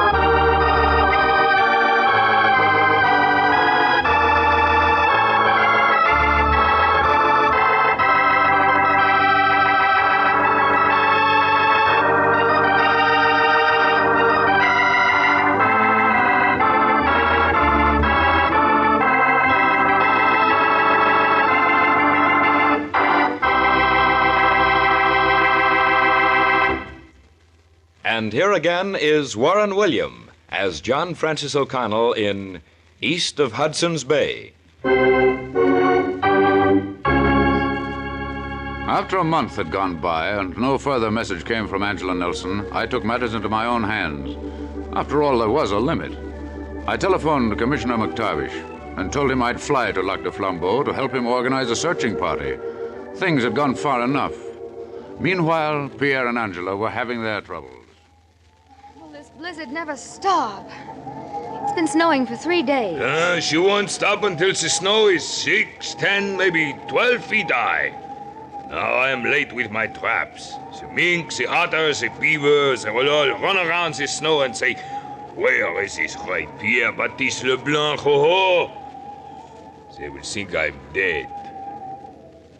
Here I am only sick with love. Oh, Pierre, listen. Ever since that night in the cabin when the wolf came... When you asked me to hold you in my arms, Angela, huh? Yes. That didn't mean that... Well, Pierre, it's this way. Just because you held me in your arms doesn't mean that I'm in love with you. You're not in love with me. But I kissed you. You kissed me too. By God, what monkey business is this? Oh, call it a romantic interlude. Call it a weak moment, if you will. But, Pierre, don't you see, I have a social position to remember. What would my friends say if they knew that I was in love with a North Woodsman? Don't you understand? No, I do not understand. To me, when Pierre Baptiste Leblanc kisses a woman, she's his woman. Angela, we will go to the Jesuit mission at Lac du Flambeau and get married, no? No, Pierre, no. I must go back home. We can't fall in love, Pierre. I'm sorry for both of us. Now, suppose you get me back as quickly as you can. And then you can trap your weasels, huh? No. So that is it, huh? So Pierre-Baptiste Leblanc is not good enough for you, huh? By God, okay, I get you back. I get you back to Lac du Flambeau if I have to carry you all the way.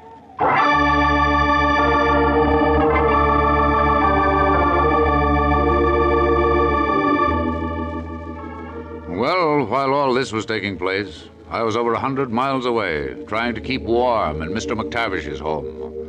The weather had softened up a bit. It was only 30 below. Mild, he called it. Well, John, we'll start out in the morning. How do we travel? By dog sled? Exactly. We're taking 2 Indian guides. Be there in 3 days.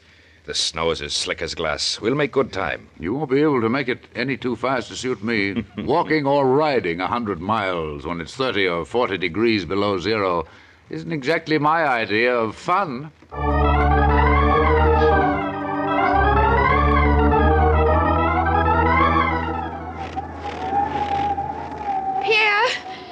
Pierre, the snow. It's coming down so fast I can't see where I'm going. By gosh, he's blowing bad. Wait, I carry you. Oh, would you please? These snowshoes, they're so clumsy. Now, Zane, up you go. I carry you like Injun squaw carry papoose. Just like I tell you in Commissioner's office. How much further is it to Lac du Flambeau? Oh, I think only about 10 miles. We make it sometime today. Pierre. Oui, mademoiselle. I'm sorry I spoke as I did the other night. I didn't mean to hurt your feelings. Oh, he's all right, mademoiselle. Pierre should know better than to think you marry big bum like him. Oh, it isn't that I think you're a big bum, Pierre. Oh, well, skip it. What do you do with ranch, mademoiselle? Sell him? I don't know yet. Oh, it is a beautiful place, isn't it, Pierre? Pine trees, a river, 2 lakes, 12 feet of snow.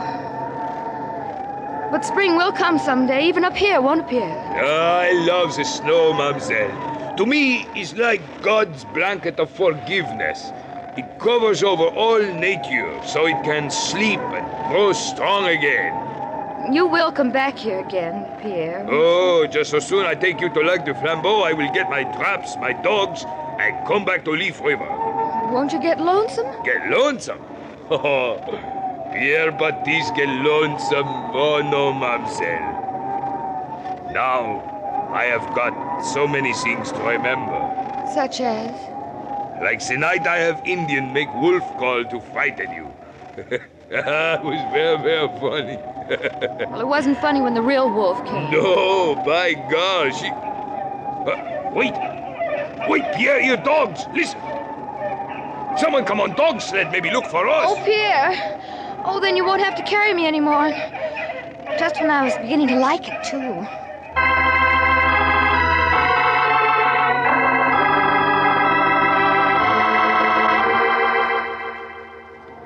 By God, I'm happy to see you, John.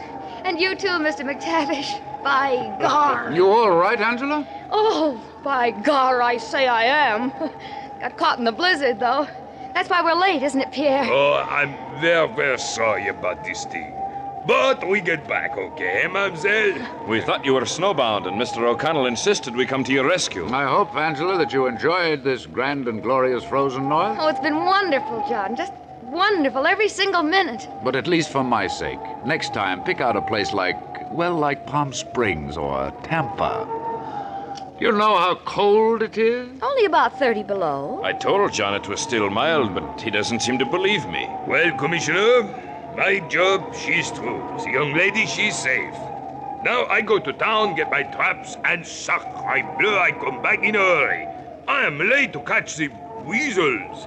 Thank you, Pierre. Thank you.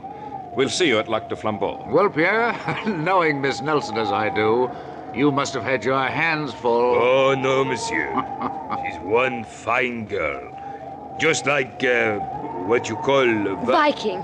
Remember, Pierre? The Viking girl who was afraid of the wolf. Big bad wolf. It said, okay.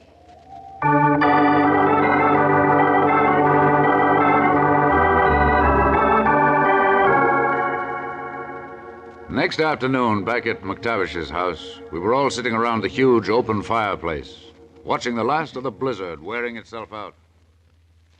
Tomorrow, John, I'm going to take you out so that you can shoot your moose. But how about that caribou you promised me? Aye, and that too. You won't have to walk far either. This time of year, they come right into town. And then it's back to sunny California. Well, that sounds a little reluctant, Angela. Seems to me you've adjusted yourself to this rugged country awfully fast.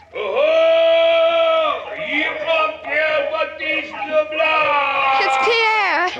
He's come with his dog team. He must be going back to Leaf River. Well, I'll let him in. Come in, Pierre. Oh, thank you, Monsieur Commissioner. Hello, Monsieur O'Connell, Mademoiselle. Pierre, glad to see you again. My heavens, you look as if you were going someplace. Pack on back, dog team and sled outside. I start out again for Leaf River. Oh, you're going back again so soon, Pierre? I start now. By night, I will be deep in the forest. The blizzard, she's over. And you've come to say goodbye? To say goodbye. I hope you have many happy memories of the great forests, the Leaf River, and your little cabin in the woods. Yes. Yes, thank you, Pierre. And I wish you many happy moments, too. When you're trapping your weasels and shooting timber wolves. Well, Pierre, good trapping. You'll be gone until spring, I suppose. When the ice melts on the rivers, the trees put on their coat of buds, I will come back to Lac du Flambeau. Well, au revoir. Pierre-Baptiste Leblanc is ready for the grand aventure. Goodbye, Pierre, and thank you once more for taking care of Angela. Goodbye, Pierre. Goodbye to all of you. Bon voyage. Good luck to you, Pierre. Oh, away we go. Well, there he goes. Handsome fella, isn't he? Goodbye, John. Goodbye, Mr. McTavish. Angela, what are you doing? Where are you going? Back to God's country. I'm going back with Pierre if he'll take me. Oh, it's love, John. True love. Pierre! Pierre, wait for me, Pierre, wait. I'm going with you.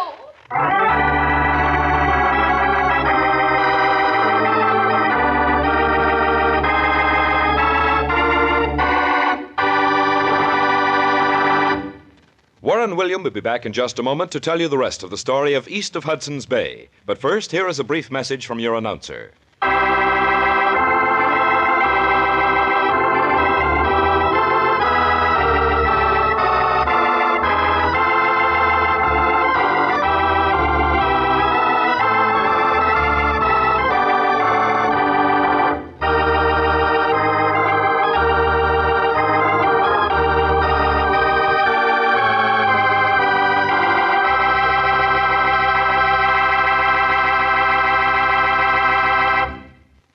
And here again is Warren William as John Francis O'Connell. Evidently, love can't be regulated by climate. Angela Nelson found her love in the frigid north, east of Hudson's Bay. She and Pierre were married in the little Jesuit mission at Lac du Flambeau, and a few hours later they started out for Leaf River and her ranch to spend a nice, quiet honeymoon. Today, 1 year later, there is a little Pierre-Baptiste Leblanc, who shows every promise of becoming the greatest trapper in all the North Country. At least that's what Angela tells me. And by God, I think she's right. Don't you?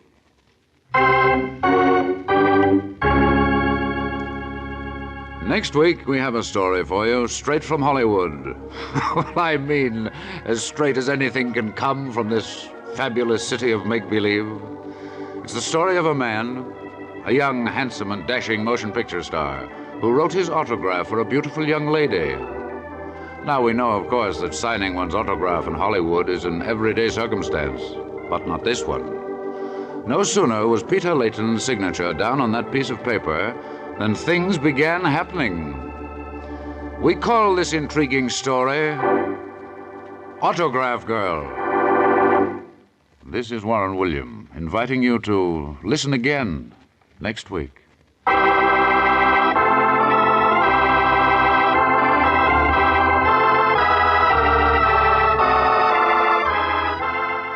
Strange Wills is a Teloways feature produced in Hollywood.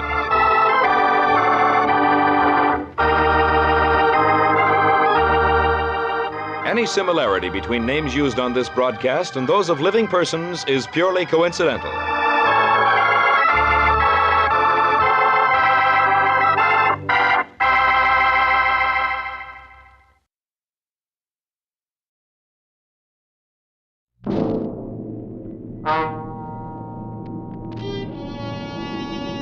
Escape!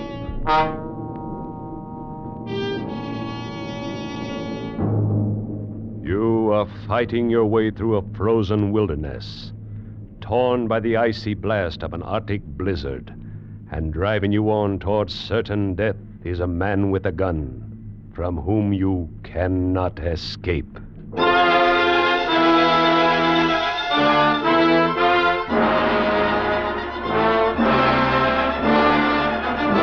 Escape, designed to free you from the four walls of today for a half hour of high adventure.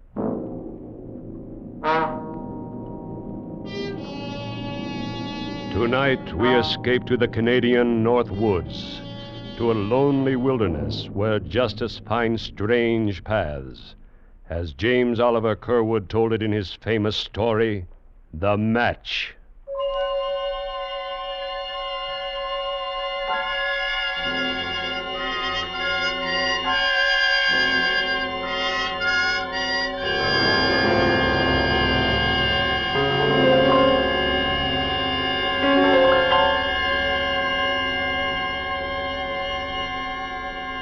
Just below the Arctic Circle, where blizzards scream in the winter and tear frozen branches from the pine trees, where the driven sleet cuts human skin like flying glass, there men know and fear the eternal spirit of the icy north, the great cold spirit that weaves the patterns of human destiny, both weaves and destroys. Forever and again, the spirit throws out strange swirls of chance and coincidence that meet eventually in a terrible whirlpool which swallows up the old pattern and creates some new and different one for men to wonder and marvel at. One such swirl in time and space began months ago and far to the south, in a logging camp near the southern border of Canada, where two men faced each other on a narrow trail in the light of a full moon. It began in violence and hatred.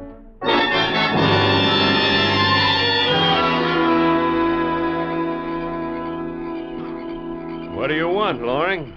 Thorne, I've been talking to Jeannie. She told me what you did. Well, what about it?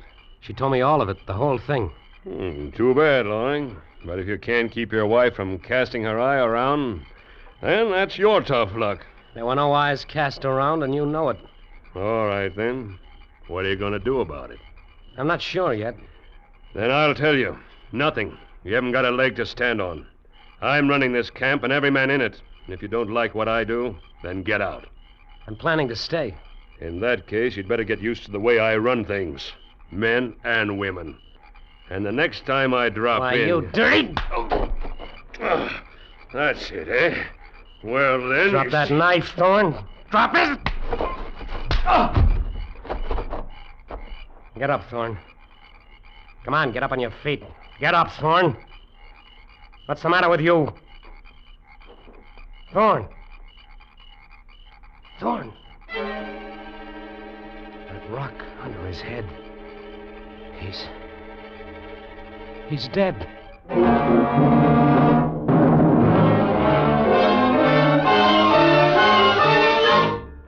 Jeannie? Billy.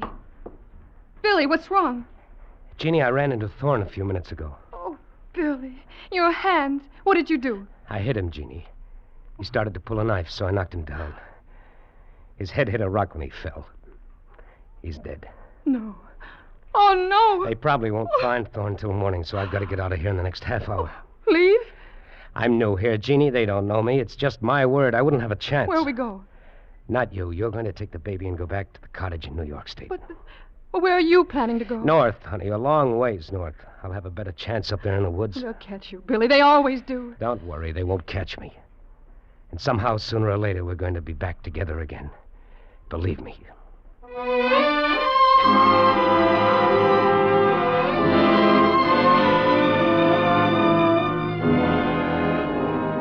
And so in the South, one black swirl of chance is born and moves slowly northward through time and space. Moves even as the great Arctic storms move across the faces of continents.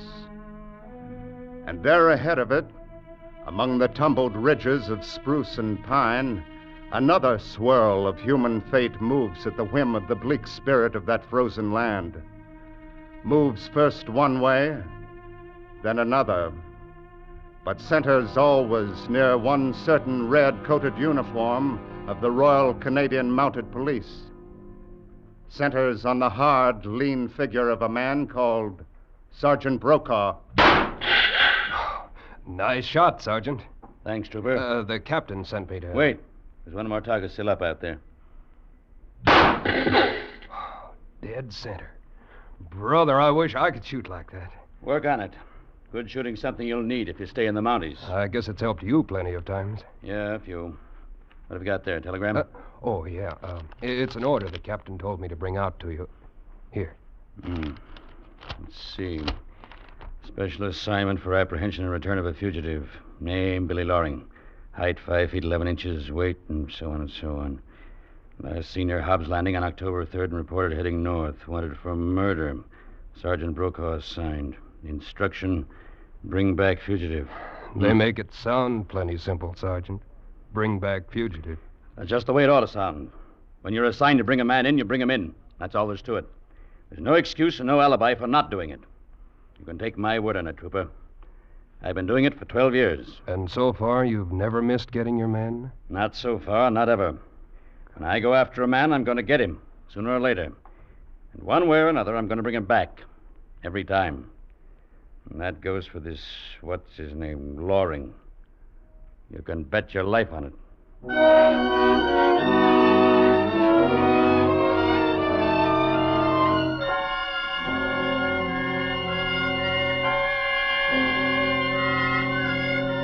And so they grew in time and space, these two great swirls of chance, the one hovering in the north, and the other moving toward it slowly across 1,000 miles and through 227 days. And one night at last, they met in a tiny raw pine cabin hidden in the blizzard-frozen marsh hard up against the Arctic Circle. And the wild whirlpool born from that meeting created strange, new patterns of human life and death and destiny. All right, Loring. Let's have your other wrist. There. You don't need these handcuffs. You've got me, that's that. I don't take chances, Loring. You know it already, of course, but you're under arrest in the name of the Crown for murder. You can sit down in that chair by the stove. Thanks. It's funny, I've lived here all winter, and I've had pretty good luck trapping. I've been selling furs to the Indians. In another month, I'd have had enough to go away and meet my wife. Then you come along. Tough luck, Loring. We'll start back for the post in the morning, or at least as soon as this blizzard lets up. That'll be 3 days. It always is. What's your name? Brokaw. Sergeant Brokaw. That's kind of funny somehow, today being the day you found me. Glad I did. I hate to be camping out in that blizzard tonight. What's so funny about today? It's her birthday. I mean, my wife, Jeannie. Here, let me show you. Hold it, Loring. Oh, no. It's all right. It's just her photograph. Here, let me unwrap it. See? She's a pretty girl. Yeah, that and everything else, Sergeant. You married? No. Had some of her hair. That curl that's pinned to the picture. Yeah. Red, isn't it? It's like red gold. We got married on her birthday. So today's our wedding anniversary, too. She wanted it that way. She said the best things in her life always happened on her birthday. Yeah, well... Yeah, I guess it was crazy. But I was so happy when I got up this morning about what day it was and only 2 months to go and all. I put 2 places at the breakfast table, and I propped her picture up by one of them. I sat there talking to her while we ate together. I guess you get like that up here alone. I haven't seen a white man for 3 months. I had a little dog for a while, but he died about 6 weeks ago, and there wasn't any chance to get another one. Jeannie always liked dogs. Dogs and kids. You don't mind my talking this way, do you, Sergeant? It kind of helps. I don't mind. Why should I? Well, the thing is, we've always been so blamed crazy about each other. We'd never been apart until this came up. And then we had to be. And in another month or two, we'd have been back together. It's your own fault, Loring. It's not my concern. My job was to find you and bring you in. I've done part of that, and I will do the rest of it. Maybe so. I warn you right now, Sergeant, I'll make it as tough for you as possible. I'm going to get away if I can. You see, I promised her that we'd be together again. It's up to you, Loring. But if you start to play rough, I can play a whole lot rougher. One way or another, I'm going to bring you in to stand trial. And there's nothing can stop me. Maybe so, Sergeant. You see, I'm probably the hardest man in the whole Royal Canadian Mounted, Loring. And that's your hard luck, too. Because you might have softened up another man with that stuff you were telling. You think that's why I talked about it? I don't know, and I don't care. The only thing that matters is that I've got a job to do. I always have done it, and I'm going to do it this time. You can depend on that. I guess duty's a big part of your life. Not a big part of it, Loring. It's all of it. Now, if you don't mind, I've come 15 miles through the snow today. Last 5 against a blizzard. I'm tired. Let's turn in. All right, sure. You can take the bunk. Leave your clothes on. Is it all right if I get that photograph off the table? Go ahead.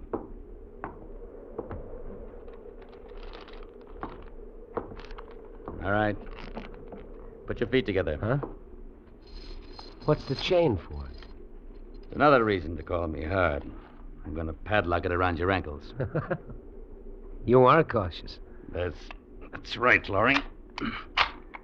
There. Now call out if you want anything in the night. If you try to get up without calling, I'll kill you. I'll sleep here in the chair.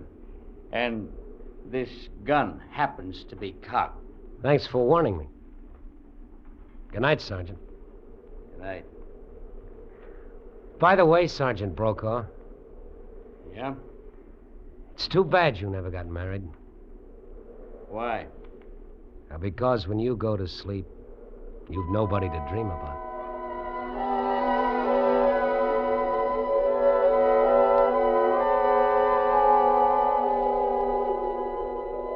Billy. Billy, darling. Can you hear me? Yes, Jeannie. Yes, darling. Never mind the blizzard. It doesn't matter. We've been in storms before. Yes, I remember. And today's my birthday. And also the day we were married. Nothing can really hurt us.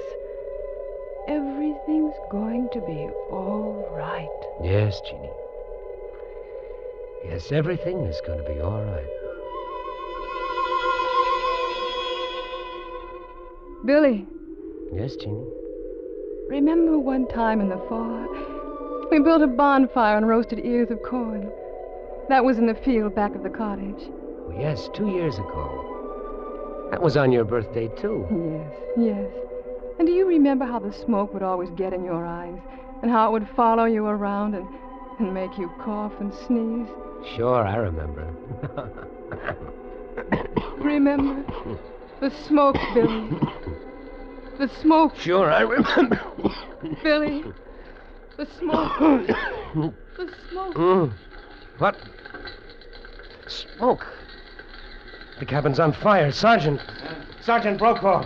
What? Wake up. The cabin's on fire. Good Lord. Will you get this chain off my feet? I can't walk. No time. The whole roof's on fire. Here. I'll carry you. Smoke. Can't see the door. Oh, here it is. Well, looks like we made it. Thanks, Sergeant. I gotta get back in there. All our stuff's in there. You can't make it. There goes the roof. I guess you know the spot we're in, Loring. Yes, I know. Our heavy coats, mittens, snowshoes, and all of our food is burning up inside there. And it's 40 below, and the blizzard's just starting. Here, you can't lie there in the snow. I'll get that chain off your ankles. There you are. Thanks, Sergeant. What about the handcuffs? Hey, stay on, Loring. Are you crazy? What difference does it make? We haven't a chance. You know that as well as I do. Yeah, I know. We couldn't be any worse off. We don't even have a match. I saw you fill your case and put it in your coat. It's inside there. We don't even have a match. I know that, Loring. And I know everything else you're going to tell me. You don't have enough clothes to keep us from freezing to death. If we stay here and keep the fire going, we'll starve. It's 60 miles to the nearest post and 20 miles to Thoreau's, the next cabin down the trail. We might make 10 miles if we're lucky. More likely 5. That's right. So why the handcuffs? You've been living up here for 3 months, Loring. I've got an idea you probably know some cabin a lot closer than Thoreau's. Some Indian or a trapper. Maybe not more than 2 or 3 miles away. You want to start breaking trail? Well, suppose I did. What of it? Something good has always happened to me on Jeannie's birthday, and I think it has this time, Sergeant. It's a lot easier to freeze to death than to go back and die the way I'd be doing it. So... Oh. So it's like that? It's like that. Unless you want to make a deal. What kind of a deal? Take off these cuffs, give me that revolver, and I'll get you out of this. There's a cabin, all right. Sorry, Loring. No deal. You're a fool, Brokaw. I got nothing to lose, but you're just tossing your life away. How about it? We'll take turns breaking trail. You can lead off first. We may as well start. Where? Thoreau's, of course. 20 miles. Why don't we sit down and freeze to death here instead of 5 miles from here? Because I'll be 5 miles closer to bringing you in. Come on. You're a fool, Sergeant. You're beaten, and you know it. Why don't you give in? Come on, Loring. Let's get going.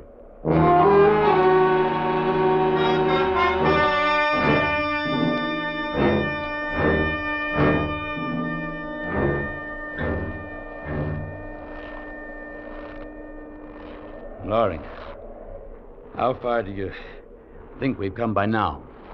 I don't know. Let's rest for a minute. Yeah, I'm pretty winded myself. 5 miles, you think?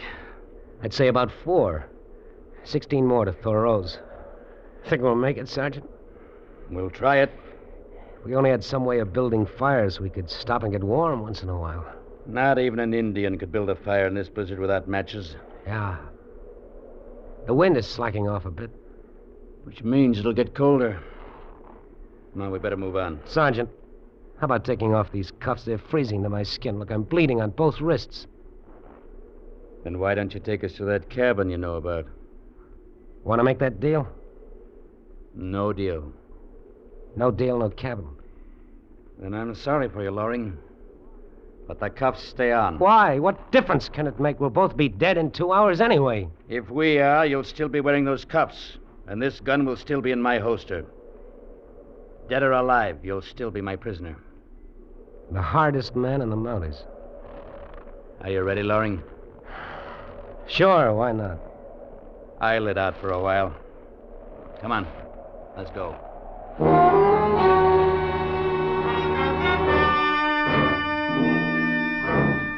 Of all those who dwell in this frozen land, the bleak, cruel spirit of the North is known best to men on the open trail. There, facing the breath of the blizzard, eyes blinded by the driving sleet, a man feels his soul grow small within him. And when that happens, his mind may turn to strange fantasies and to memories of a faraway voice.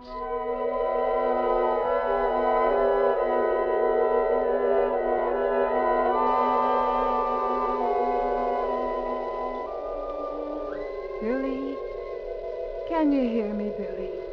Yes, Jeannie. Everything's going to be all right, Billy. I love you. And everything's going to be all right. Sure, honey. The snow doesn't matter. And the blizzard doesn't matter. They'll be gone soon. And there'll be only us.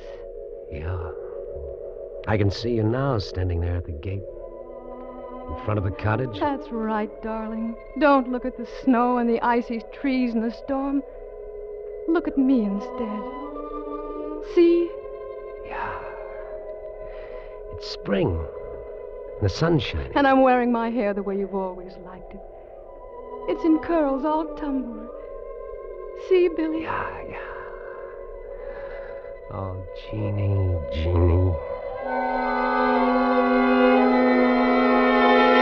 But, Brokaw, what's the matter? Held up. Tired. Rest a while. You can't lie there like that. You'll be asleep in 5 minutes. That'll be the end. Thoreau's. How much farther? Oh, around 14 miles. Come about 6 altogether. Your hands. In pretty bad shape. I don't know, Sergeant. I can't feel anything now. Might as well take those cuffs off. Stick out your hands. Thanks, Sergeant. Yeah. Here's my gun. How come? I'm through. Beat. I'm giving in, Laurie. Take us to that cabin.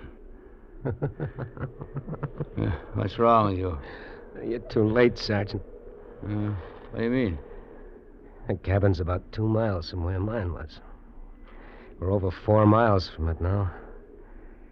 Neither one of us can last another half mile. Yeah. I guess you're right. Well, looks like you win, Lloyd. You might call it that. It's tough on you, though. I was going to die anyway. Well, we may as well keep moving. Why? This is as good a place as any. Not gonna stop trying as long as I can move. You can do what you like, Lloyd. I'm going on. Wait a minute, Sergeant. If we had a fire and we could get warm for a while, then we could make that cabin without much danger. Yeah, we haven't.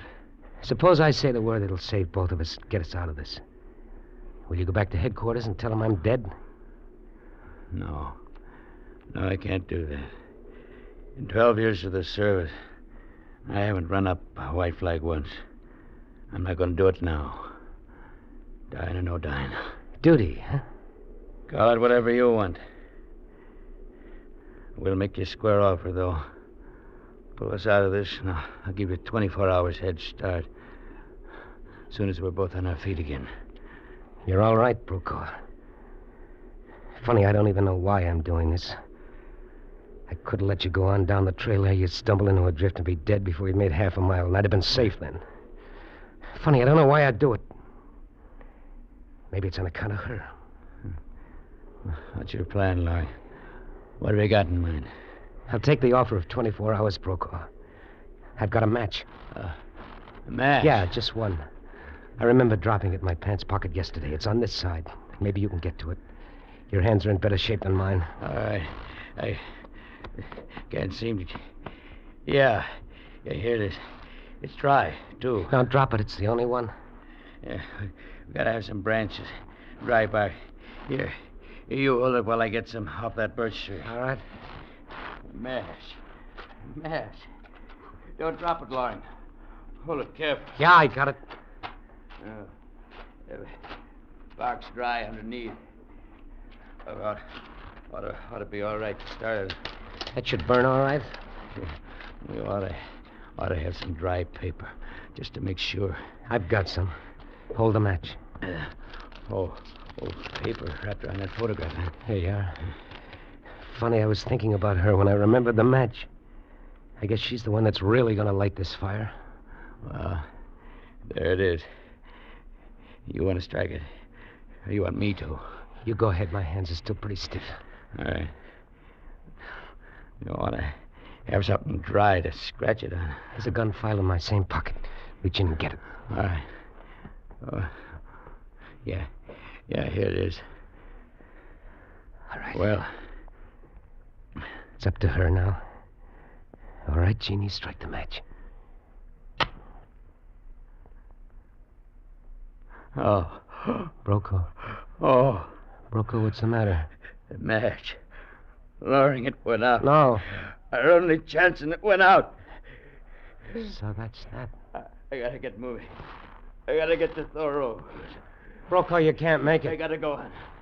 As long as I'm alive. I gotta keep going. I gotta keep going. Brokaw, you don't have a chance. Brokaw! He's gone. Well, what's the difference, here or half a mile farther? It's not so bad. It's kind of peaceful. Dreamy.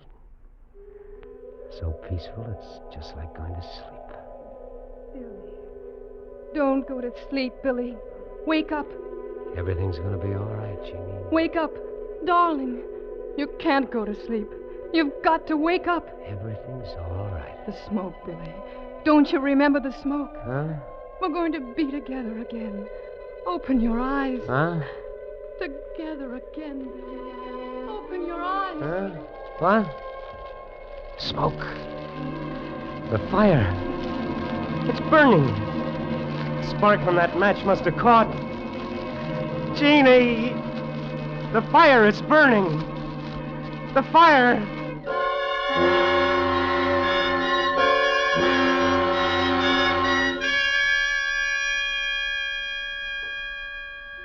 And so one man finds eternal sleep on the frozen breast of the snow, and one man dreams beside a fire, whose tongues of flame are like the red curls of a woman's hair. When the blizzard has stripped the little things away, and the soul of a man stands facing the blast, clean and bare and alone, then what is right and what is wrong? Does justice depend on the striking of a match? Is human destiny only a thing of accident and of chance? Ask the icy voice of the Arctic storm. Ask the cold, bleak spirit of the great North Woods.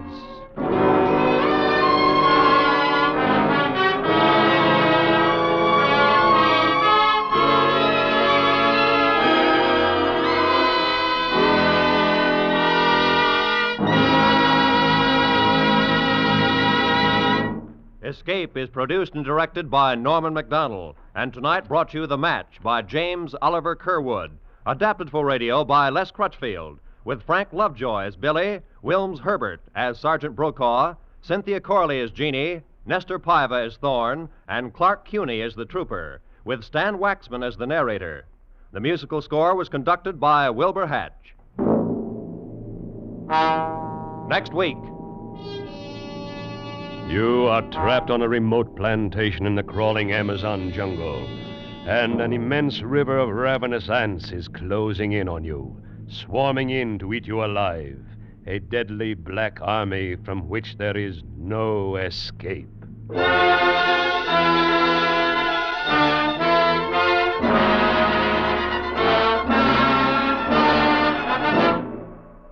Next week, we bring back the escape story you have most requested in your letters, Carl Stevenson's gripping tale, Leiningen versus the Ants. Good night, then, until this same time next week, when once again we offer you Escape.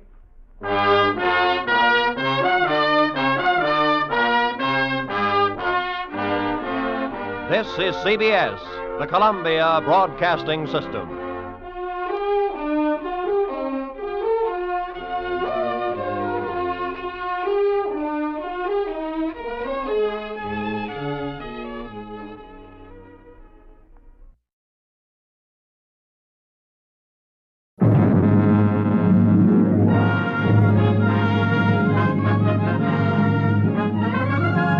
DuPont Cavalcade of America, starring Irene Dunne.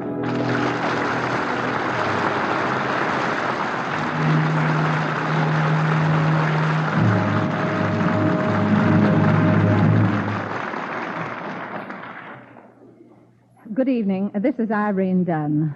Tonight's Cavalcade, Queen of Heartbreak Trail, is an exciting adventure. It's an original radio play suggested by the life of Harriet Pullen, who went to Alaska during the colorful days of the gold rush. Before we begin, here's Bill Hamilton of the DuPont Company. Thank you, Miss Dunn. Good evening, ladies and gentlemen. You can now get weeds out of your lawn without spending long hours of backbreaking work. It's just a matter of spraying with new DuPont Lawn Weed Killer. This new chemical weed killer makes dandelions and many ugly weeds wither up and disappear, roots and all.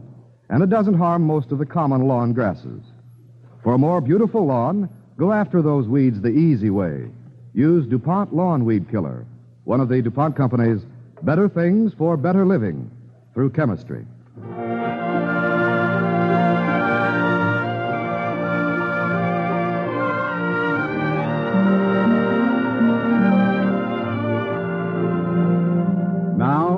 Queen of Heartbreak Trail, starring Irene Dunne as Harriet Pullen on the DuPont Cavalcade of America.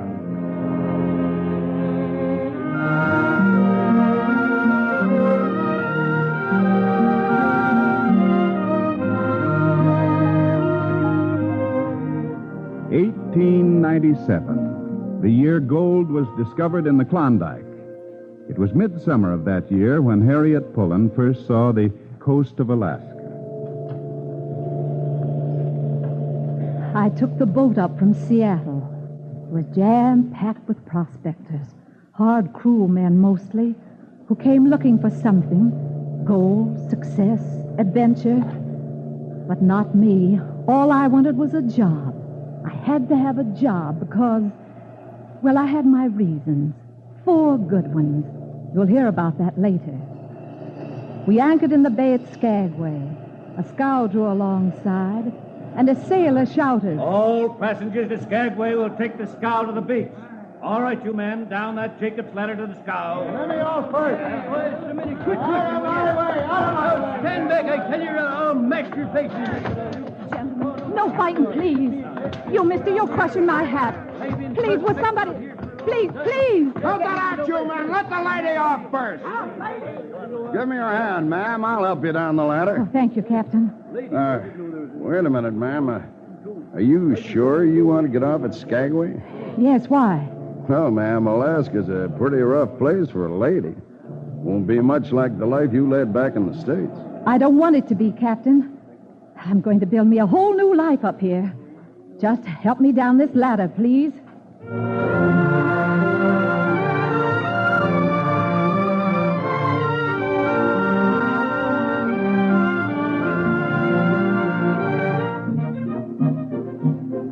When I stood on the beach at Skagway, my courage began to slip away. Just then, a man came along. Waiting for somebody in particular, lady? No, I'm not. Thinking of taking a job, maybe? Yes. Yes, I am. Can you cook? A little. Why? Come along. I've got a job for you.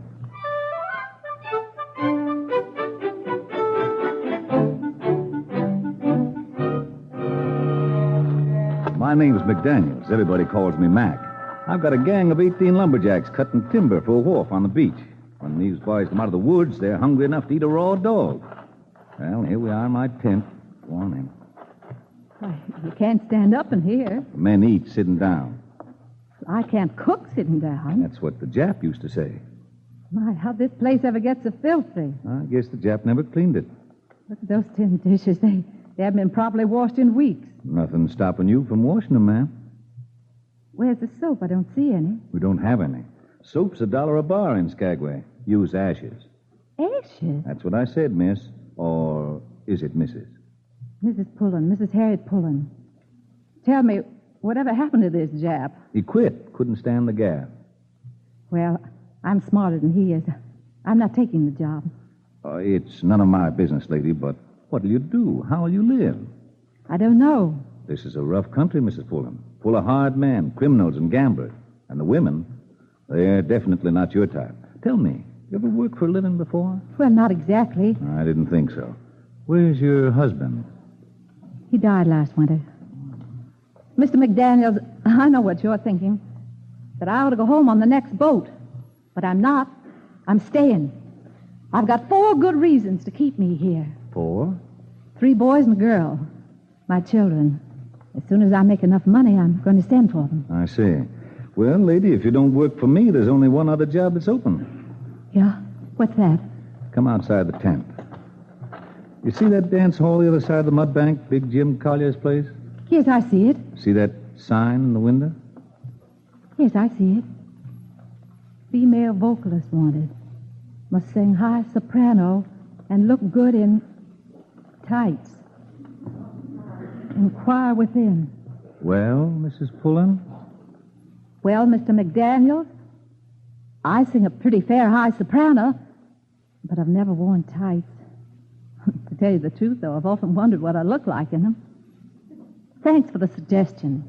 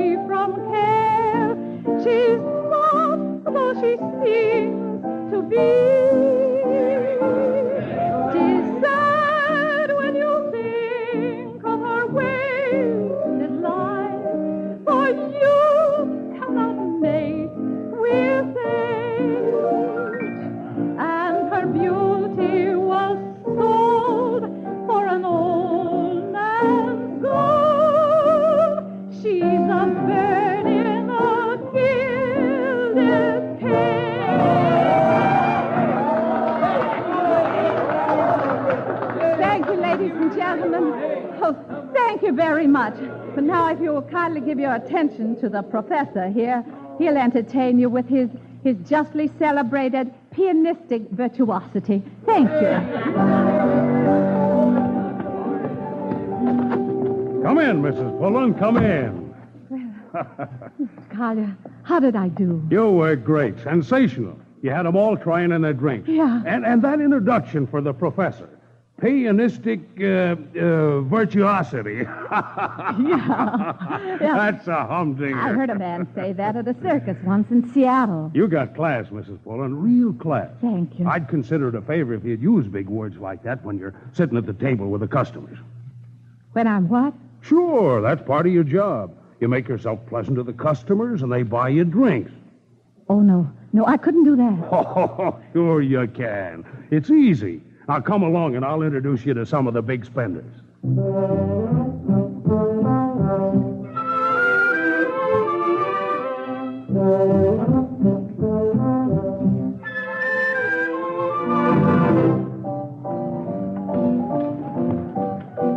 Hey, pull up a chair, kiddo. Thank you. My name's Jack Darcy. Blackjack, they call me. This here's Steve Burnside. Hello, How do you Kitty. do? How do you do? Come on, don't be bashful. What'll you drink? Well, I guess I'll have some root beer, thank you, Mr. Burnside. Root beer. You know something, cutie? I like your looks. You and me are going to be great friends. How about a little kiss? No, please, Mr. Burnside. Oh, come on. Oh, no, please, baby. let me go. Cut it out, Steve. Can't you see the lady ain't interested? Stay out of this. Why should I? Maybe she's got somebody else on her mind. Like who? Like me. No, please, gentlemen, I haven't got anybody on my mind. Come on, kiddo. We're not going to let any tin-horn gambler push us around, are we? Now, please, Mr. Burnside, I told you. Oh, please, Mr. Darcy. Did I hear you mention something about a tin-horn gambler? You did? Have any particular party in mind? Me, maybe? Certainly. Who else? That's all I wanted to know. No, out of my way. I got him. Nobody just call me no tin-horn. Yes, no pass. That's what I can do. No, gentlemen, don't mind me.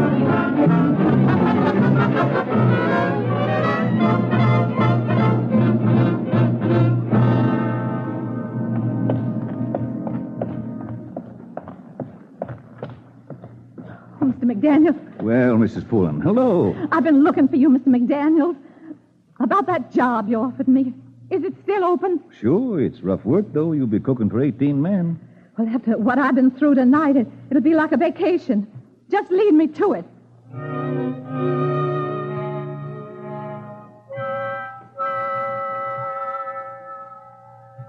The first day I spent at McDaniel's camp was the hardest day of my life. At supper time, the men came out of the woods, and as Mr. Mack had predicted, they ate like wolves. But they never said a word whether they liked my cooking or not. When they got up to leave, I smiled my prettiest and said, "Don't go yet, boys. I've got a surprise. Apple pie." Well, does anybody want to taste it? You taste it, little Joe. I got a delicate stomach. Here you are, Mr. Joe. A nice big slice. Smells like apple pie. Well, how'd you expect it? Yeah, never mind the smell. Tastes like apple pie. God darn, it is apple pie. Come on, boys, dig in. Hey, you men still eating? Hi, boys. Hi. Good evening, Mr. Mack. Hello, Mrs. Pullen. Well, boys, how do you like the new cook? Oh, just like home, man. Just like home. Look, pie, apple pie, and out of clean dishes, too. Yeah, and even the spoon's clean. You can see your face in it. With a face like yours, Joe, I wouldn't look. Come on, boys. See you tomorrow, man. Well, Mrs. Pullen, you look kind of tired. They liked it. They liked my apple pie. Here, better sit down. You think you're strong enough to stand up under all this hard work? Strong? Sure, I'm strong. You're strong when you have to be. Mr. Mack, I've got to make enough money to send for my children. On $3 a day, how will you support them? Well, I've decided to bring them one at a time. I'll start with the oldest, Danny. He's 10. It'll be hard for him at first, doing without things he's used to, but well, I'll try to make it fun, like a game. Where are you going to live? In a tent? Well, the old miner who owns a cabin on the beach is going back to the States. Has only one room. Any furniture? It's got a stove. Nothing else? No. Not a bed, nor a table, nor a chair? You call that a home for your children? Mrs. Pullen, I can't figure you out. You look like something out of a tea party, and you talk like Mrs. Daniel Boone. Do I? Mr. Mack, all I know is I'm going to build a new life for me and my children in a new country where I can be useful, where I'm needed. Yes, my mind's made up. I'll save every penny and bring Danny here.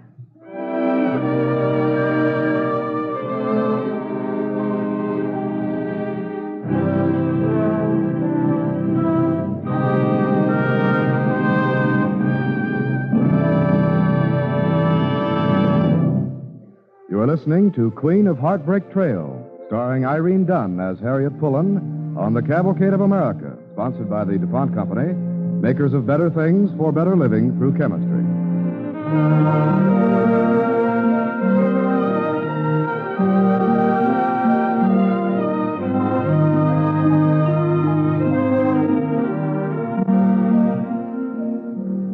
On the $3 a day I earn, cooking for lumberjacks during the gold rush in Alaska, I could bring only one of my 4 children to live with me. But it was still my dream to make a home for my entire family.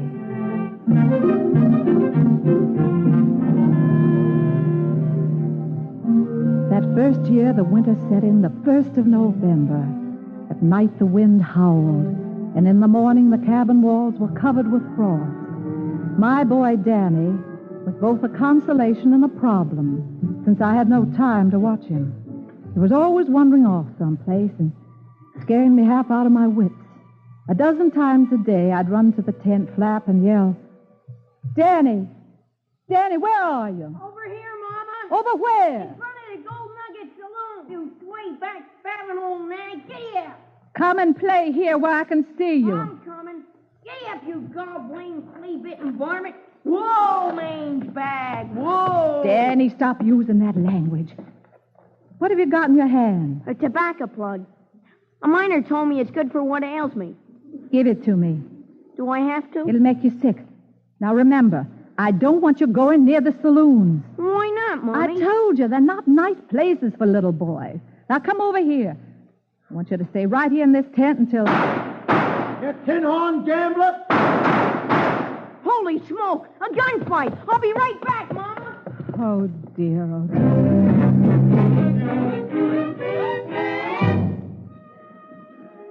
To add to my troubles with Danny, the price of everything went sky high due to the shortages as more and more people came to Alaska to seek gold. I was unable to save any money, and my other children were as far away as the moon. Then one night, as the men were leaving after supper, little Joe came over to me and said, Hey, nice apple pie tonight, Miss Pullen. Darn nice apple pie. Why, thank you, little Joe. I'm glad you liked it. Miss Pullen, you ain't looking so good. How long are you going to keep on with this here back-breaking job? Well... Saving any money? Saving?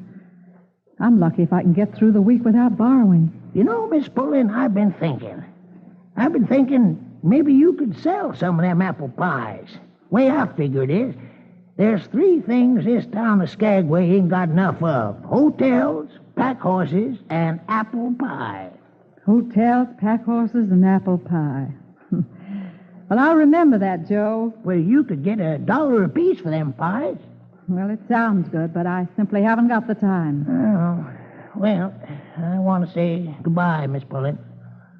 Goodbye? Yes, sir. I'm going gold digging. Got my boots and pan and shovel. Got my tent and grub. So, here goes little Joe, 68 years old by the grace of God, sitting out for the fields. Mom, I'm hungry. Can I have a piece of pie? Evening, old-timer. Oh, evening, young sprout. Danny, close the tent flap. All right. Ooh, hey, you hear that wind? Oh, it's going to be mean out there on the trail. I wished I had me a pack horse. It sure would be a help. Well, Mama's got a horse back in Seattle. Her name's Babe. She has? Well, bring her here, Miss Pullen. There's a fortune running pack horses over Heartbreak Trail. Pack horses pays $50 a day. Well, sure, Mama. Let's bring her. $50 a day? Ah, that's right. Oh, you'd have to hire a driver, of course. A driver? Well, you can't just send a horse off by itself. It just ain't done. I could be the driver. You? Oh, honey, you wouldn't come back alive from your first trip. You know what they call that trail? Heartbreak Trail. And they don't call it that for nothing. Listen to me, Joe. I'm not going to have my horse driven to death by some half-drunk mule skinner who... Oh, what's the use of talking? I haven't got any money to send for. You could get it. Yes, how? I told you, apple pies. Of course. I could come back here at night after Danny's asleep and bake them. Sure, Mom. You could do it. You sure, Joe? You sure people would buy them? Mrs. Pullen, like I told you, there's 3 things Alaska ain't got enough of. Pack horses, hotels, and apple pies. Put your money in them commodities, and you can't go wrong.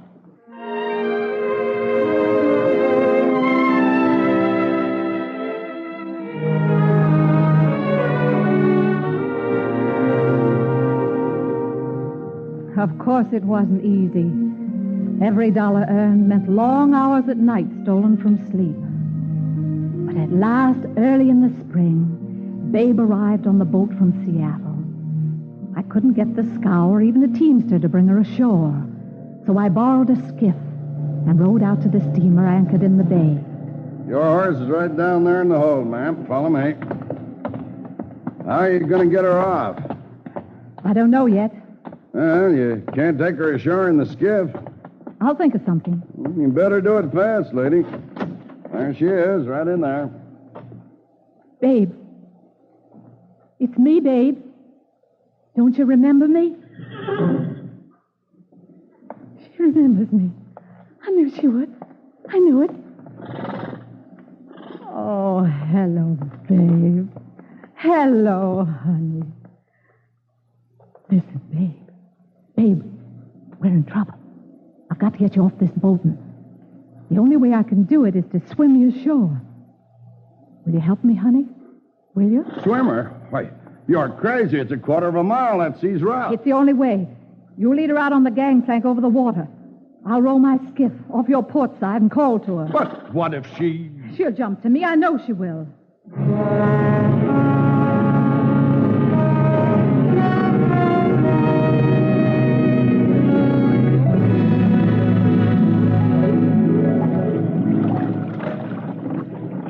Now let go of bridle rope. All right.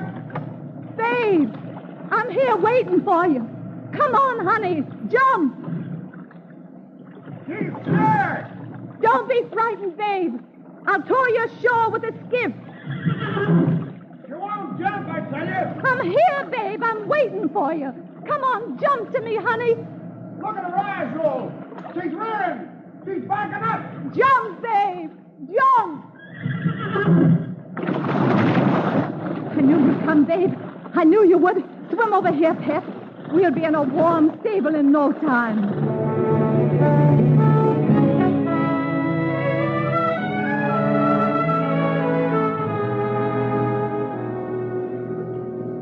In April, I quit the cook tent and started Babe packing freight over the mountains to the gold fields. It wasn't a woman's job. Heartbreak Trail was half mud hole, half icy ledge along canyons littered with the bones of horses. The two of us together climbed and slipped and froze.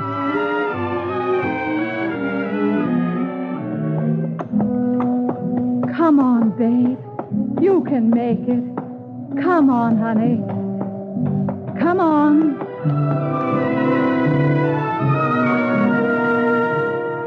That's a good girl.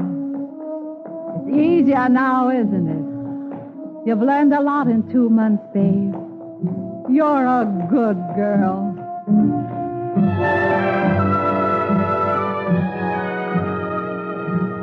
All right now, honey. This is your last trip. They're building a railroad through the mountains, and they won't be needing us anymore. We'll have to think of another way to make a living, won't we? Well, honey, I've got an idea. A good idea.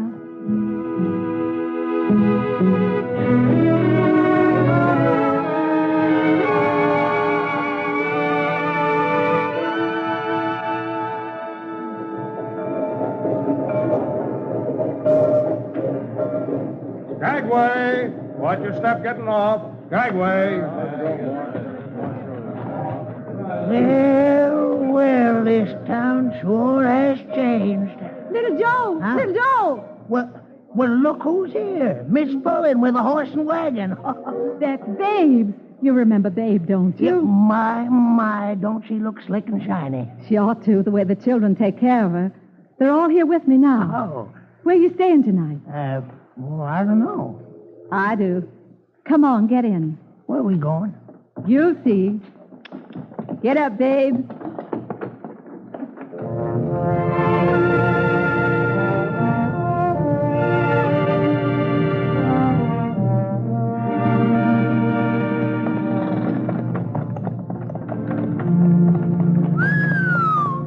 Say, will you look at all them new buildings? Town shut up like a mushroom the year you've been away. Even getting a new school. Whoa, Babe. Whoa. Say, this is the old mission, ain't it? Not anymore. Missions moved to larger quarters. Well, what are we stopping here for? Joe, remember the advice you gave me? What advice? You said what Alaska needed was apple pie, pack horses, and a hotel. Well, gol darn, so you open yourself a hotel, huh? Well, gol darn. Pulling house, it's called, Joe. Clean rooms, clean beds. And apple pie? 3 times a day, Joe. That's the first rule of Pulling House. The best gol darn hotel in Alaska.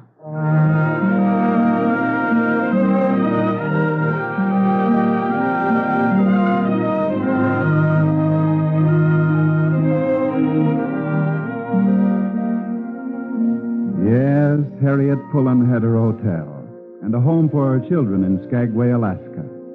Perhaps hearkening back to the days of the gold rush and the bearded prospectors from the howling canyons of the North Country.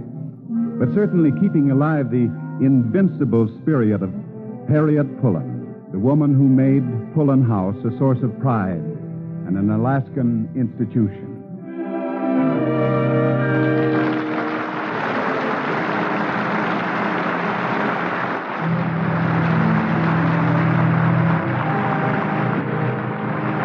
I'm sure our radio listeners join the audience in the theater tonight applauding the performance of Irene Dunne and the rest of tonight's cast on the Cavalcade of America.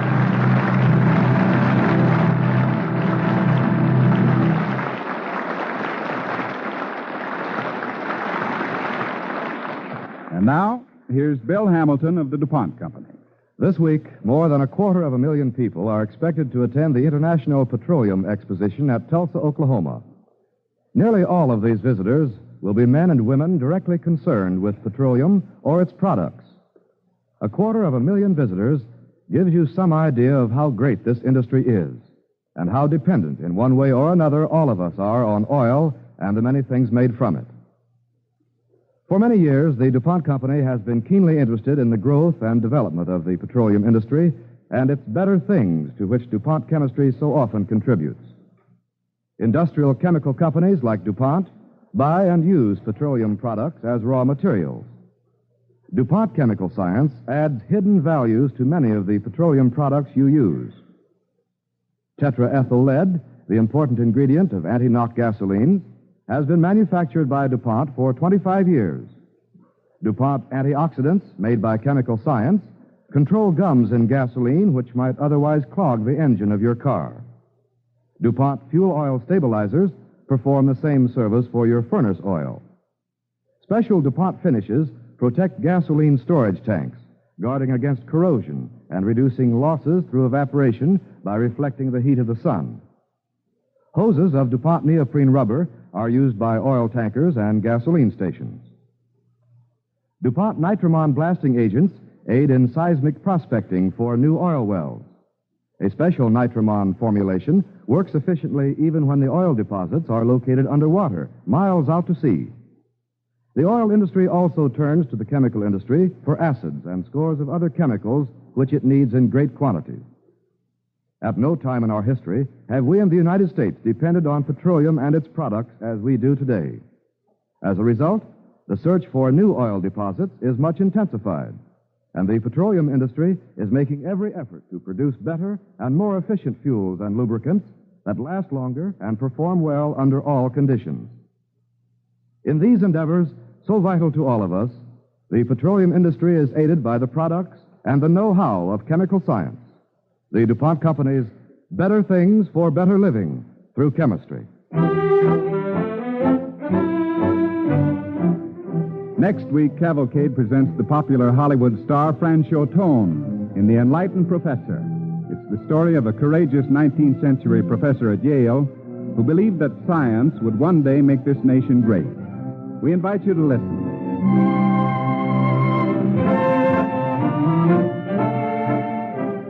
Tonight's DuPont Cavalcade, Queen of Heartbreak Trail, was written by Arthur Arendt and Paul Peters. Material for tonight's play was derived in part from an article which appeared in the American Magazine. Music was composed by Arden Cornwell and conducted by Donald Bryan. Irene Dunne can now be seen in the George Stevens production for RKO Radio Pictures, I Remember Mama. Miss Dunne's celebrated charm has been beautifully photographed in this production on DuPont Superior 2 Negative by cinema photographer Nicholas Musaraka. This is Ted Pearson inviting you to listen next week to The Enlightened Professor, starring Franchot Tone. Cavalcade of America is presented each week from the stage of the Longacre Theater on Broadway in New York and is brought to you by the DuPont Company of Wilmington, Delaware.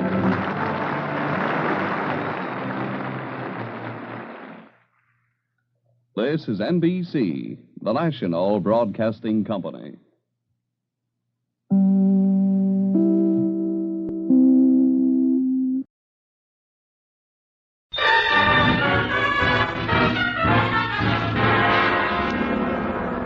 Vicks presents Dangerously Yours, a half hour of romance and adventure starring Victor Jory in God's Country and the Woman. You know, more and more millions of people are using Vicks Vatronol nose drops to relieve distress of head colds. Benefit by their experience. And now, Dangerously Yours. I am Adventure. In my name, men have traversed the highways, the byways, the skyways of the world. I am the fire that burns in the heart of youth, that makes men dream and dare and conquer. I am dangerously yours. Today, follow me to the great Canadian Northland. Meet one of the gallant adventurers of fiction, a two-fisted fighting man who steps from the pages of God's country and the woman.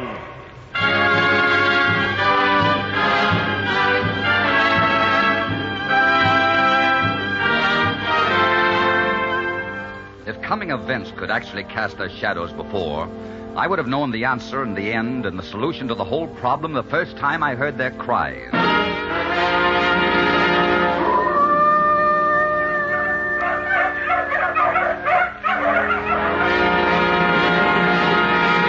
Yes, I would have known that the answer was there, square in the teeth of 40 Alaskan huskies, animals more wolf than dog, that were part of the threat and the wildness of God's country.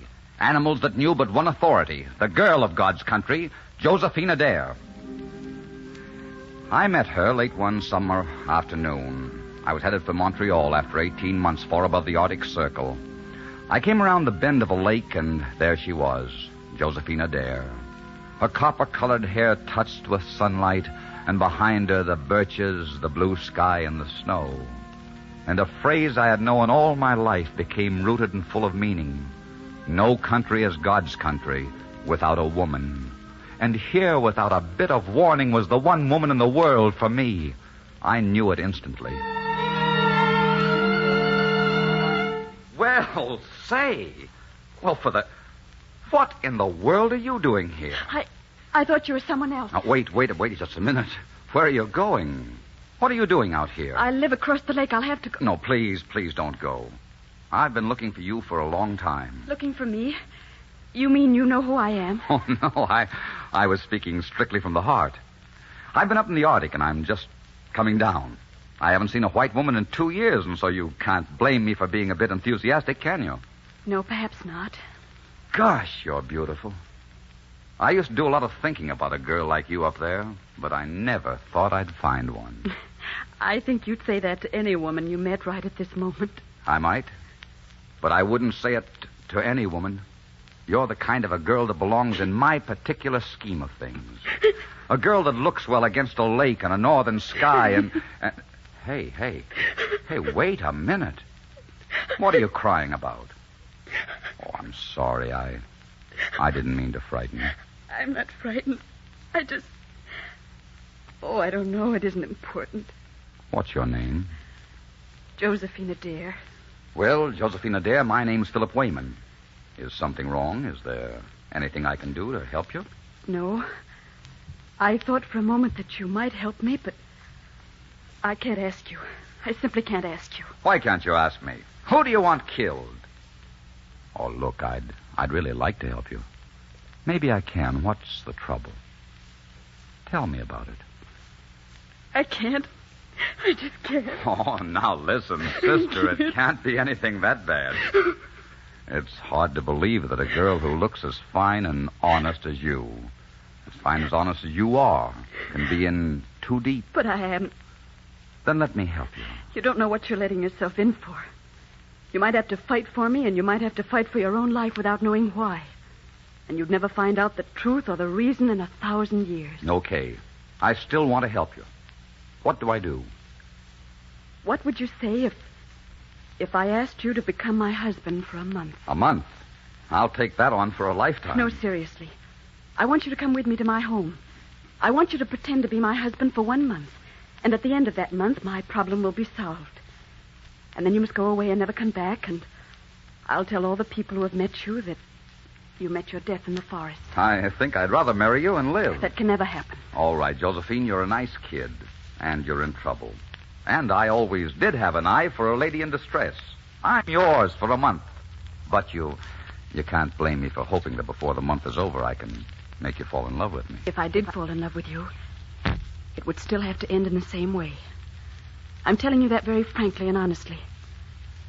Are you still willing to help? Will you do it my way? Yes, I still want to help. And I'll do it your way. Look, there's a canoe cutting across the lake towards us. Friends of yours? Oh, it's Jean Croisset, my good friend. He's come for me. Please, will you leave me here alone? There are some things I must discuss with him. By tonight, I'll be ready to return home. Will you meet us here at moonrise? Yes. I'll be here. Thank you for your understanding. Thank you for your trust.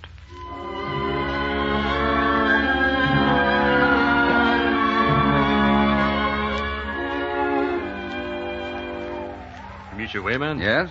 I'm Jean Croisset. Josephine is waiting for us in the canoe. We are ready to go if you are. I'm ready. There is something I must say to you, monsieur. Josephine trusts you. There are not many men she would trust, but she has placed it with you. In your action now lies life or death for you, depending on your loyalty to her. I warn you, you will be a man in the middle who will want to kill you. Yeah? There have been people who wanted to kill me before. I don't kill easy. Very well, monsieur. Come on.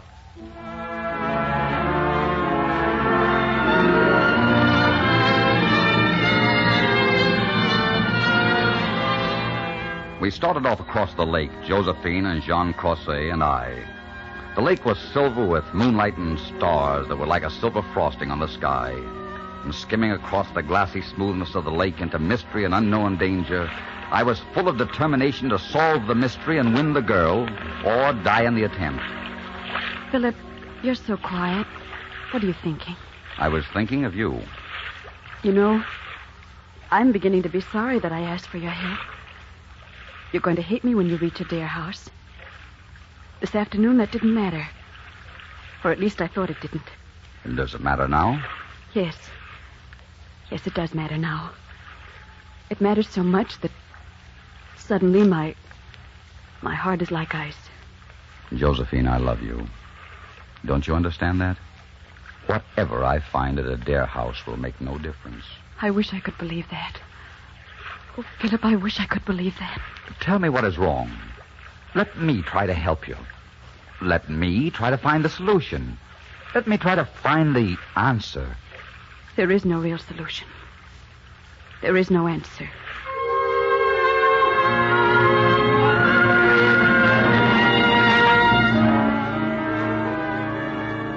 But the answer was there. The answer was there the moment we beached the canoe, although not one of the three of us sensed it. The answer came storming out of the night to greet us. Hello, Captain Hugh! Hello, old boy. Did you miss me? Down, Major, down. Nice boy. Down now, down. Philip, this is Captain, my lead dog. Put your hand on his head. I want him to know you. Hello, Captain, old boy. 40 savage dogs that would snap a bone like a twig leapt about her, reaching up to lick her face in her hands, and she stood surrounded by shaggy heads and gleaming fangs. She was completely without fear. She loved them, and they knew it. We left the pack of dogs with Jean. It had begun to snow as we walked towards the house, and once there... I'm giving you this room, Philip. Thank you. Excuse me while I speak to my servants. I'll only be a few minutes. I sat down on the edge of the bed, looking about the room. Something drew my gaze to the window, and my blood chilled, for there was a face pressed against the pane. A face dark and sinister, with eyes that shone and glittered like a beast's. A face filled with hatred that was almost madness. And the face was that of Jean Croisset. And then his hand came up level with his eyes, and in his hand was a pistol. I stood there frozen for an instant, and then before I could move, Josephine entered. The face disappeared as quickly as it came. And then in the distance... Listen, Philip. That's Joe Labonte's dog team. I know the cry of the lead dog. He's bringing my father and stepmother. Come with me quickly. There's something I want to tell you, something I must show you before they arrive. I hoped they wouldn't be coming so soon, but since they have come, we must meet the situation immediately.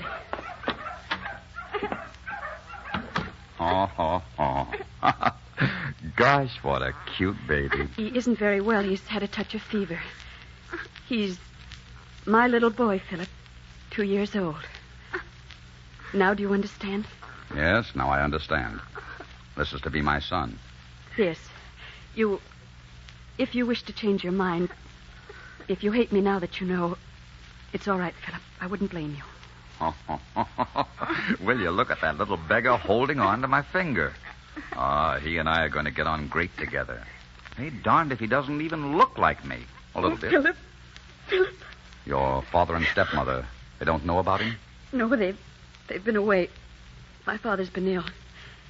This is the first time he's been home in more than 2 years. My stepmother went to Montreal to see him, and they were married there. I wrote them about the baby. There wasn't anything else to do. I told them I had married a man named Philip Darcumbo. If my father knew the truth, the real name of the baby's father, I think he would kill me. Is that the danger you thought was so terrible? No, that's the reason for the danger, but not the danger. Philip, they're here. All right, now, all right. Take it easy.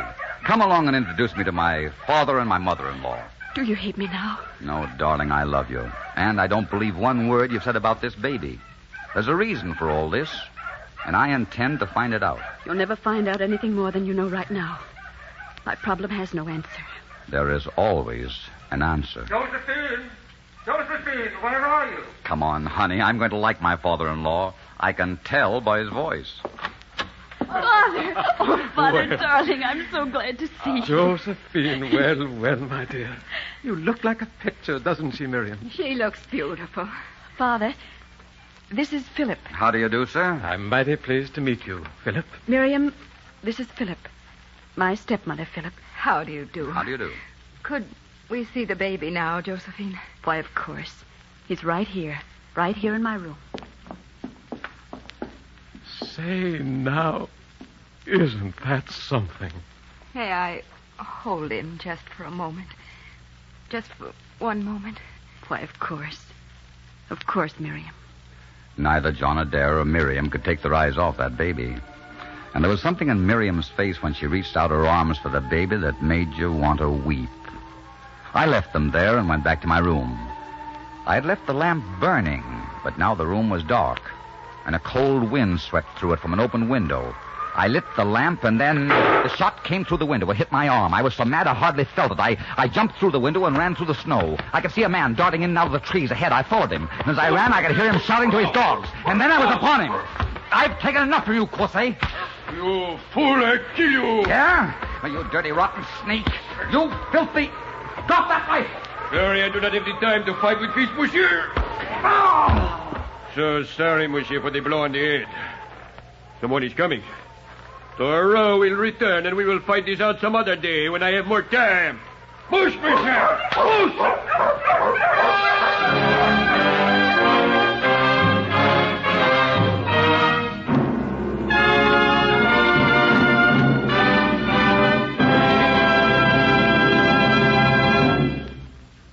In just a moment, we will bring you the second act of God's Country and the Woman. Friends, here's some timely advice. Folks everywhere are sniffling and sneezing and catching summer colds that settle in the head and cause all-over misery. If you're unlucky enough to be one of them, remember there's one mighty effective way to relieve the sniffly and sneezy distress. That's with Vicks Vatronol. When you put a few drops of this specialized medication in each nostril, you can feel it start to work instantly, bringing relief right where trouble is. Vatronol is so good because it does 3 things in the nose. It soothes the irritation, it reduces swollen membranes, and it helps clear stuffy congestion. As a result, Vatronol makes breathing easier and brings you grand comfort. So remember, friends, when a summer head cold gives you the sniffles and sneezes, try Vatronol. Just follow the simple directions in the folder. Vicks Vatronol Nose Drops. And now, the second act of Dangerously Yours, starring Victor Jory in God's Country and the Woman.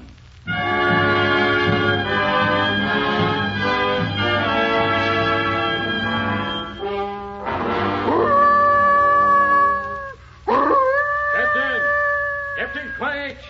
You have everyone in the house out here. Praise le bon Dieu. He's not that hurt. Oh, that devil Thoreau. Monsieur.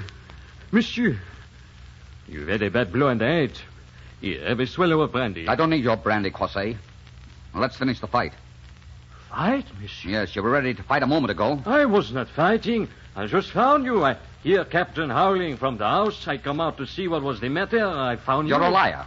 I saw you looking through my window with a gun in your hand, and then you came back later and tried to kill me when I lit the lamp. But I have not been near your windows. I tell you, I saw you. One face looks very like another looking through the window in the dark. I tell you, I'll mistake. You must believe me. Yeah? Then who did shoot at me? Do you know? I think I know. Then tell me. I cannot tell you. If I did, it might mean ruin for everyone in the house. Because that there would go after the man. When he come face to face with him, it would bring the world crashing about his ears. Then I'll go after the man myself and kill him. No, not yet. Not yet. We have a gang to deal with, not just one man. I'm only interested in one man. The man that shot at me through the window. The father of that baby. Why do you say it is the father of the baby? I just feel it, that's all. I'm going after him and find out, and then I'm going to kill him. That's the only way to deal with a man like that. That's the only answer.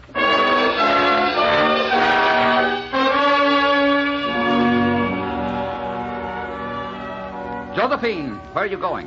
Darling, you shouldn't be out of bed. I'm going to see one of the neighbor's children that's sick. I'm taking some medicine to her. No, dear, you mustn't go out of this house. I've got to. There's no one else to go, and the child might die.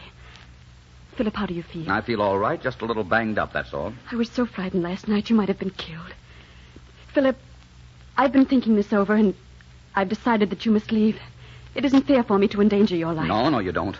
I'm seeing this thing through. I've a personal score to settle now. You see, I don't like being hit over the head with a rifle butt. And you know something? I heard a name last night, or dreamt it, I don't know which. But it keeps going around and around inside my head, and that name was Thoreau. Thoreau? I see you know the name. Yes, I know the name. Who is he? He's the leader of a band of murderers and thieves. He's a terrible man, Philip. Uh-huh. He's the baby's father, too, isn't he? I thought that was it. Do you love him? I despise him. Did you ever love him? No.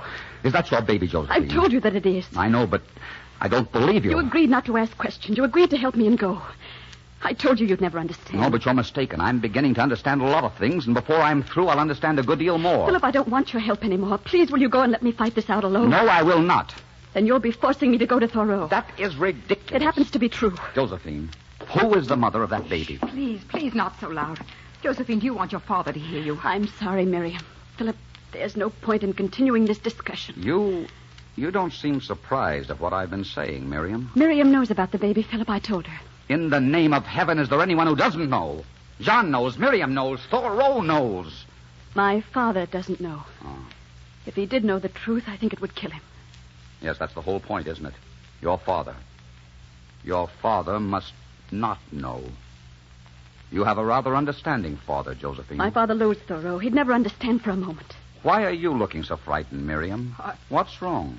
Nothing. I'm just so afraid John will hear you. Philip, if you want to come with me, come on. I have to get started. All right, darling. All right.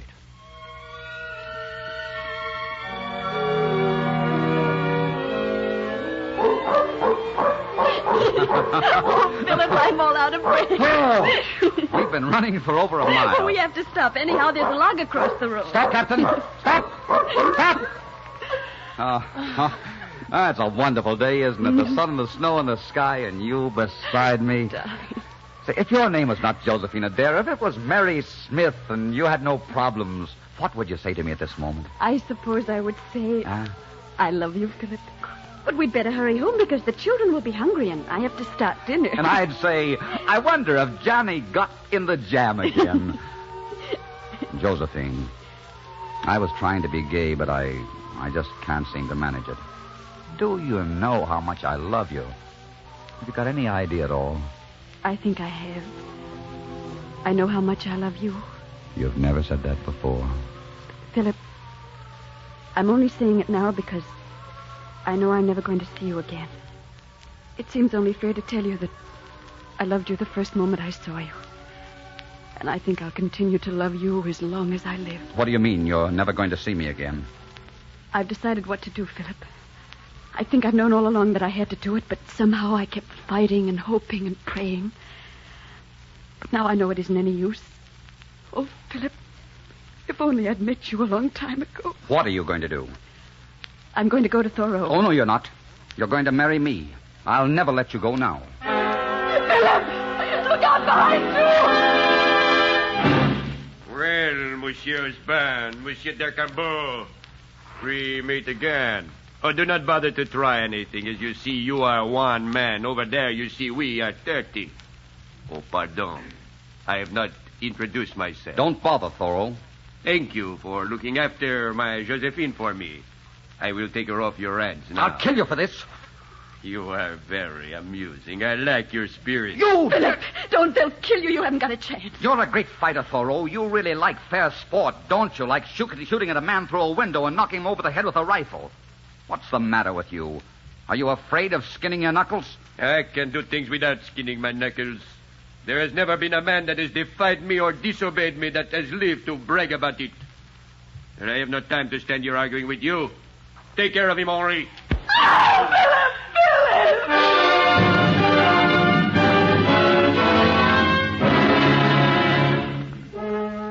It was almost dark when I regained consciousness, and the sled was still beside me, but 2 of the dogs were dead, and 4 had evidently been cut loose because they were gone. I staggered to my feet, fighting nausea and blackness that kept sweeping up on me. It was snowing again, and the snow swirled and pressed against me, and the wind tore at me. Sometimes I walked, and sometimes I crawled on my hands and knees. It seemed centuries before I saw the light of the house. I fell up the steps and into Jean's arms. Monsieur, what is it? Josephine, Jean, Thoreau, they've carried her off. They carried her off. Oh, may le bon Dieu watch over her. Come on, we've got to go for help. How many were there? Thoreau said 30. I'll get the sled. You can rest while we're on our way. We will get help, monsieur. We will get help.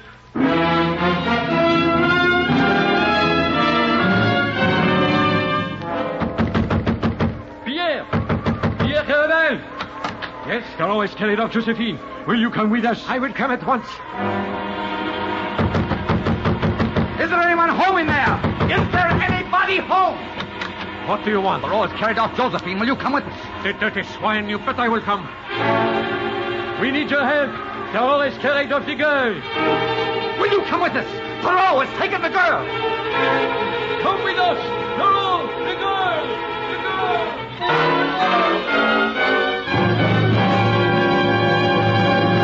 We reached Thoreau's cabin at dawn. We had gathered 20 strong and angry men. We paused a moment at the foot of the hill. They've seen us. Well, why are we waiting? Let us go up and root them out. They can pick us off like flies as we go up that hill. We've got to fight with caution. Jean, you take 10 of the men and leave me the rest to batter in the door. You can cover the windows with your fire while we rush the door with one of those logs over there. Let us go. Wait. There is something I would like to tell you. I may die today, or you may. I feel you have a right to know. You're going to tell me the baby is Miriam's. Josephine told you? No, I guessed. Miriam married Thoreau, or thought she did, 3 years ago. She found out he already had a wife in Quebec. The baby was born here. Josephine's father was ill in Montreal. Miriam went down to see him. He asked her to marry him. She did. And Mr. Adair knew nothing about the baby? No. Miriam was afraid to tell him at first, and later it was too late. Then Thoreau got wind of it, demanded that Josephine marry him. He has always wanted her. He said he would tell Adair everything if she did not. Josephine was in trouble all the way around. She had the baby. She knew her father was come home. So she decided to say baby was hers. She would have been wiser to say it was an orphan baby. I guess she did not think of that. Now she's in the hands of Thoreau. Well, she won't be for long. All right, men, let's go. We started forward, carrying the log to batter down the door. They fired at us. One of my log bearers crumpled down without a moan. Instantly, someone sprang forward and took his place. 20 yards more, and a second staggered out of line and sank in the snow. We were only 100 feet from the door now, but without a rock or a stump between us and death. Another man fell, and then a fourth, and a fifth. But nothing could stop us now. 50 feet, 40, 30, another man down, and behind us, John and his men were firing. And then the door. We broke it down. Then we were in the middle of the fight. Somehow we fought our way out of the house. We were greatly outnumbered. It was every man for himself now. I saw man after man go down, and suddenly I realized that we must lose, that Josephine was lost. And then I heard a sound. And I heard Josephine answer. Captain! Hero! Here! Come on! Here! The sound swept closer, the angry, threatening roar of her own dog pack following the trail her abductors had made. They heard the cries now. They were coming closer. An angry gray horde moving with the speed of the wind. And suddenly they shot out of the forest into the opening. Maloney's men went down before them. They were no match for the dog's anger. They paid with their lives for having provoked it.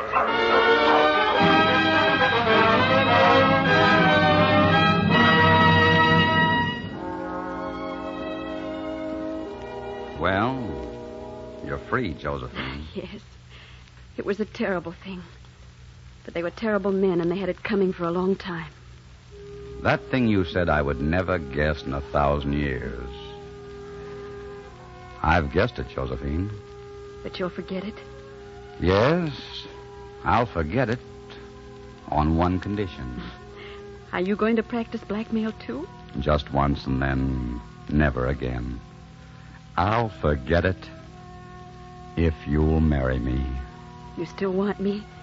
After all the grief and trouble I've caused you? Hey, I never stopped wanting you for a moment.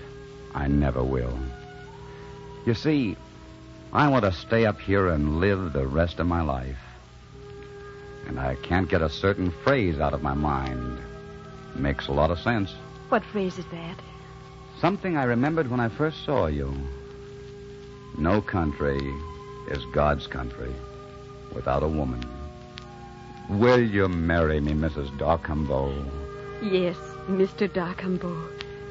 I'll marry you. Is it all right with you, Captain?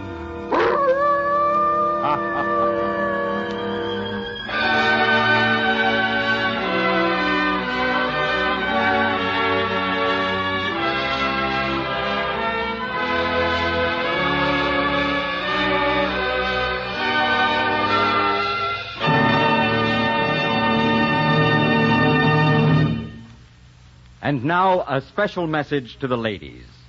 Of course, you want to feel and look as young and attractive as you should. But many women are needlessly throwing away their natural youthfulness simply because they fail to live sensibly and get enough certain indispensable vitamins and iron. Ladies, don't let that happen to you. Don't be guilty of throwing away your youthful charm. Just live sensibly and take Vitamins Plus once each day. Vitamins Plus gives you full protective amounts of all the certain indispensable vitamins and iron you must have to feel and look as young as you should. So be sure to make it your health charm routine. Vitamins Plus, just once each day. I am Adventure.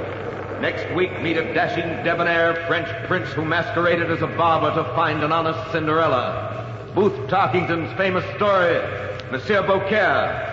Until next week, then, I am dangerously yours.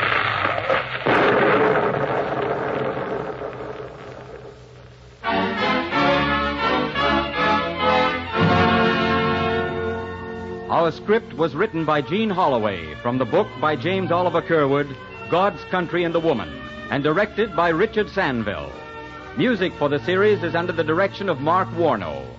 The part of Josephine was played by Claire Neeson. Be sure and listen in again next week when Vicks presents Dangerously Yours, starring Victor Jory. This is CBS, the Columbia Broadcasting System.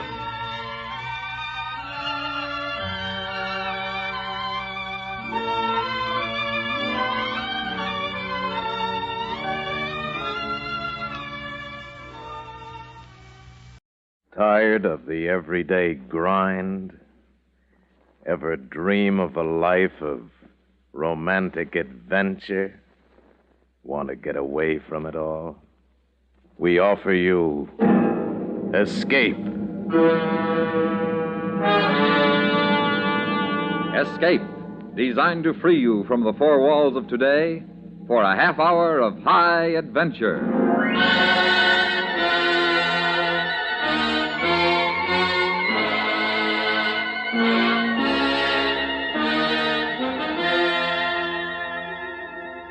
You are one of 4 people trapped in an isolated trading post somewhere in the Yukon territory. The blizzard outside making escape impossible. And you know that before the spring thaws release you, before you can leave this cabin behind you, one of your companions, by consent of the others, will be killed. Listen now as Escape brings you Les Crutchfield's story, Judgment Day at Crippled Deer.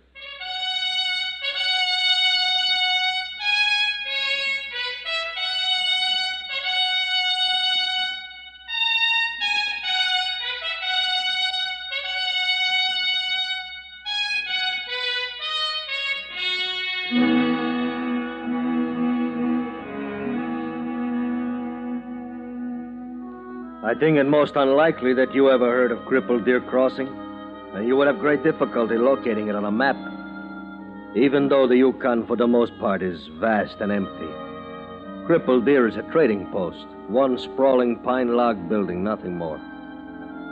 But it's been my home and my business for 20 years now, and in the course of time I have grown fond of it, even grown fond of the bitter cruelty of the Great North. Yes, fond, too, of the long winters, snowbound, dark, when the trappers and miners have all gone outside, and we wait alone for the coming of spring. But of one such winter I am not fond. I still wake at times from dreaming of it, lie shuddering and fearful in the darkness. That was the winter of the black snow, when the horror came moaning on the wind and no man could look in another's eyes without shame and loathing and hate. Listen, LeClaire. Listen to it. I know that sound and the gray skies and the black in the west. It's going to hit us before tomorrow morning. Oh, it's close, all right. What do you think, Joe? Many wolf track in snow last night. Much hunting. Bear now asleep. I think maybe one day, maybe two, then big blizzard come. All right, 2 days then. That's still cutting it too close. He ought to be here by now. Real anxious, ain't you, Bella? Just can't wait. Honey, what's Marco got that we ain't got? You wouldn't know, Higgins. You would, though, wouldn't you, sweetheart? At least he's got a civil tongue in his head. And he's also got a lot of things you'd give your right arm for, Higgins. He knows how to laugh and live and how to make other people laugh and live. I'll bet he does. And he knows how to treat a woman. Yeah, any woman the way I hear it. You shut that mouth of yours right now or I'll make you wish you had. You will, Higgins, in a day or two now the blizzard comes. Close the trails. And we here, then all of us together the rest of the winter. Here, this one building, no way to get out. I tell you once and for all, I will not have this kind of feeling. Then let him shut up. Can't take a joke. That's enough, Higgins. You've got a right to be worried. I'm worried myself. Marco and Blakey don't have enough grub up there. If they get snowed into that mine, they can't possibly last out the winter. And that blizzard is close. Should have come down by now. I was just funning her, LeClaire. Sorry, Belle. Then watch what you're saying. Don't worry. They'll make it all right. Why, Marco Moore knows more about this country and the weather than most people. No talk. Hear sound. Well, what is it, Joe? Dog team. Sled coming. Marco. Must be Marco and Blakey. Where's those binoculars? Maybe we can see them when they come through the gap, huh? Higgins, help me open the window. Might not be them, Belle. Could be Robertson. Not him. He's too smart a Mountie to get snowed in this far from Dawson. Come on, push. All right, here. Let me see now. It's nearly too dark to... Hey, there's a sled, all right, coming out of the gap. It's them. It is them, isn't it? I can't quite make... No, it's only one man. A Mountie. No, not Robertson. It's Blakey. But Marco is not with him. What? Blakey coming in alone. Alone? 2 partner go. One come back very bad. No, shut up, Joe. Don't pay any attention to him, Belle. Marco is all right. He better be. For Blakey's sake, he better be.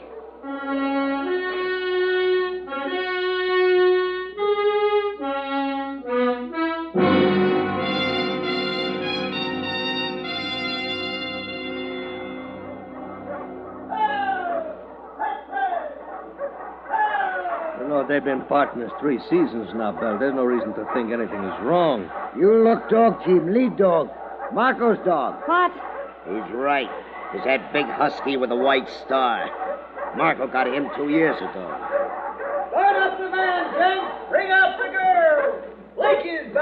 I don't know.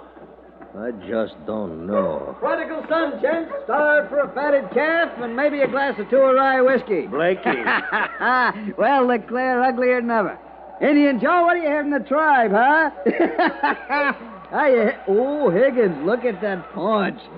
And Belle. Ah, sweetheart, you make up for all of them. Gorgeous. Blakey, where's Marco? Marco? Well, ain't he here yet? Should he be? Well, he pulled out a few days before I did. I stayed on till yesterday working the claim. Of course, he might have stopped off someplace. Where? Stopped off where? Well, maybe at Jackson River. The factor at the post there's got a pair of mighty pretty daughters, Belle. You better get your dogs out of harness, Blakey, and get your stuff inside. It may start snowing. Yeah, looks like it's building up a good one. Say, Blakey, that lead dog there, he's new, ain't he? Why, I guess you could call it that. That's Marco's dog. Marco traded with me. He figured I'd be running closer to the storm, so I'd need a better lead dog than he would, so he traded with me. I see. You see what? What's this all about? You act like it's a matter of life and death.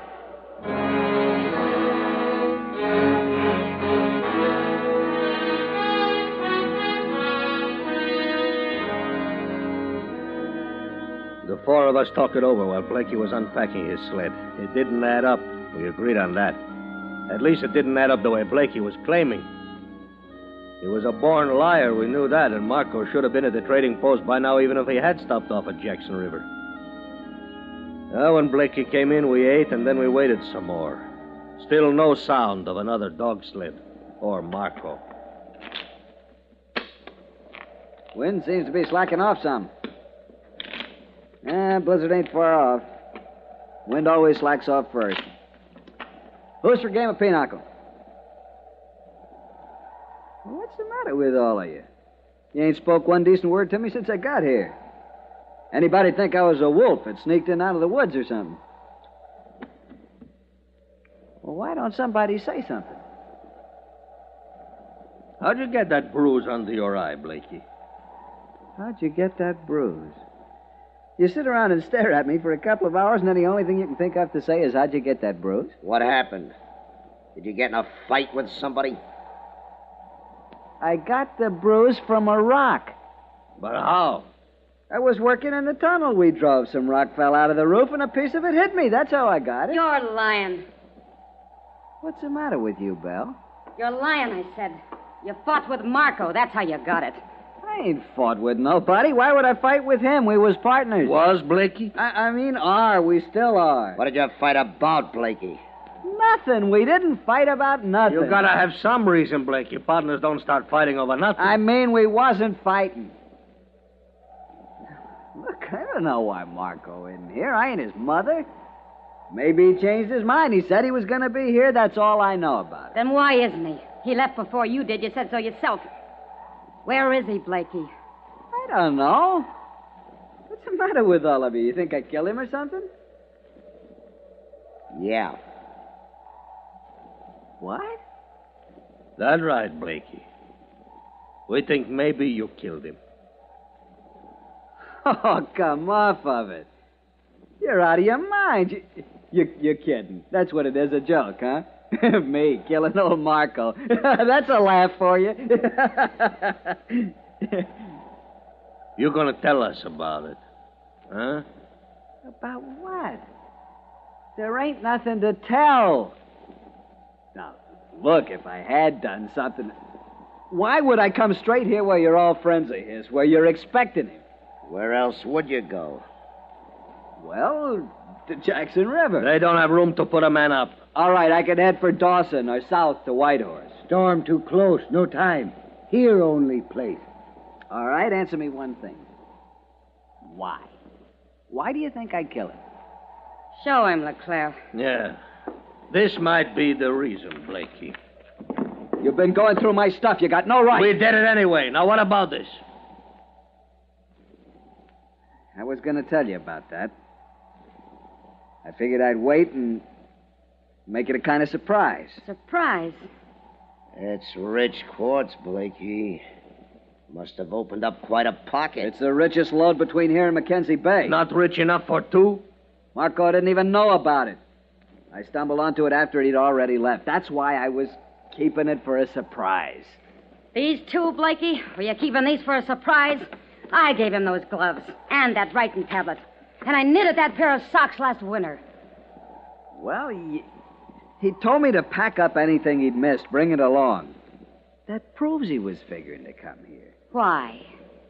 Well, look, I know you're worried about Marco and all. Do you? But you're thinking the wrong way, all of you. You're all wrong. You're mixed up. You're saying you didn't kill Marco. But you ain't saying it very good. Joe, show him what you found in the sled. You've got no right to bother my things. This. That's your knife, Blakey? It was a fox. I shot it on the trail. Skinned it for the dogs. That's how the blood got on it. You skinned fox? What'd you do with skin? I left it. I'm a miner, not a trapper. I don't know anything about skins. Now look, the whole bunch of you. I'm getting fed up with this. Questions, accusing me. What do you think you are, a court of some kind? I don't have to answer anything. I ain't on trial.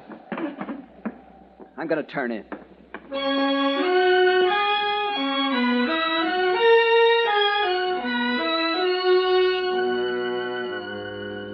Next morning, the barometer dropped again, and we knew that blizzard would hit any minute.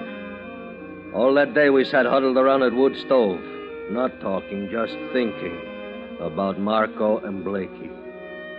And just after dark, Blakey went outside to settle his dog team. By the time he came back in, we decided.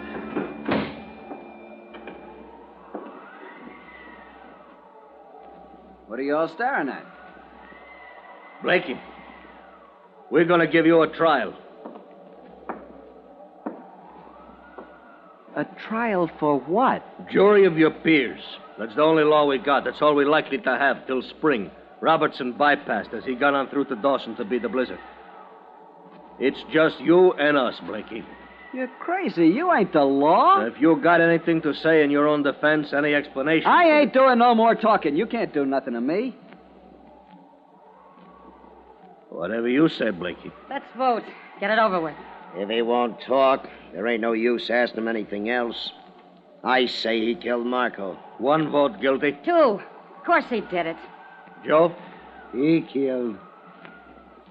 That's 3 guilty, and mine makes 4.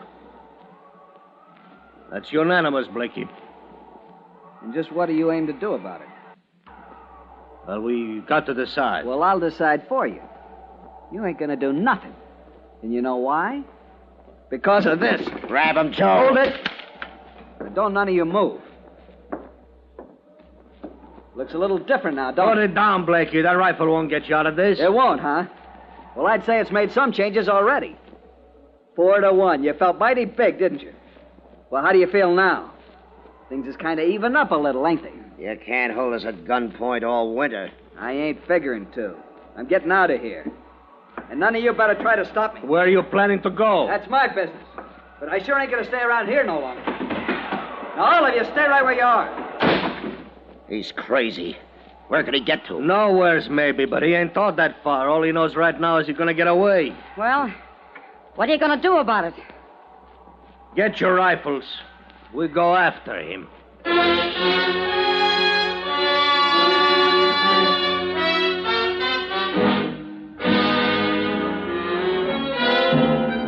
You are listening to Judgment Day at Crippled Deer, tonight's presentation of Escape. Saturday night on CBS Radio's thrilling Western series called Gunsmoke, meet United States Marshal Matt Dillon. Marshal Dillon faces another problem this Saturday, a problem as real and vital as the Old West itself, and just as full of action as well. Don't miss the exciting, unusual drama on CBS Radio's Gunsmoke, Saturday night on most of these stations. And now, Escape and the second act of Judgment Day at Crippled Deer.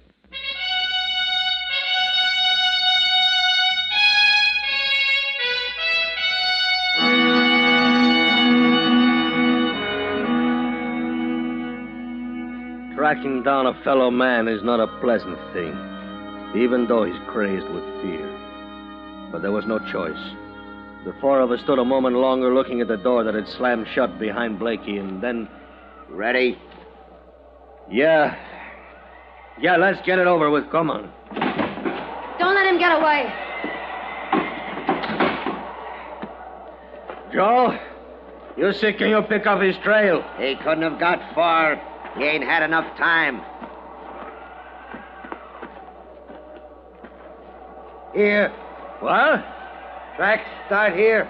Come. It's pitch dark to me. How can you see any tracks? Me see. Come. He seems to be heading back up the trail. On foot, without even snowshoes. He's out of his mind.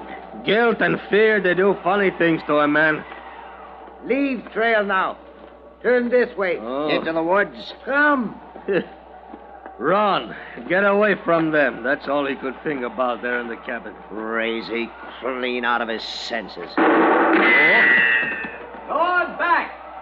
Stay away from me. He's hauled up in that storage shed up on the creek bank. I saw the flash. Why don't we leave him there? Let him get snowed in. Let him starve. No. When a man begins to starve, he gets dangerous. He has that rifle, and there's a whole case of ammunition in that shed. He could hang around the cabin and pick us off one at a time. Me go. Me bring him. You think you can slip up on him, Joe? You talk. Shoot guns. Make noise. I go. Blakey! Get out of here. Going back to the post. Maybe this'll shake him up a little. You're wasting your time. I got cover and you ain't. A dirty murderer. I'll blast him out of there if it's the last thing I do. Hold it. You might hit the Indian. Why don't you tell us about it, Blakey? About Marco. Get it off your chest. Where did you bury him? I didn't bury nobody. You mean you left him for the wolves? You don't stop saying that, I'll get every last one of you before... Hey, Joe must have got inside. You come now. Everything all right. No trouble. You come. All right. Let's go get him.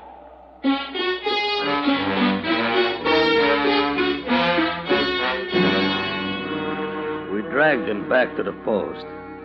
We tied his hands together behind his back and locked him in one of the bunk rooms. Then we sat, the four of us. We didn't say much. Not looking at one another, knowing what we had to decide, putting it off as long as we could. And then it was Belle, who had been in love with Marco and was ready not to go to pieces any minute, finally brought it out in the open. We can't sit here and put it off all winter. We got to decide what we're going to do. Get it over with. I suppose you're right. You know I'm right. What's the matter with all of you? What are you afraid of? It's a big responsibility, Belle. Not from me. Maybe you can feel sympathy for him, but I don't. He don't even count.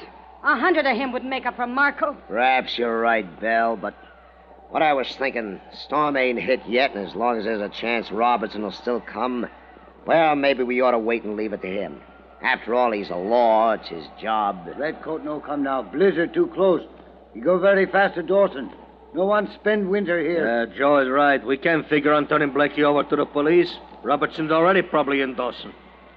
And we can't try to keep him prisoner clear through the winter. I guess we all agree on that. You know what I agree on. So I guess we better make up our minds, huh? Mine's made up now. You know that. Yes, I know that, Belle. Law of my people say, man who kill friend must die always. I don't know, LeClaire. Killing a man in a fight or a battle when you're crazy mad, that's one thing. But doing it in cold blood like this, well, it ain't easy to face it. It ain't the same. I guess we all feel that way about it. None of us want to do it. It looks to me like we don't have much choice. We don't, and the sooner the better. I don't know. The Mountie might still come. Make up your mind, Higgins. If you're afraid, say so. Well, it ain't that. You agree with the rest of us then, or don't you? Yeah, I agree. Well, it's settled then. Well, we might as well get it over with, huh? How are you thinking to do it, LeClaire? Well, hanging, that's the usual way, I guess. That roof pole outside the front of the cabin, we could take him up on the roof and tie the other end of the rope to that pole. And then make him step off. How much of a fall does it take? I only seen it done once down in the States. Wouldn't do to have it go wrong. No call for him to suffer any more than this. No, we'd do careful. We plan it all out. Stop talking about it and do it. Do it and get it over with. We're going to, Belle. Well, get on with it. Oh, Joe, get a ladder up against the eaves out there, huh? Higgins and me, we cut a piece of rope. Good.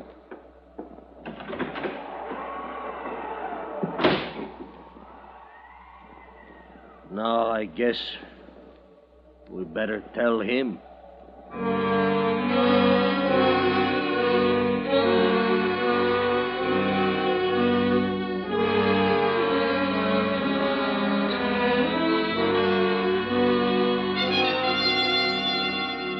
Hang me? You've decided to hang me? Blakey. You don't even know what you're saying. People don't sit down and decide they're going to hang somebody and expect to get away with it. You can't take the law into your own hands. You're just making it harder for us, Blakely. Harder for you? I'll make it harder for you when Robertson shows up. Robertson ain't going to show up.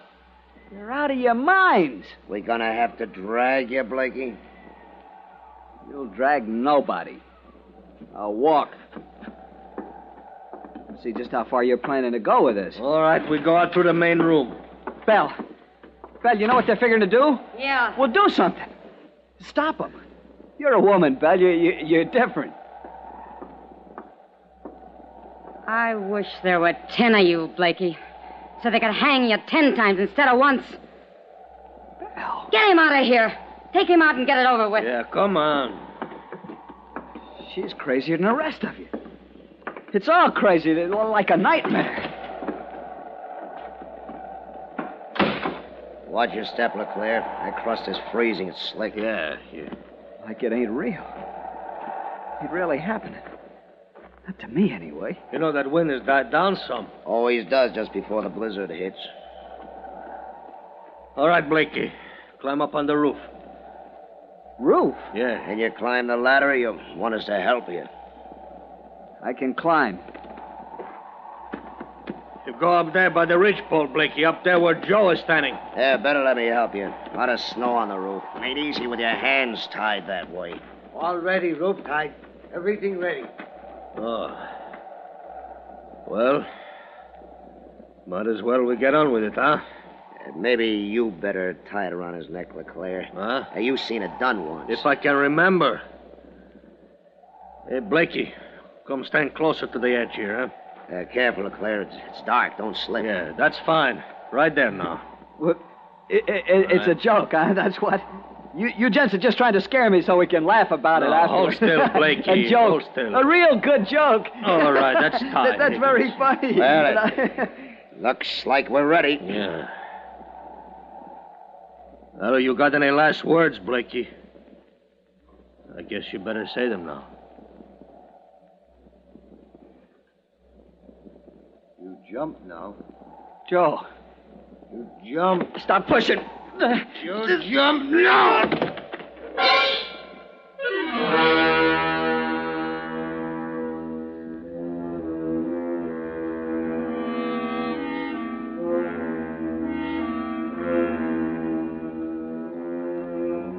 We went inside. We left him swinging there, figured to take him down in daylight and bury him. I opened a bottle of brandy and we drank some fast in gulps. We needed it because it wasn't easy to do it. Not in cold blood that way. It didn't change much either when we stopped to think about it. It didn't bring Marco back to life, killing Blakey. Even Belle, who was crazy for revenge, was feeling sick. Then we got to thinking about Robertson, too, how he never missed stopping by before on his last trip out to Dawson. And then Joe heard it. Dogs! Here, dogs! Sled come! Robertson. I told you we ought to wait. Now we're in for it. We gotta do something. We gotta think of something to tell him, make up a story. What, with Blakey still hanging out there? What story? Well, we gotta do something. All we can do is tell him the truth and hope he sees it the way we did. He's an old-timer in the North. He'll understand. We'll make him understand. He'll be snowed in with us here. All us together for the rest of the winter. We'll make him understand. We did right. At least we know it. I think he will. Got a steak and a drink for a hungry man? Well? Marco. Why all the surprise? I promised you I'd be here, didn't I, Belle? Stopped over a couple of days in Jackson River. Dang near got snowed in. Say, did Blakey make it all right? He was going to leave the mine a couple of days after I did.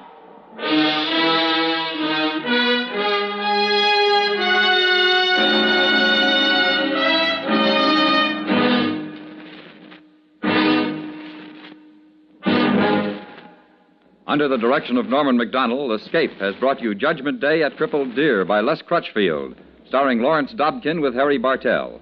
Featured in the cast were Lou Krugman, Georgia Ellis, James Nusser, and Clayton Post. Your announcer, George Walsh. The special music for Escape is composed and conducted by Leith Stevens. Next week.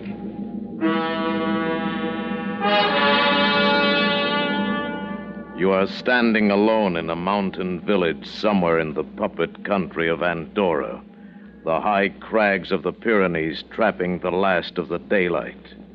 And you know that in one of the stone houses facing you, behind one of the doors that is closed against you, is a beautiful woman whom you must find before she meets her death.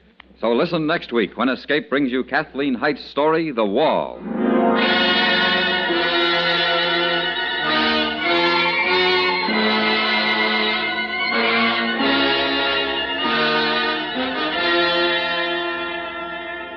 Saturday night on CBS Radio, gangbusters reveal the true facts behind a fantastic hotel holdup in which three comical bad guys with a wicked sense of humor terrorize Manhattan hotel guests, rob them, and vanish into the night after commandeering the hotel for their own high profit without interference. Hear Gangbusters' true crime case history Saturday night on most of these stations. Listen while you work. Enjoy Young Dr. Malone every Monday through Friday in the daytime on the CBS Radio Network.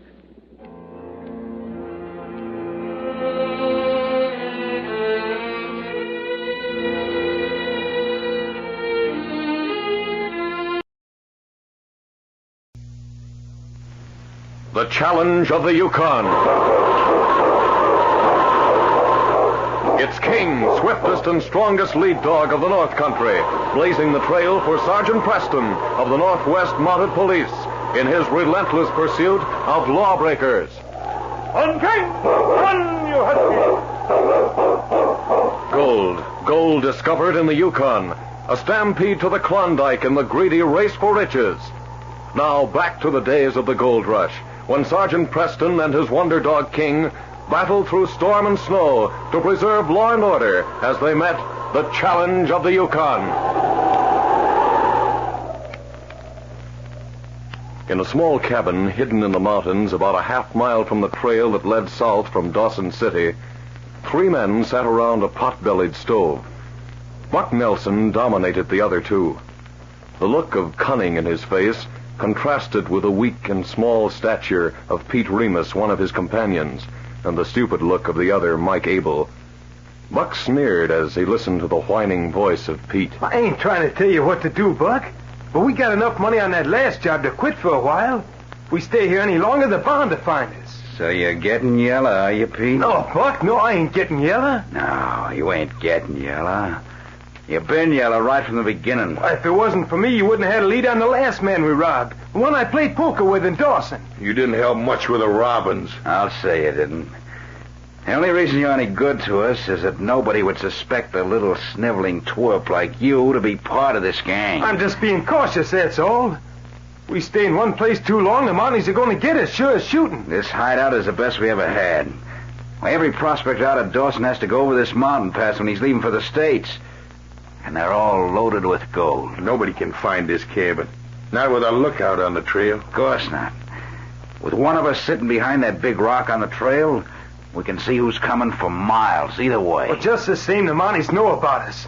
Everybody was talking about these robberies the other night. They said Sergeant Preston was on the case. Him and that dog of his. There's one man I'd give my right arm to get. Either him or his dog. They're the ones who got Jake, my best pal, 3 years ago in Whitehorse. And I shouldn't think you'd want to stay in a territory where Preston's stationed. You wouldn't, you yellow crybaby. Outsmarting Preston is more of a pleasure than the gold we're getting. I'll make a monkey out of him if it takes 10 years. You already have made a monkey out of him, Buck. Well, I'm not so sure. Wonder where Vic is. You better get your park on, Mike, and go out and take his place in the rock. He'll be cold by now. Sure. It's my turn to take the watch. There's Vic now. Buck, there's a sudden dog team coming up the trail with just one man driving it. And there's nobody else in sight for miles, and the sled is loaded. How does the weather look? It's going to snow. It's starting to now. It looks as if this one is made to order for us. Come on, boys. We'll see what's on this sled. Maybe it's just a prospect to a supplies. And maybe it's a sled full of gold. Come on, you little welcher. You're not staying behind. All right, Buck, I'm coming. Didn't mean I didn't want to help you. We'll hurry down to the pass. And we're handling this the way we did the others. I'm doing the shooting, and you boys be ready to act when I yell. Come on, hurry up. All right, Buck. Down the trail a short distance, the men stood tense and silent behind some rocks as the dog team and sled approached. Then Buck raised his rifle slowly. This'll take care of him. I'd better give him another for good measure. You got him, Buck. You hit him the first time. Come on, let's get over there. Mike, stop that dog there. Hold up there. This man's dead, Buck. Fine. You and Vic put his body on the sled and take it as far as the place we turn off to the hideout. You going to take to the dogs to the cabin? Of course, now we can't keep him. Cut him loose when we get to the turn off the trail. You and Pete bring everything on the sled up to the cabin and then throw the sled into the ravine. Mike and I will carry this body to the cabin, see if he has a money belt on him or gold sewed in his clothes. Come on, hurry. We got to get everything off this trail before anyone comes. The early darkness was falling, and a lantern lighted the cabin where Buck and Mike were searching the clothing of the man they had killed. He sure wasn't carrying much money. These are funny clothes for a prospector. Hey, here's some papers in his pockets. Give them to me. There's a letter. It's addressed to Father John Murphy. No wonder he isn't carrying any money. He's a priest. Priest? For all the rotten luck. All that trouble for nothing. Hey, Mike. Come on, Calvin. All right. The rest of the stuff is on the sled. This box is heavy. It's all I could carry. Yeah, I'll give you a hand. Put it on the table. I'll get the rest of the stuff. Wonder what's in there. Come on, Mike. Let's get that canvas off it. Yeah. Sure was heavy. We'll have it open in a minute. I'll put these fur blankets back here. This is the rest of it was on the sled. Shut it over the ravine. This box is more interesting than anything else he had on the sled. He's got a cross on it. A cross? The man we shot was a priest. A priest? No. Oh, you shouldn't have killed a priest, Buck. What do you think's in the box? It's got a lock on it. It's bad luck to kill a priest, Buck. You shouldn't have All killed right, him. quit your whining. Maybe the key to that lock's in his clothes. I got a quicker way. Hand me that axe. Killing a priest. If the Mounties Will you keep your mouth shut? Here's the axe. Now we'll see how much gold he was carrying. Buck, you hit the cross. You broke it right through the middle. This is the last time I'll tell you to shut up. Look, there's gold in this box. He must have been taking it somewhere. It's probably church money. Not anymore, it isn't. This is the best haul we've made. We should have taken the money and let him go. Killing the priest. I suppose we should let him bring the Mounties right back here to our hideout. But it's bad luck, I tell you. I tell you to keep your mouth shut, don't I? Well, maybe this will help you. Now get up. Get up, you yellow pup. You and Vic are taking that body out and burning it. All right, Buck.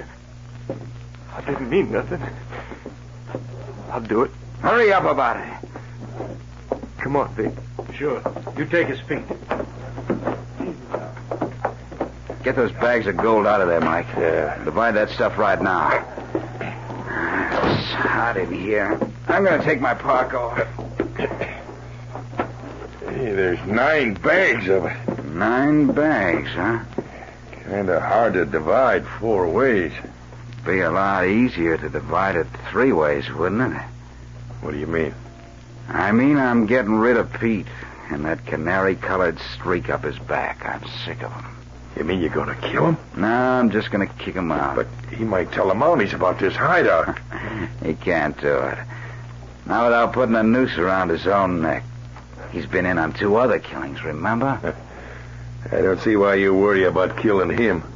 You sure never bothered about those others. I know, but Pete's always been around.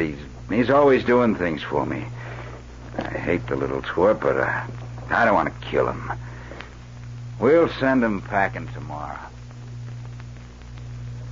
The following day, the new fallen snow reflected the bright sun shining from a cloudless sky. But inside the cabin, Pete sensed something ominous as he nervously cleared away the breakfast dishes. I'll clear this table, Buck. You want some more tea? Put those dishes down. What? You're getting out of here. Buck, you don't know what you're saying.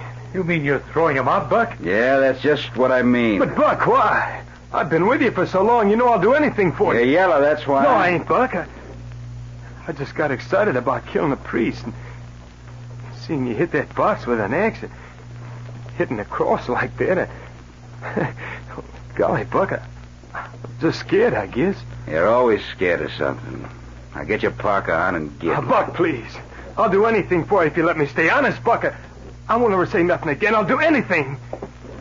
Mike, tell him to let me stay, Mike. Quit being a crybaby and do what Buck says. And don't get any fancy ideas about your share of the church money. We wouldn't want it to bring you any bad luck. How can you say I'm yellow, Buck? You were there when I shot the prospector 2 weeks ago. I did it just like you told me to. Yeah, and you shook so bad I almost had to hold the gun for you.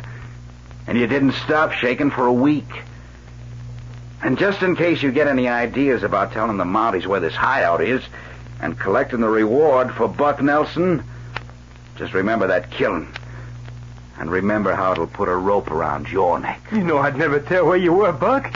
See that you don't. Now get out. Oh, Buck, please. Mike, you follow him to the trail, and if he turns back this way, shoot him. Buck, please, won't you give me... Get that park on and get out of here before I lose my temper. Don't bother to pack anything. Just get out fast. I can't stand the sight of you.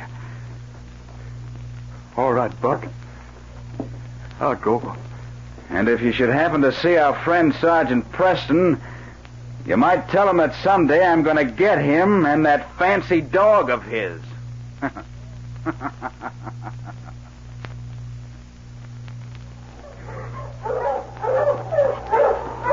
Sergeant Preston of the Northwest Mounted Police was driving his dog team along the trail when he suddenly noticed a man floundering about aimlessly in circles off the trail. Then the Mountie heard his cry. Help! Help me! Help! What's the team, boy? Stay here, King. Putting on his snowshoes, the Mountie soon reached the man, who was waist high in the deep snow. Help me! Help! I'm coming. What's wrong with you? I can't see. I'm snowblind. I got off the trail. Snowblind? And you're out here all alone? Or where'd you come from? What? The mountains.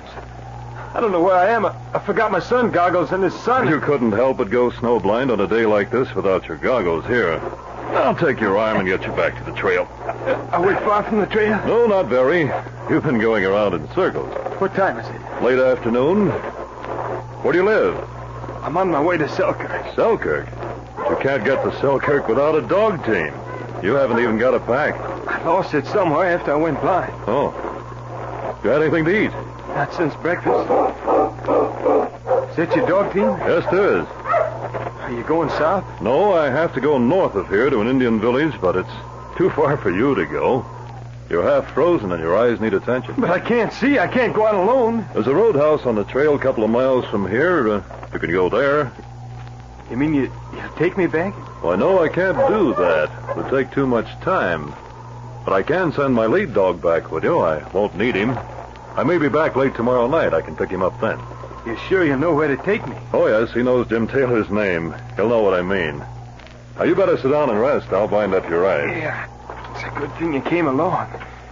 Who are you? Why, my name's Bill. This dog of yours must be plenty smart. He'll take me back to that roadhouse all alone. He will if I tell him to. There. Now keep that scarf around your eyes. Yeah. When you get to the roadhouse, Jim Taylor will fix them for you. When did you say you'd be back to pick up the dog? Well, I'll try and get back tomorrow night. You'll be better by tomorrow, so if you don't feel too weak, you can go ahead wherever you're going. Just leave King with Jim. Is that his name? And dogs, I mean, King? Yes. Oh, we weren't calling you yet, old boy. Seems to me I've heard about a dog named King. Well, lots of dogs are called that. Now I'll give you something to eat before you start out. You'll remember to leave King with Jim, won't you? Oh, sure. I'll leave him there, don't worry. Pete's heart beat fast with excitement as he stumbled along the trail after the big dog. If only his eyes got better in time, he could find out at the roadhouse if this were the dog he thought it was. King didn't like to leave his master, but he was trained to obey him, so he led the way dutifully to the door of Jim Taylor's roadhouse. There, we made it. Now if I can find the door. Hello, who is it? Is this Jim Taylor's roadhouse? Yes, come in. But I can't... Oh, wait. I'll help you. Something's wrong with your eyes. It's dark. I couldn't see you. Come in. I'm snowblind. I'll be all right pretty soon. Why, this is King. You must have met Sergeant Preston. Didn't he come back with you? Sergeant Preston? Yes, King here is his lead dog. Oh, Sergeant Preston, the Mountie. Oh, yeah, sure, I met him. He's a good friend of mine. Sit down here. You must be tired. Yeah, thanks. Yeah, I am tired. Went blind, lost my pack. Preston found me. You were lucky. He was in a hurry to get up to the Indian village, or I'm sure he'd have brought you back. Yeah, that's why he sent the dog. Well, King is just as good as a man. Are you going to meet Preston back here? No, he said he was going straight back to Dawson City. He said to bring King back there when my eyes were better. I'll fix your eyes for you. They'll be better by tomorrow morning. I hope so. And after I fixed them, you better have some supper. It was early the following morning that Pete left the roadhouse with King on leash. The big dog was puzzled about Pete, as he no longer had to lead him. But his master had told him not to leave this man, so he trotted along obediently. As Pete made his way back toward the mountain hideout, he remembered Buck's words. Sergeant Preston. Yeah. There's one man I'd give my right arm to get. Either him or his dog. Yeah, the dog. Outsmarting Preston is more of a pleasure than the gold we're getting. Now he'll take me back with him. Now Buck won't think I'm yellow. Keep right on going, King. But we're making a wide circle. I'm not taking a chance on crossing that Mountie's trail. Not a chance, King. Darkness was approaching as Pete went up the secret trail to the cabin hideout. Mike came out of the cabin door. Pete, what are you doing here? Is Buck in the cabin? No, he's up in the lookout. He and Vic. I gotta put this dog in the cabin quick. Where'd you get that I'll dog? tell you in a minute. All right, King, go on in. Preston's coming soon. There, we got him. Why are you doing that? Whose dog is it? You'll be surprised when I tell you. Oh, here comes Buck now. Thought I told you to get out and stay out. Why'd you come back here? I think you're going to change your mind about me, Buck. You're lucky we didn't plug you. Vic and I watched you coming up the trail. What'd you do with the dog you had? He's in the cabin. I brought him back to give to you for a present. Listen, you fool. Take that cur and get out of here. If Vic hadn't argued with me, I'd have sent a bullet through you for coming back. Buck, you said you'd give your right arm to get Sergeant Preston. Or his dog. Sergeant... You mean that's his dog? It sure is. It's King. I don't believe it. It is King. Listen to him. Guess he's figured out he's been trapped. Now you can't say I'm yellow, Buck. But the Mountie, where is he? He'll trail you up here. Did you steal that dog? No. I went snowblind. Met the Mountie. He let me have King to lead me back to a roadhouse because he was in a hurry to get somewhere. He can't trail me here because the trail's packed hard. We didn't leave any tracks. I've been waiting for this. I'll put a bullet in that cur, and we won't have to worry too much about Preston for a while. He'll spend his time looking for his dog, not for us. He's a fine dog. Maybe we could keep him and sell him when we get over the border. Are you loco? Nah, this is a chance I've been waiting for. I'm gonna plug him right now. I'll get the dog now, and someday I'll get Preston. King knew he was trapped. He sensed danger in the cabin as he heard the rough voices of the men outside and smelled the blood on the floor where the priest's body had lain. He looked frantically for an escape, and then, as the footsteps approached and the handle turned on the door, he saw the small opening of a window high above his head. As the door opened, King leaped. He went out the window. Go around the cabin, Buck. I'll get him. The great dog raced down the slope behind the cabin toward the ravine. He heard the whine of a bullet close to his head, and then suddenly a sharp stinging pain in his shoulder. He stumbled and reeled with the shock of it, and then rolled over and over down the steep slope to the ravine below. As he lay there half-stunned, he heard the exultant voice of Pete echoing from above. You got him, Buck! You got him! He rolled over and over. I saw him! Painfully, the big gray dog dragged himself to his feet. Bruised and shaken, he made his way slowly toward a small cave nearby. A white-hot pain shot through his side, and he left a trail of blood on the white snow.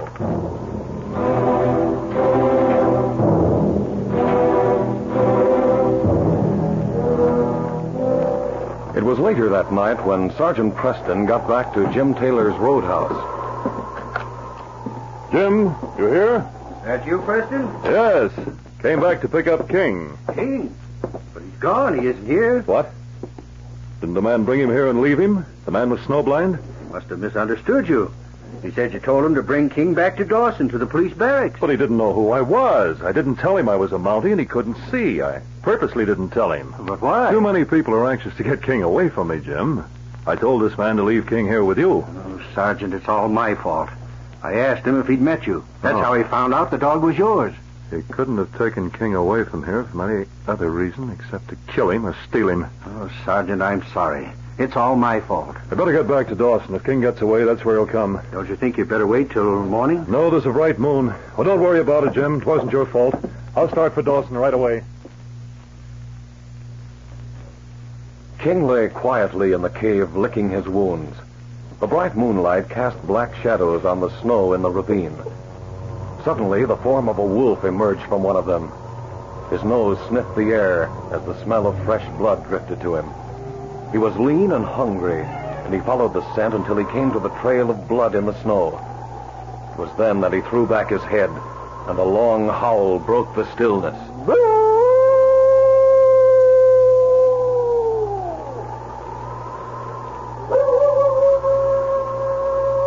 King, in the small cave at the side of the ravine, lifted his head at the sound. A low growl rumbled in his throat, and the fur on his back rose as he crouched, waiting, the pain of his wound forgotten with this new danger that faced him. He waited silently, his ears pricked forward, and then he saw the shadow of the wolf before the cave. Gathering every bit of his remaining strength, he launched forward quickly. His jaws clamped on the throat of the wolf, and they rolled snarling in a heap. The wolf tried frantically to rid himself of the iron jaws choking out his life. He thrashed about wildly, throwing the great dog from side to side, but King held on. Gradually, the wolf grew weaker, and then everything was still. King's jaws loosened, and too weak to move, he lay quietly beside the lifeless gray body.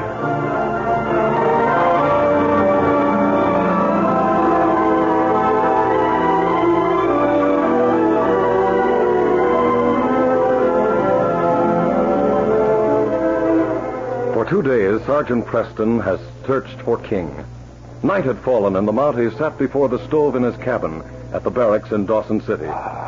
He was lonely and depressed, and avoided his fellow officers, who wisely left him alone with his trouble.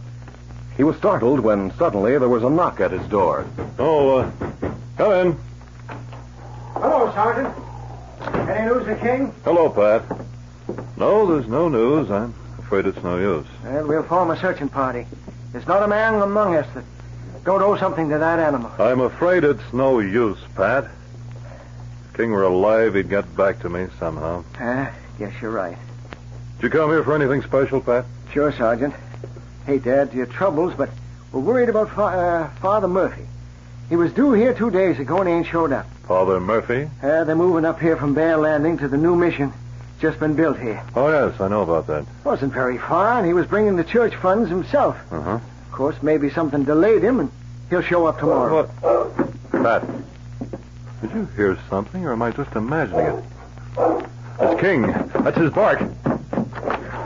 Pat, it's King. King, old fella, you got back. Oh, King, come here, boy. Let me look at you. Yeah, he's got dried blood all over him.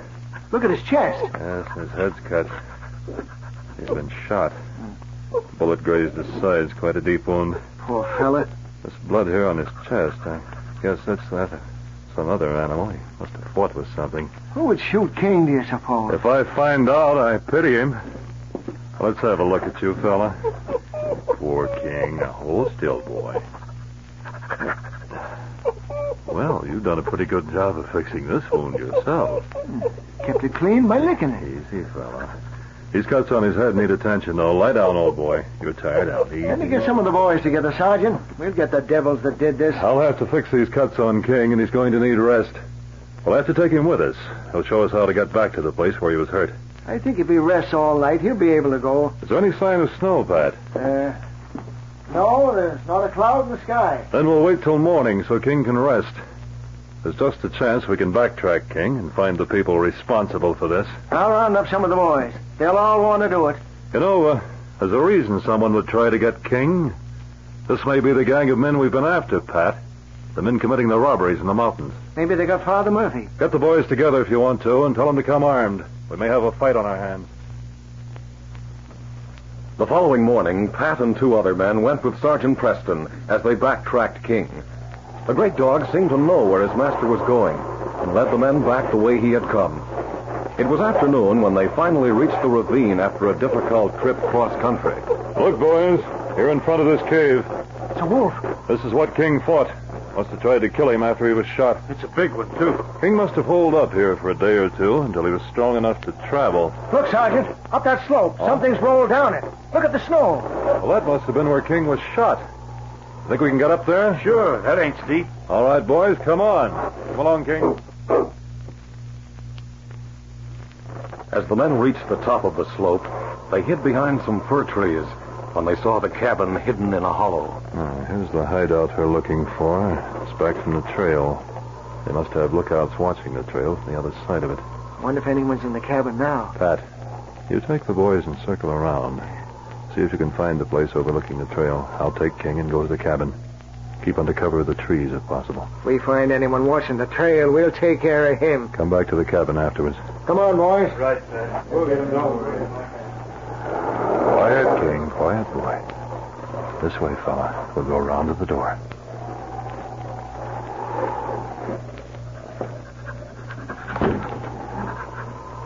Oh, nobody here. I guess we'll just stay here and wait. It was a short time later that Sergeant Preston heard footsteps approaching. King whined and wagged his tail so the sergeant knew it was Pat. Sergeant Preston, you all right? Yes, there was nobody here. Well, we got 2 men sitting behind some rocks overlooking the trail. The boys are tying them up and gagging them. We heard them say something about someone called Buck who's coming up the trail. He and another man are probably coming here. That's fine, Pat. I'll be quiet and stand beside the door there in the shadows. I found something in this cabin, and I think these are the men we're after. Here, King. Beside me, fella. Quiet, King. Quiet, boy. Someone's coming. Got my flag, Pete? Yeah, I got it.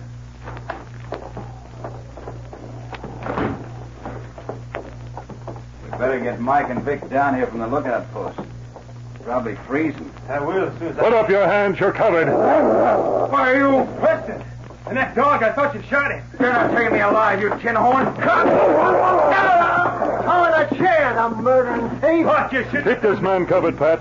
Get up, Buck. Is that your name? He hit his head when he fell. He's knocked out. Buck! Oh. He hit his head on this box. On the box? Keep still, you, and keep your hands up. He's dead.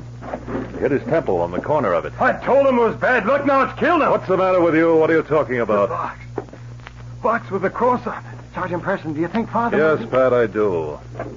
That's what I meant when I said I found something in this cabin. This box belonged to a church. I didn't want Buck to kill him. We didn't know he was a priest. A dirty rat. Buck killed Father Murphy? Yes, yes.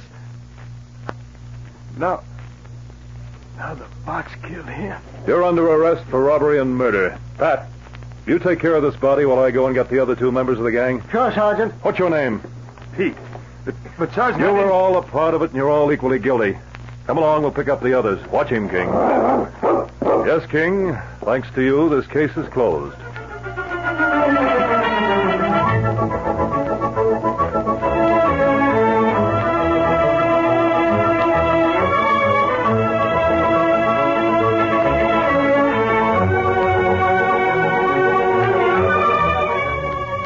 The Challenge of the Yukon is a copyrighted feature originated by George W. Trendle and brought to you each week at this time.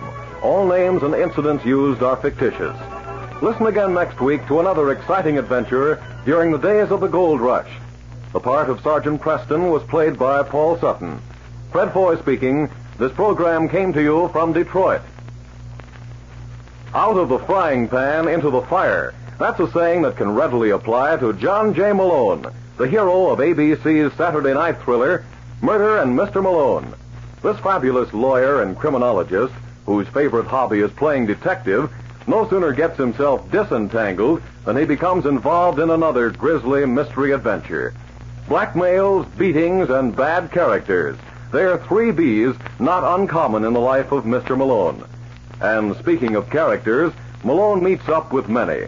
Every case he goes on is different, and everyone is crowded with minute after minute of thrilling adventure, suspense, and intrigue. For a radio show that mixes crime busting with one of the cleverest criminal lawyers around town, be on hand for Murder and Mr. Malone, on the air tonight over most of these same ABC stations. This is ABC, the American Broadcasting Company.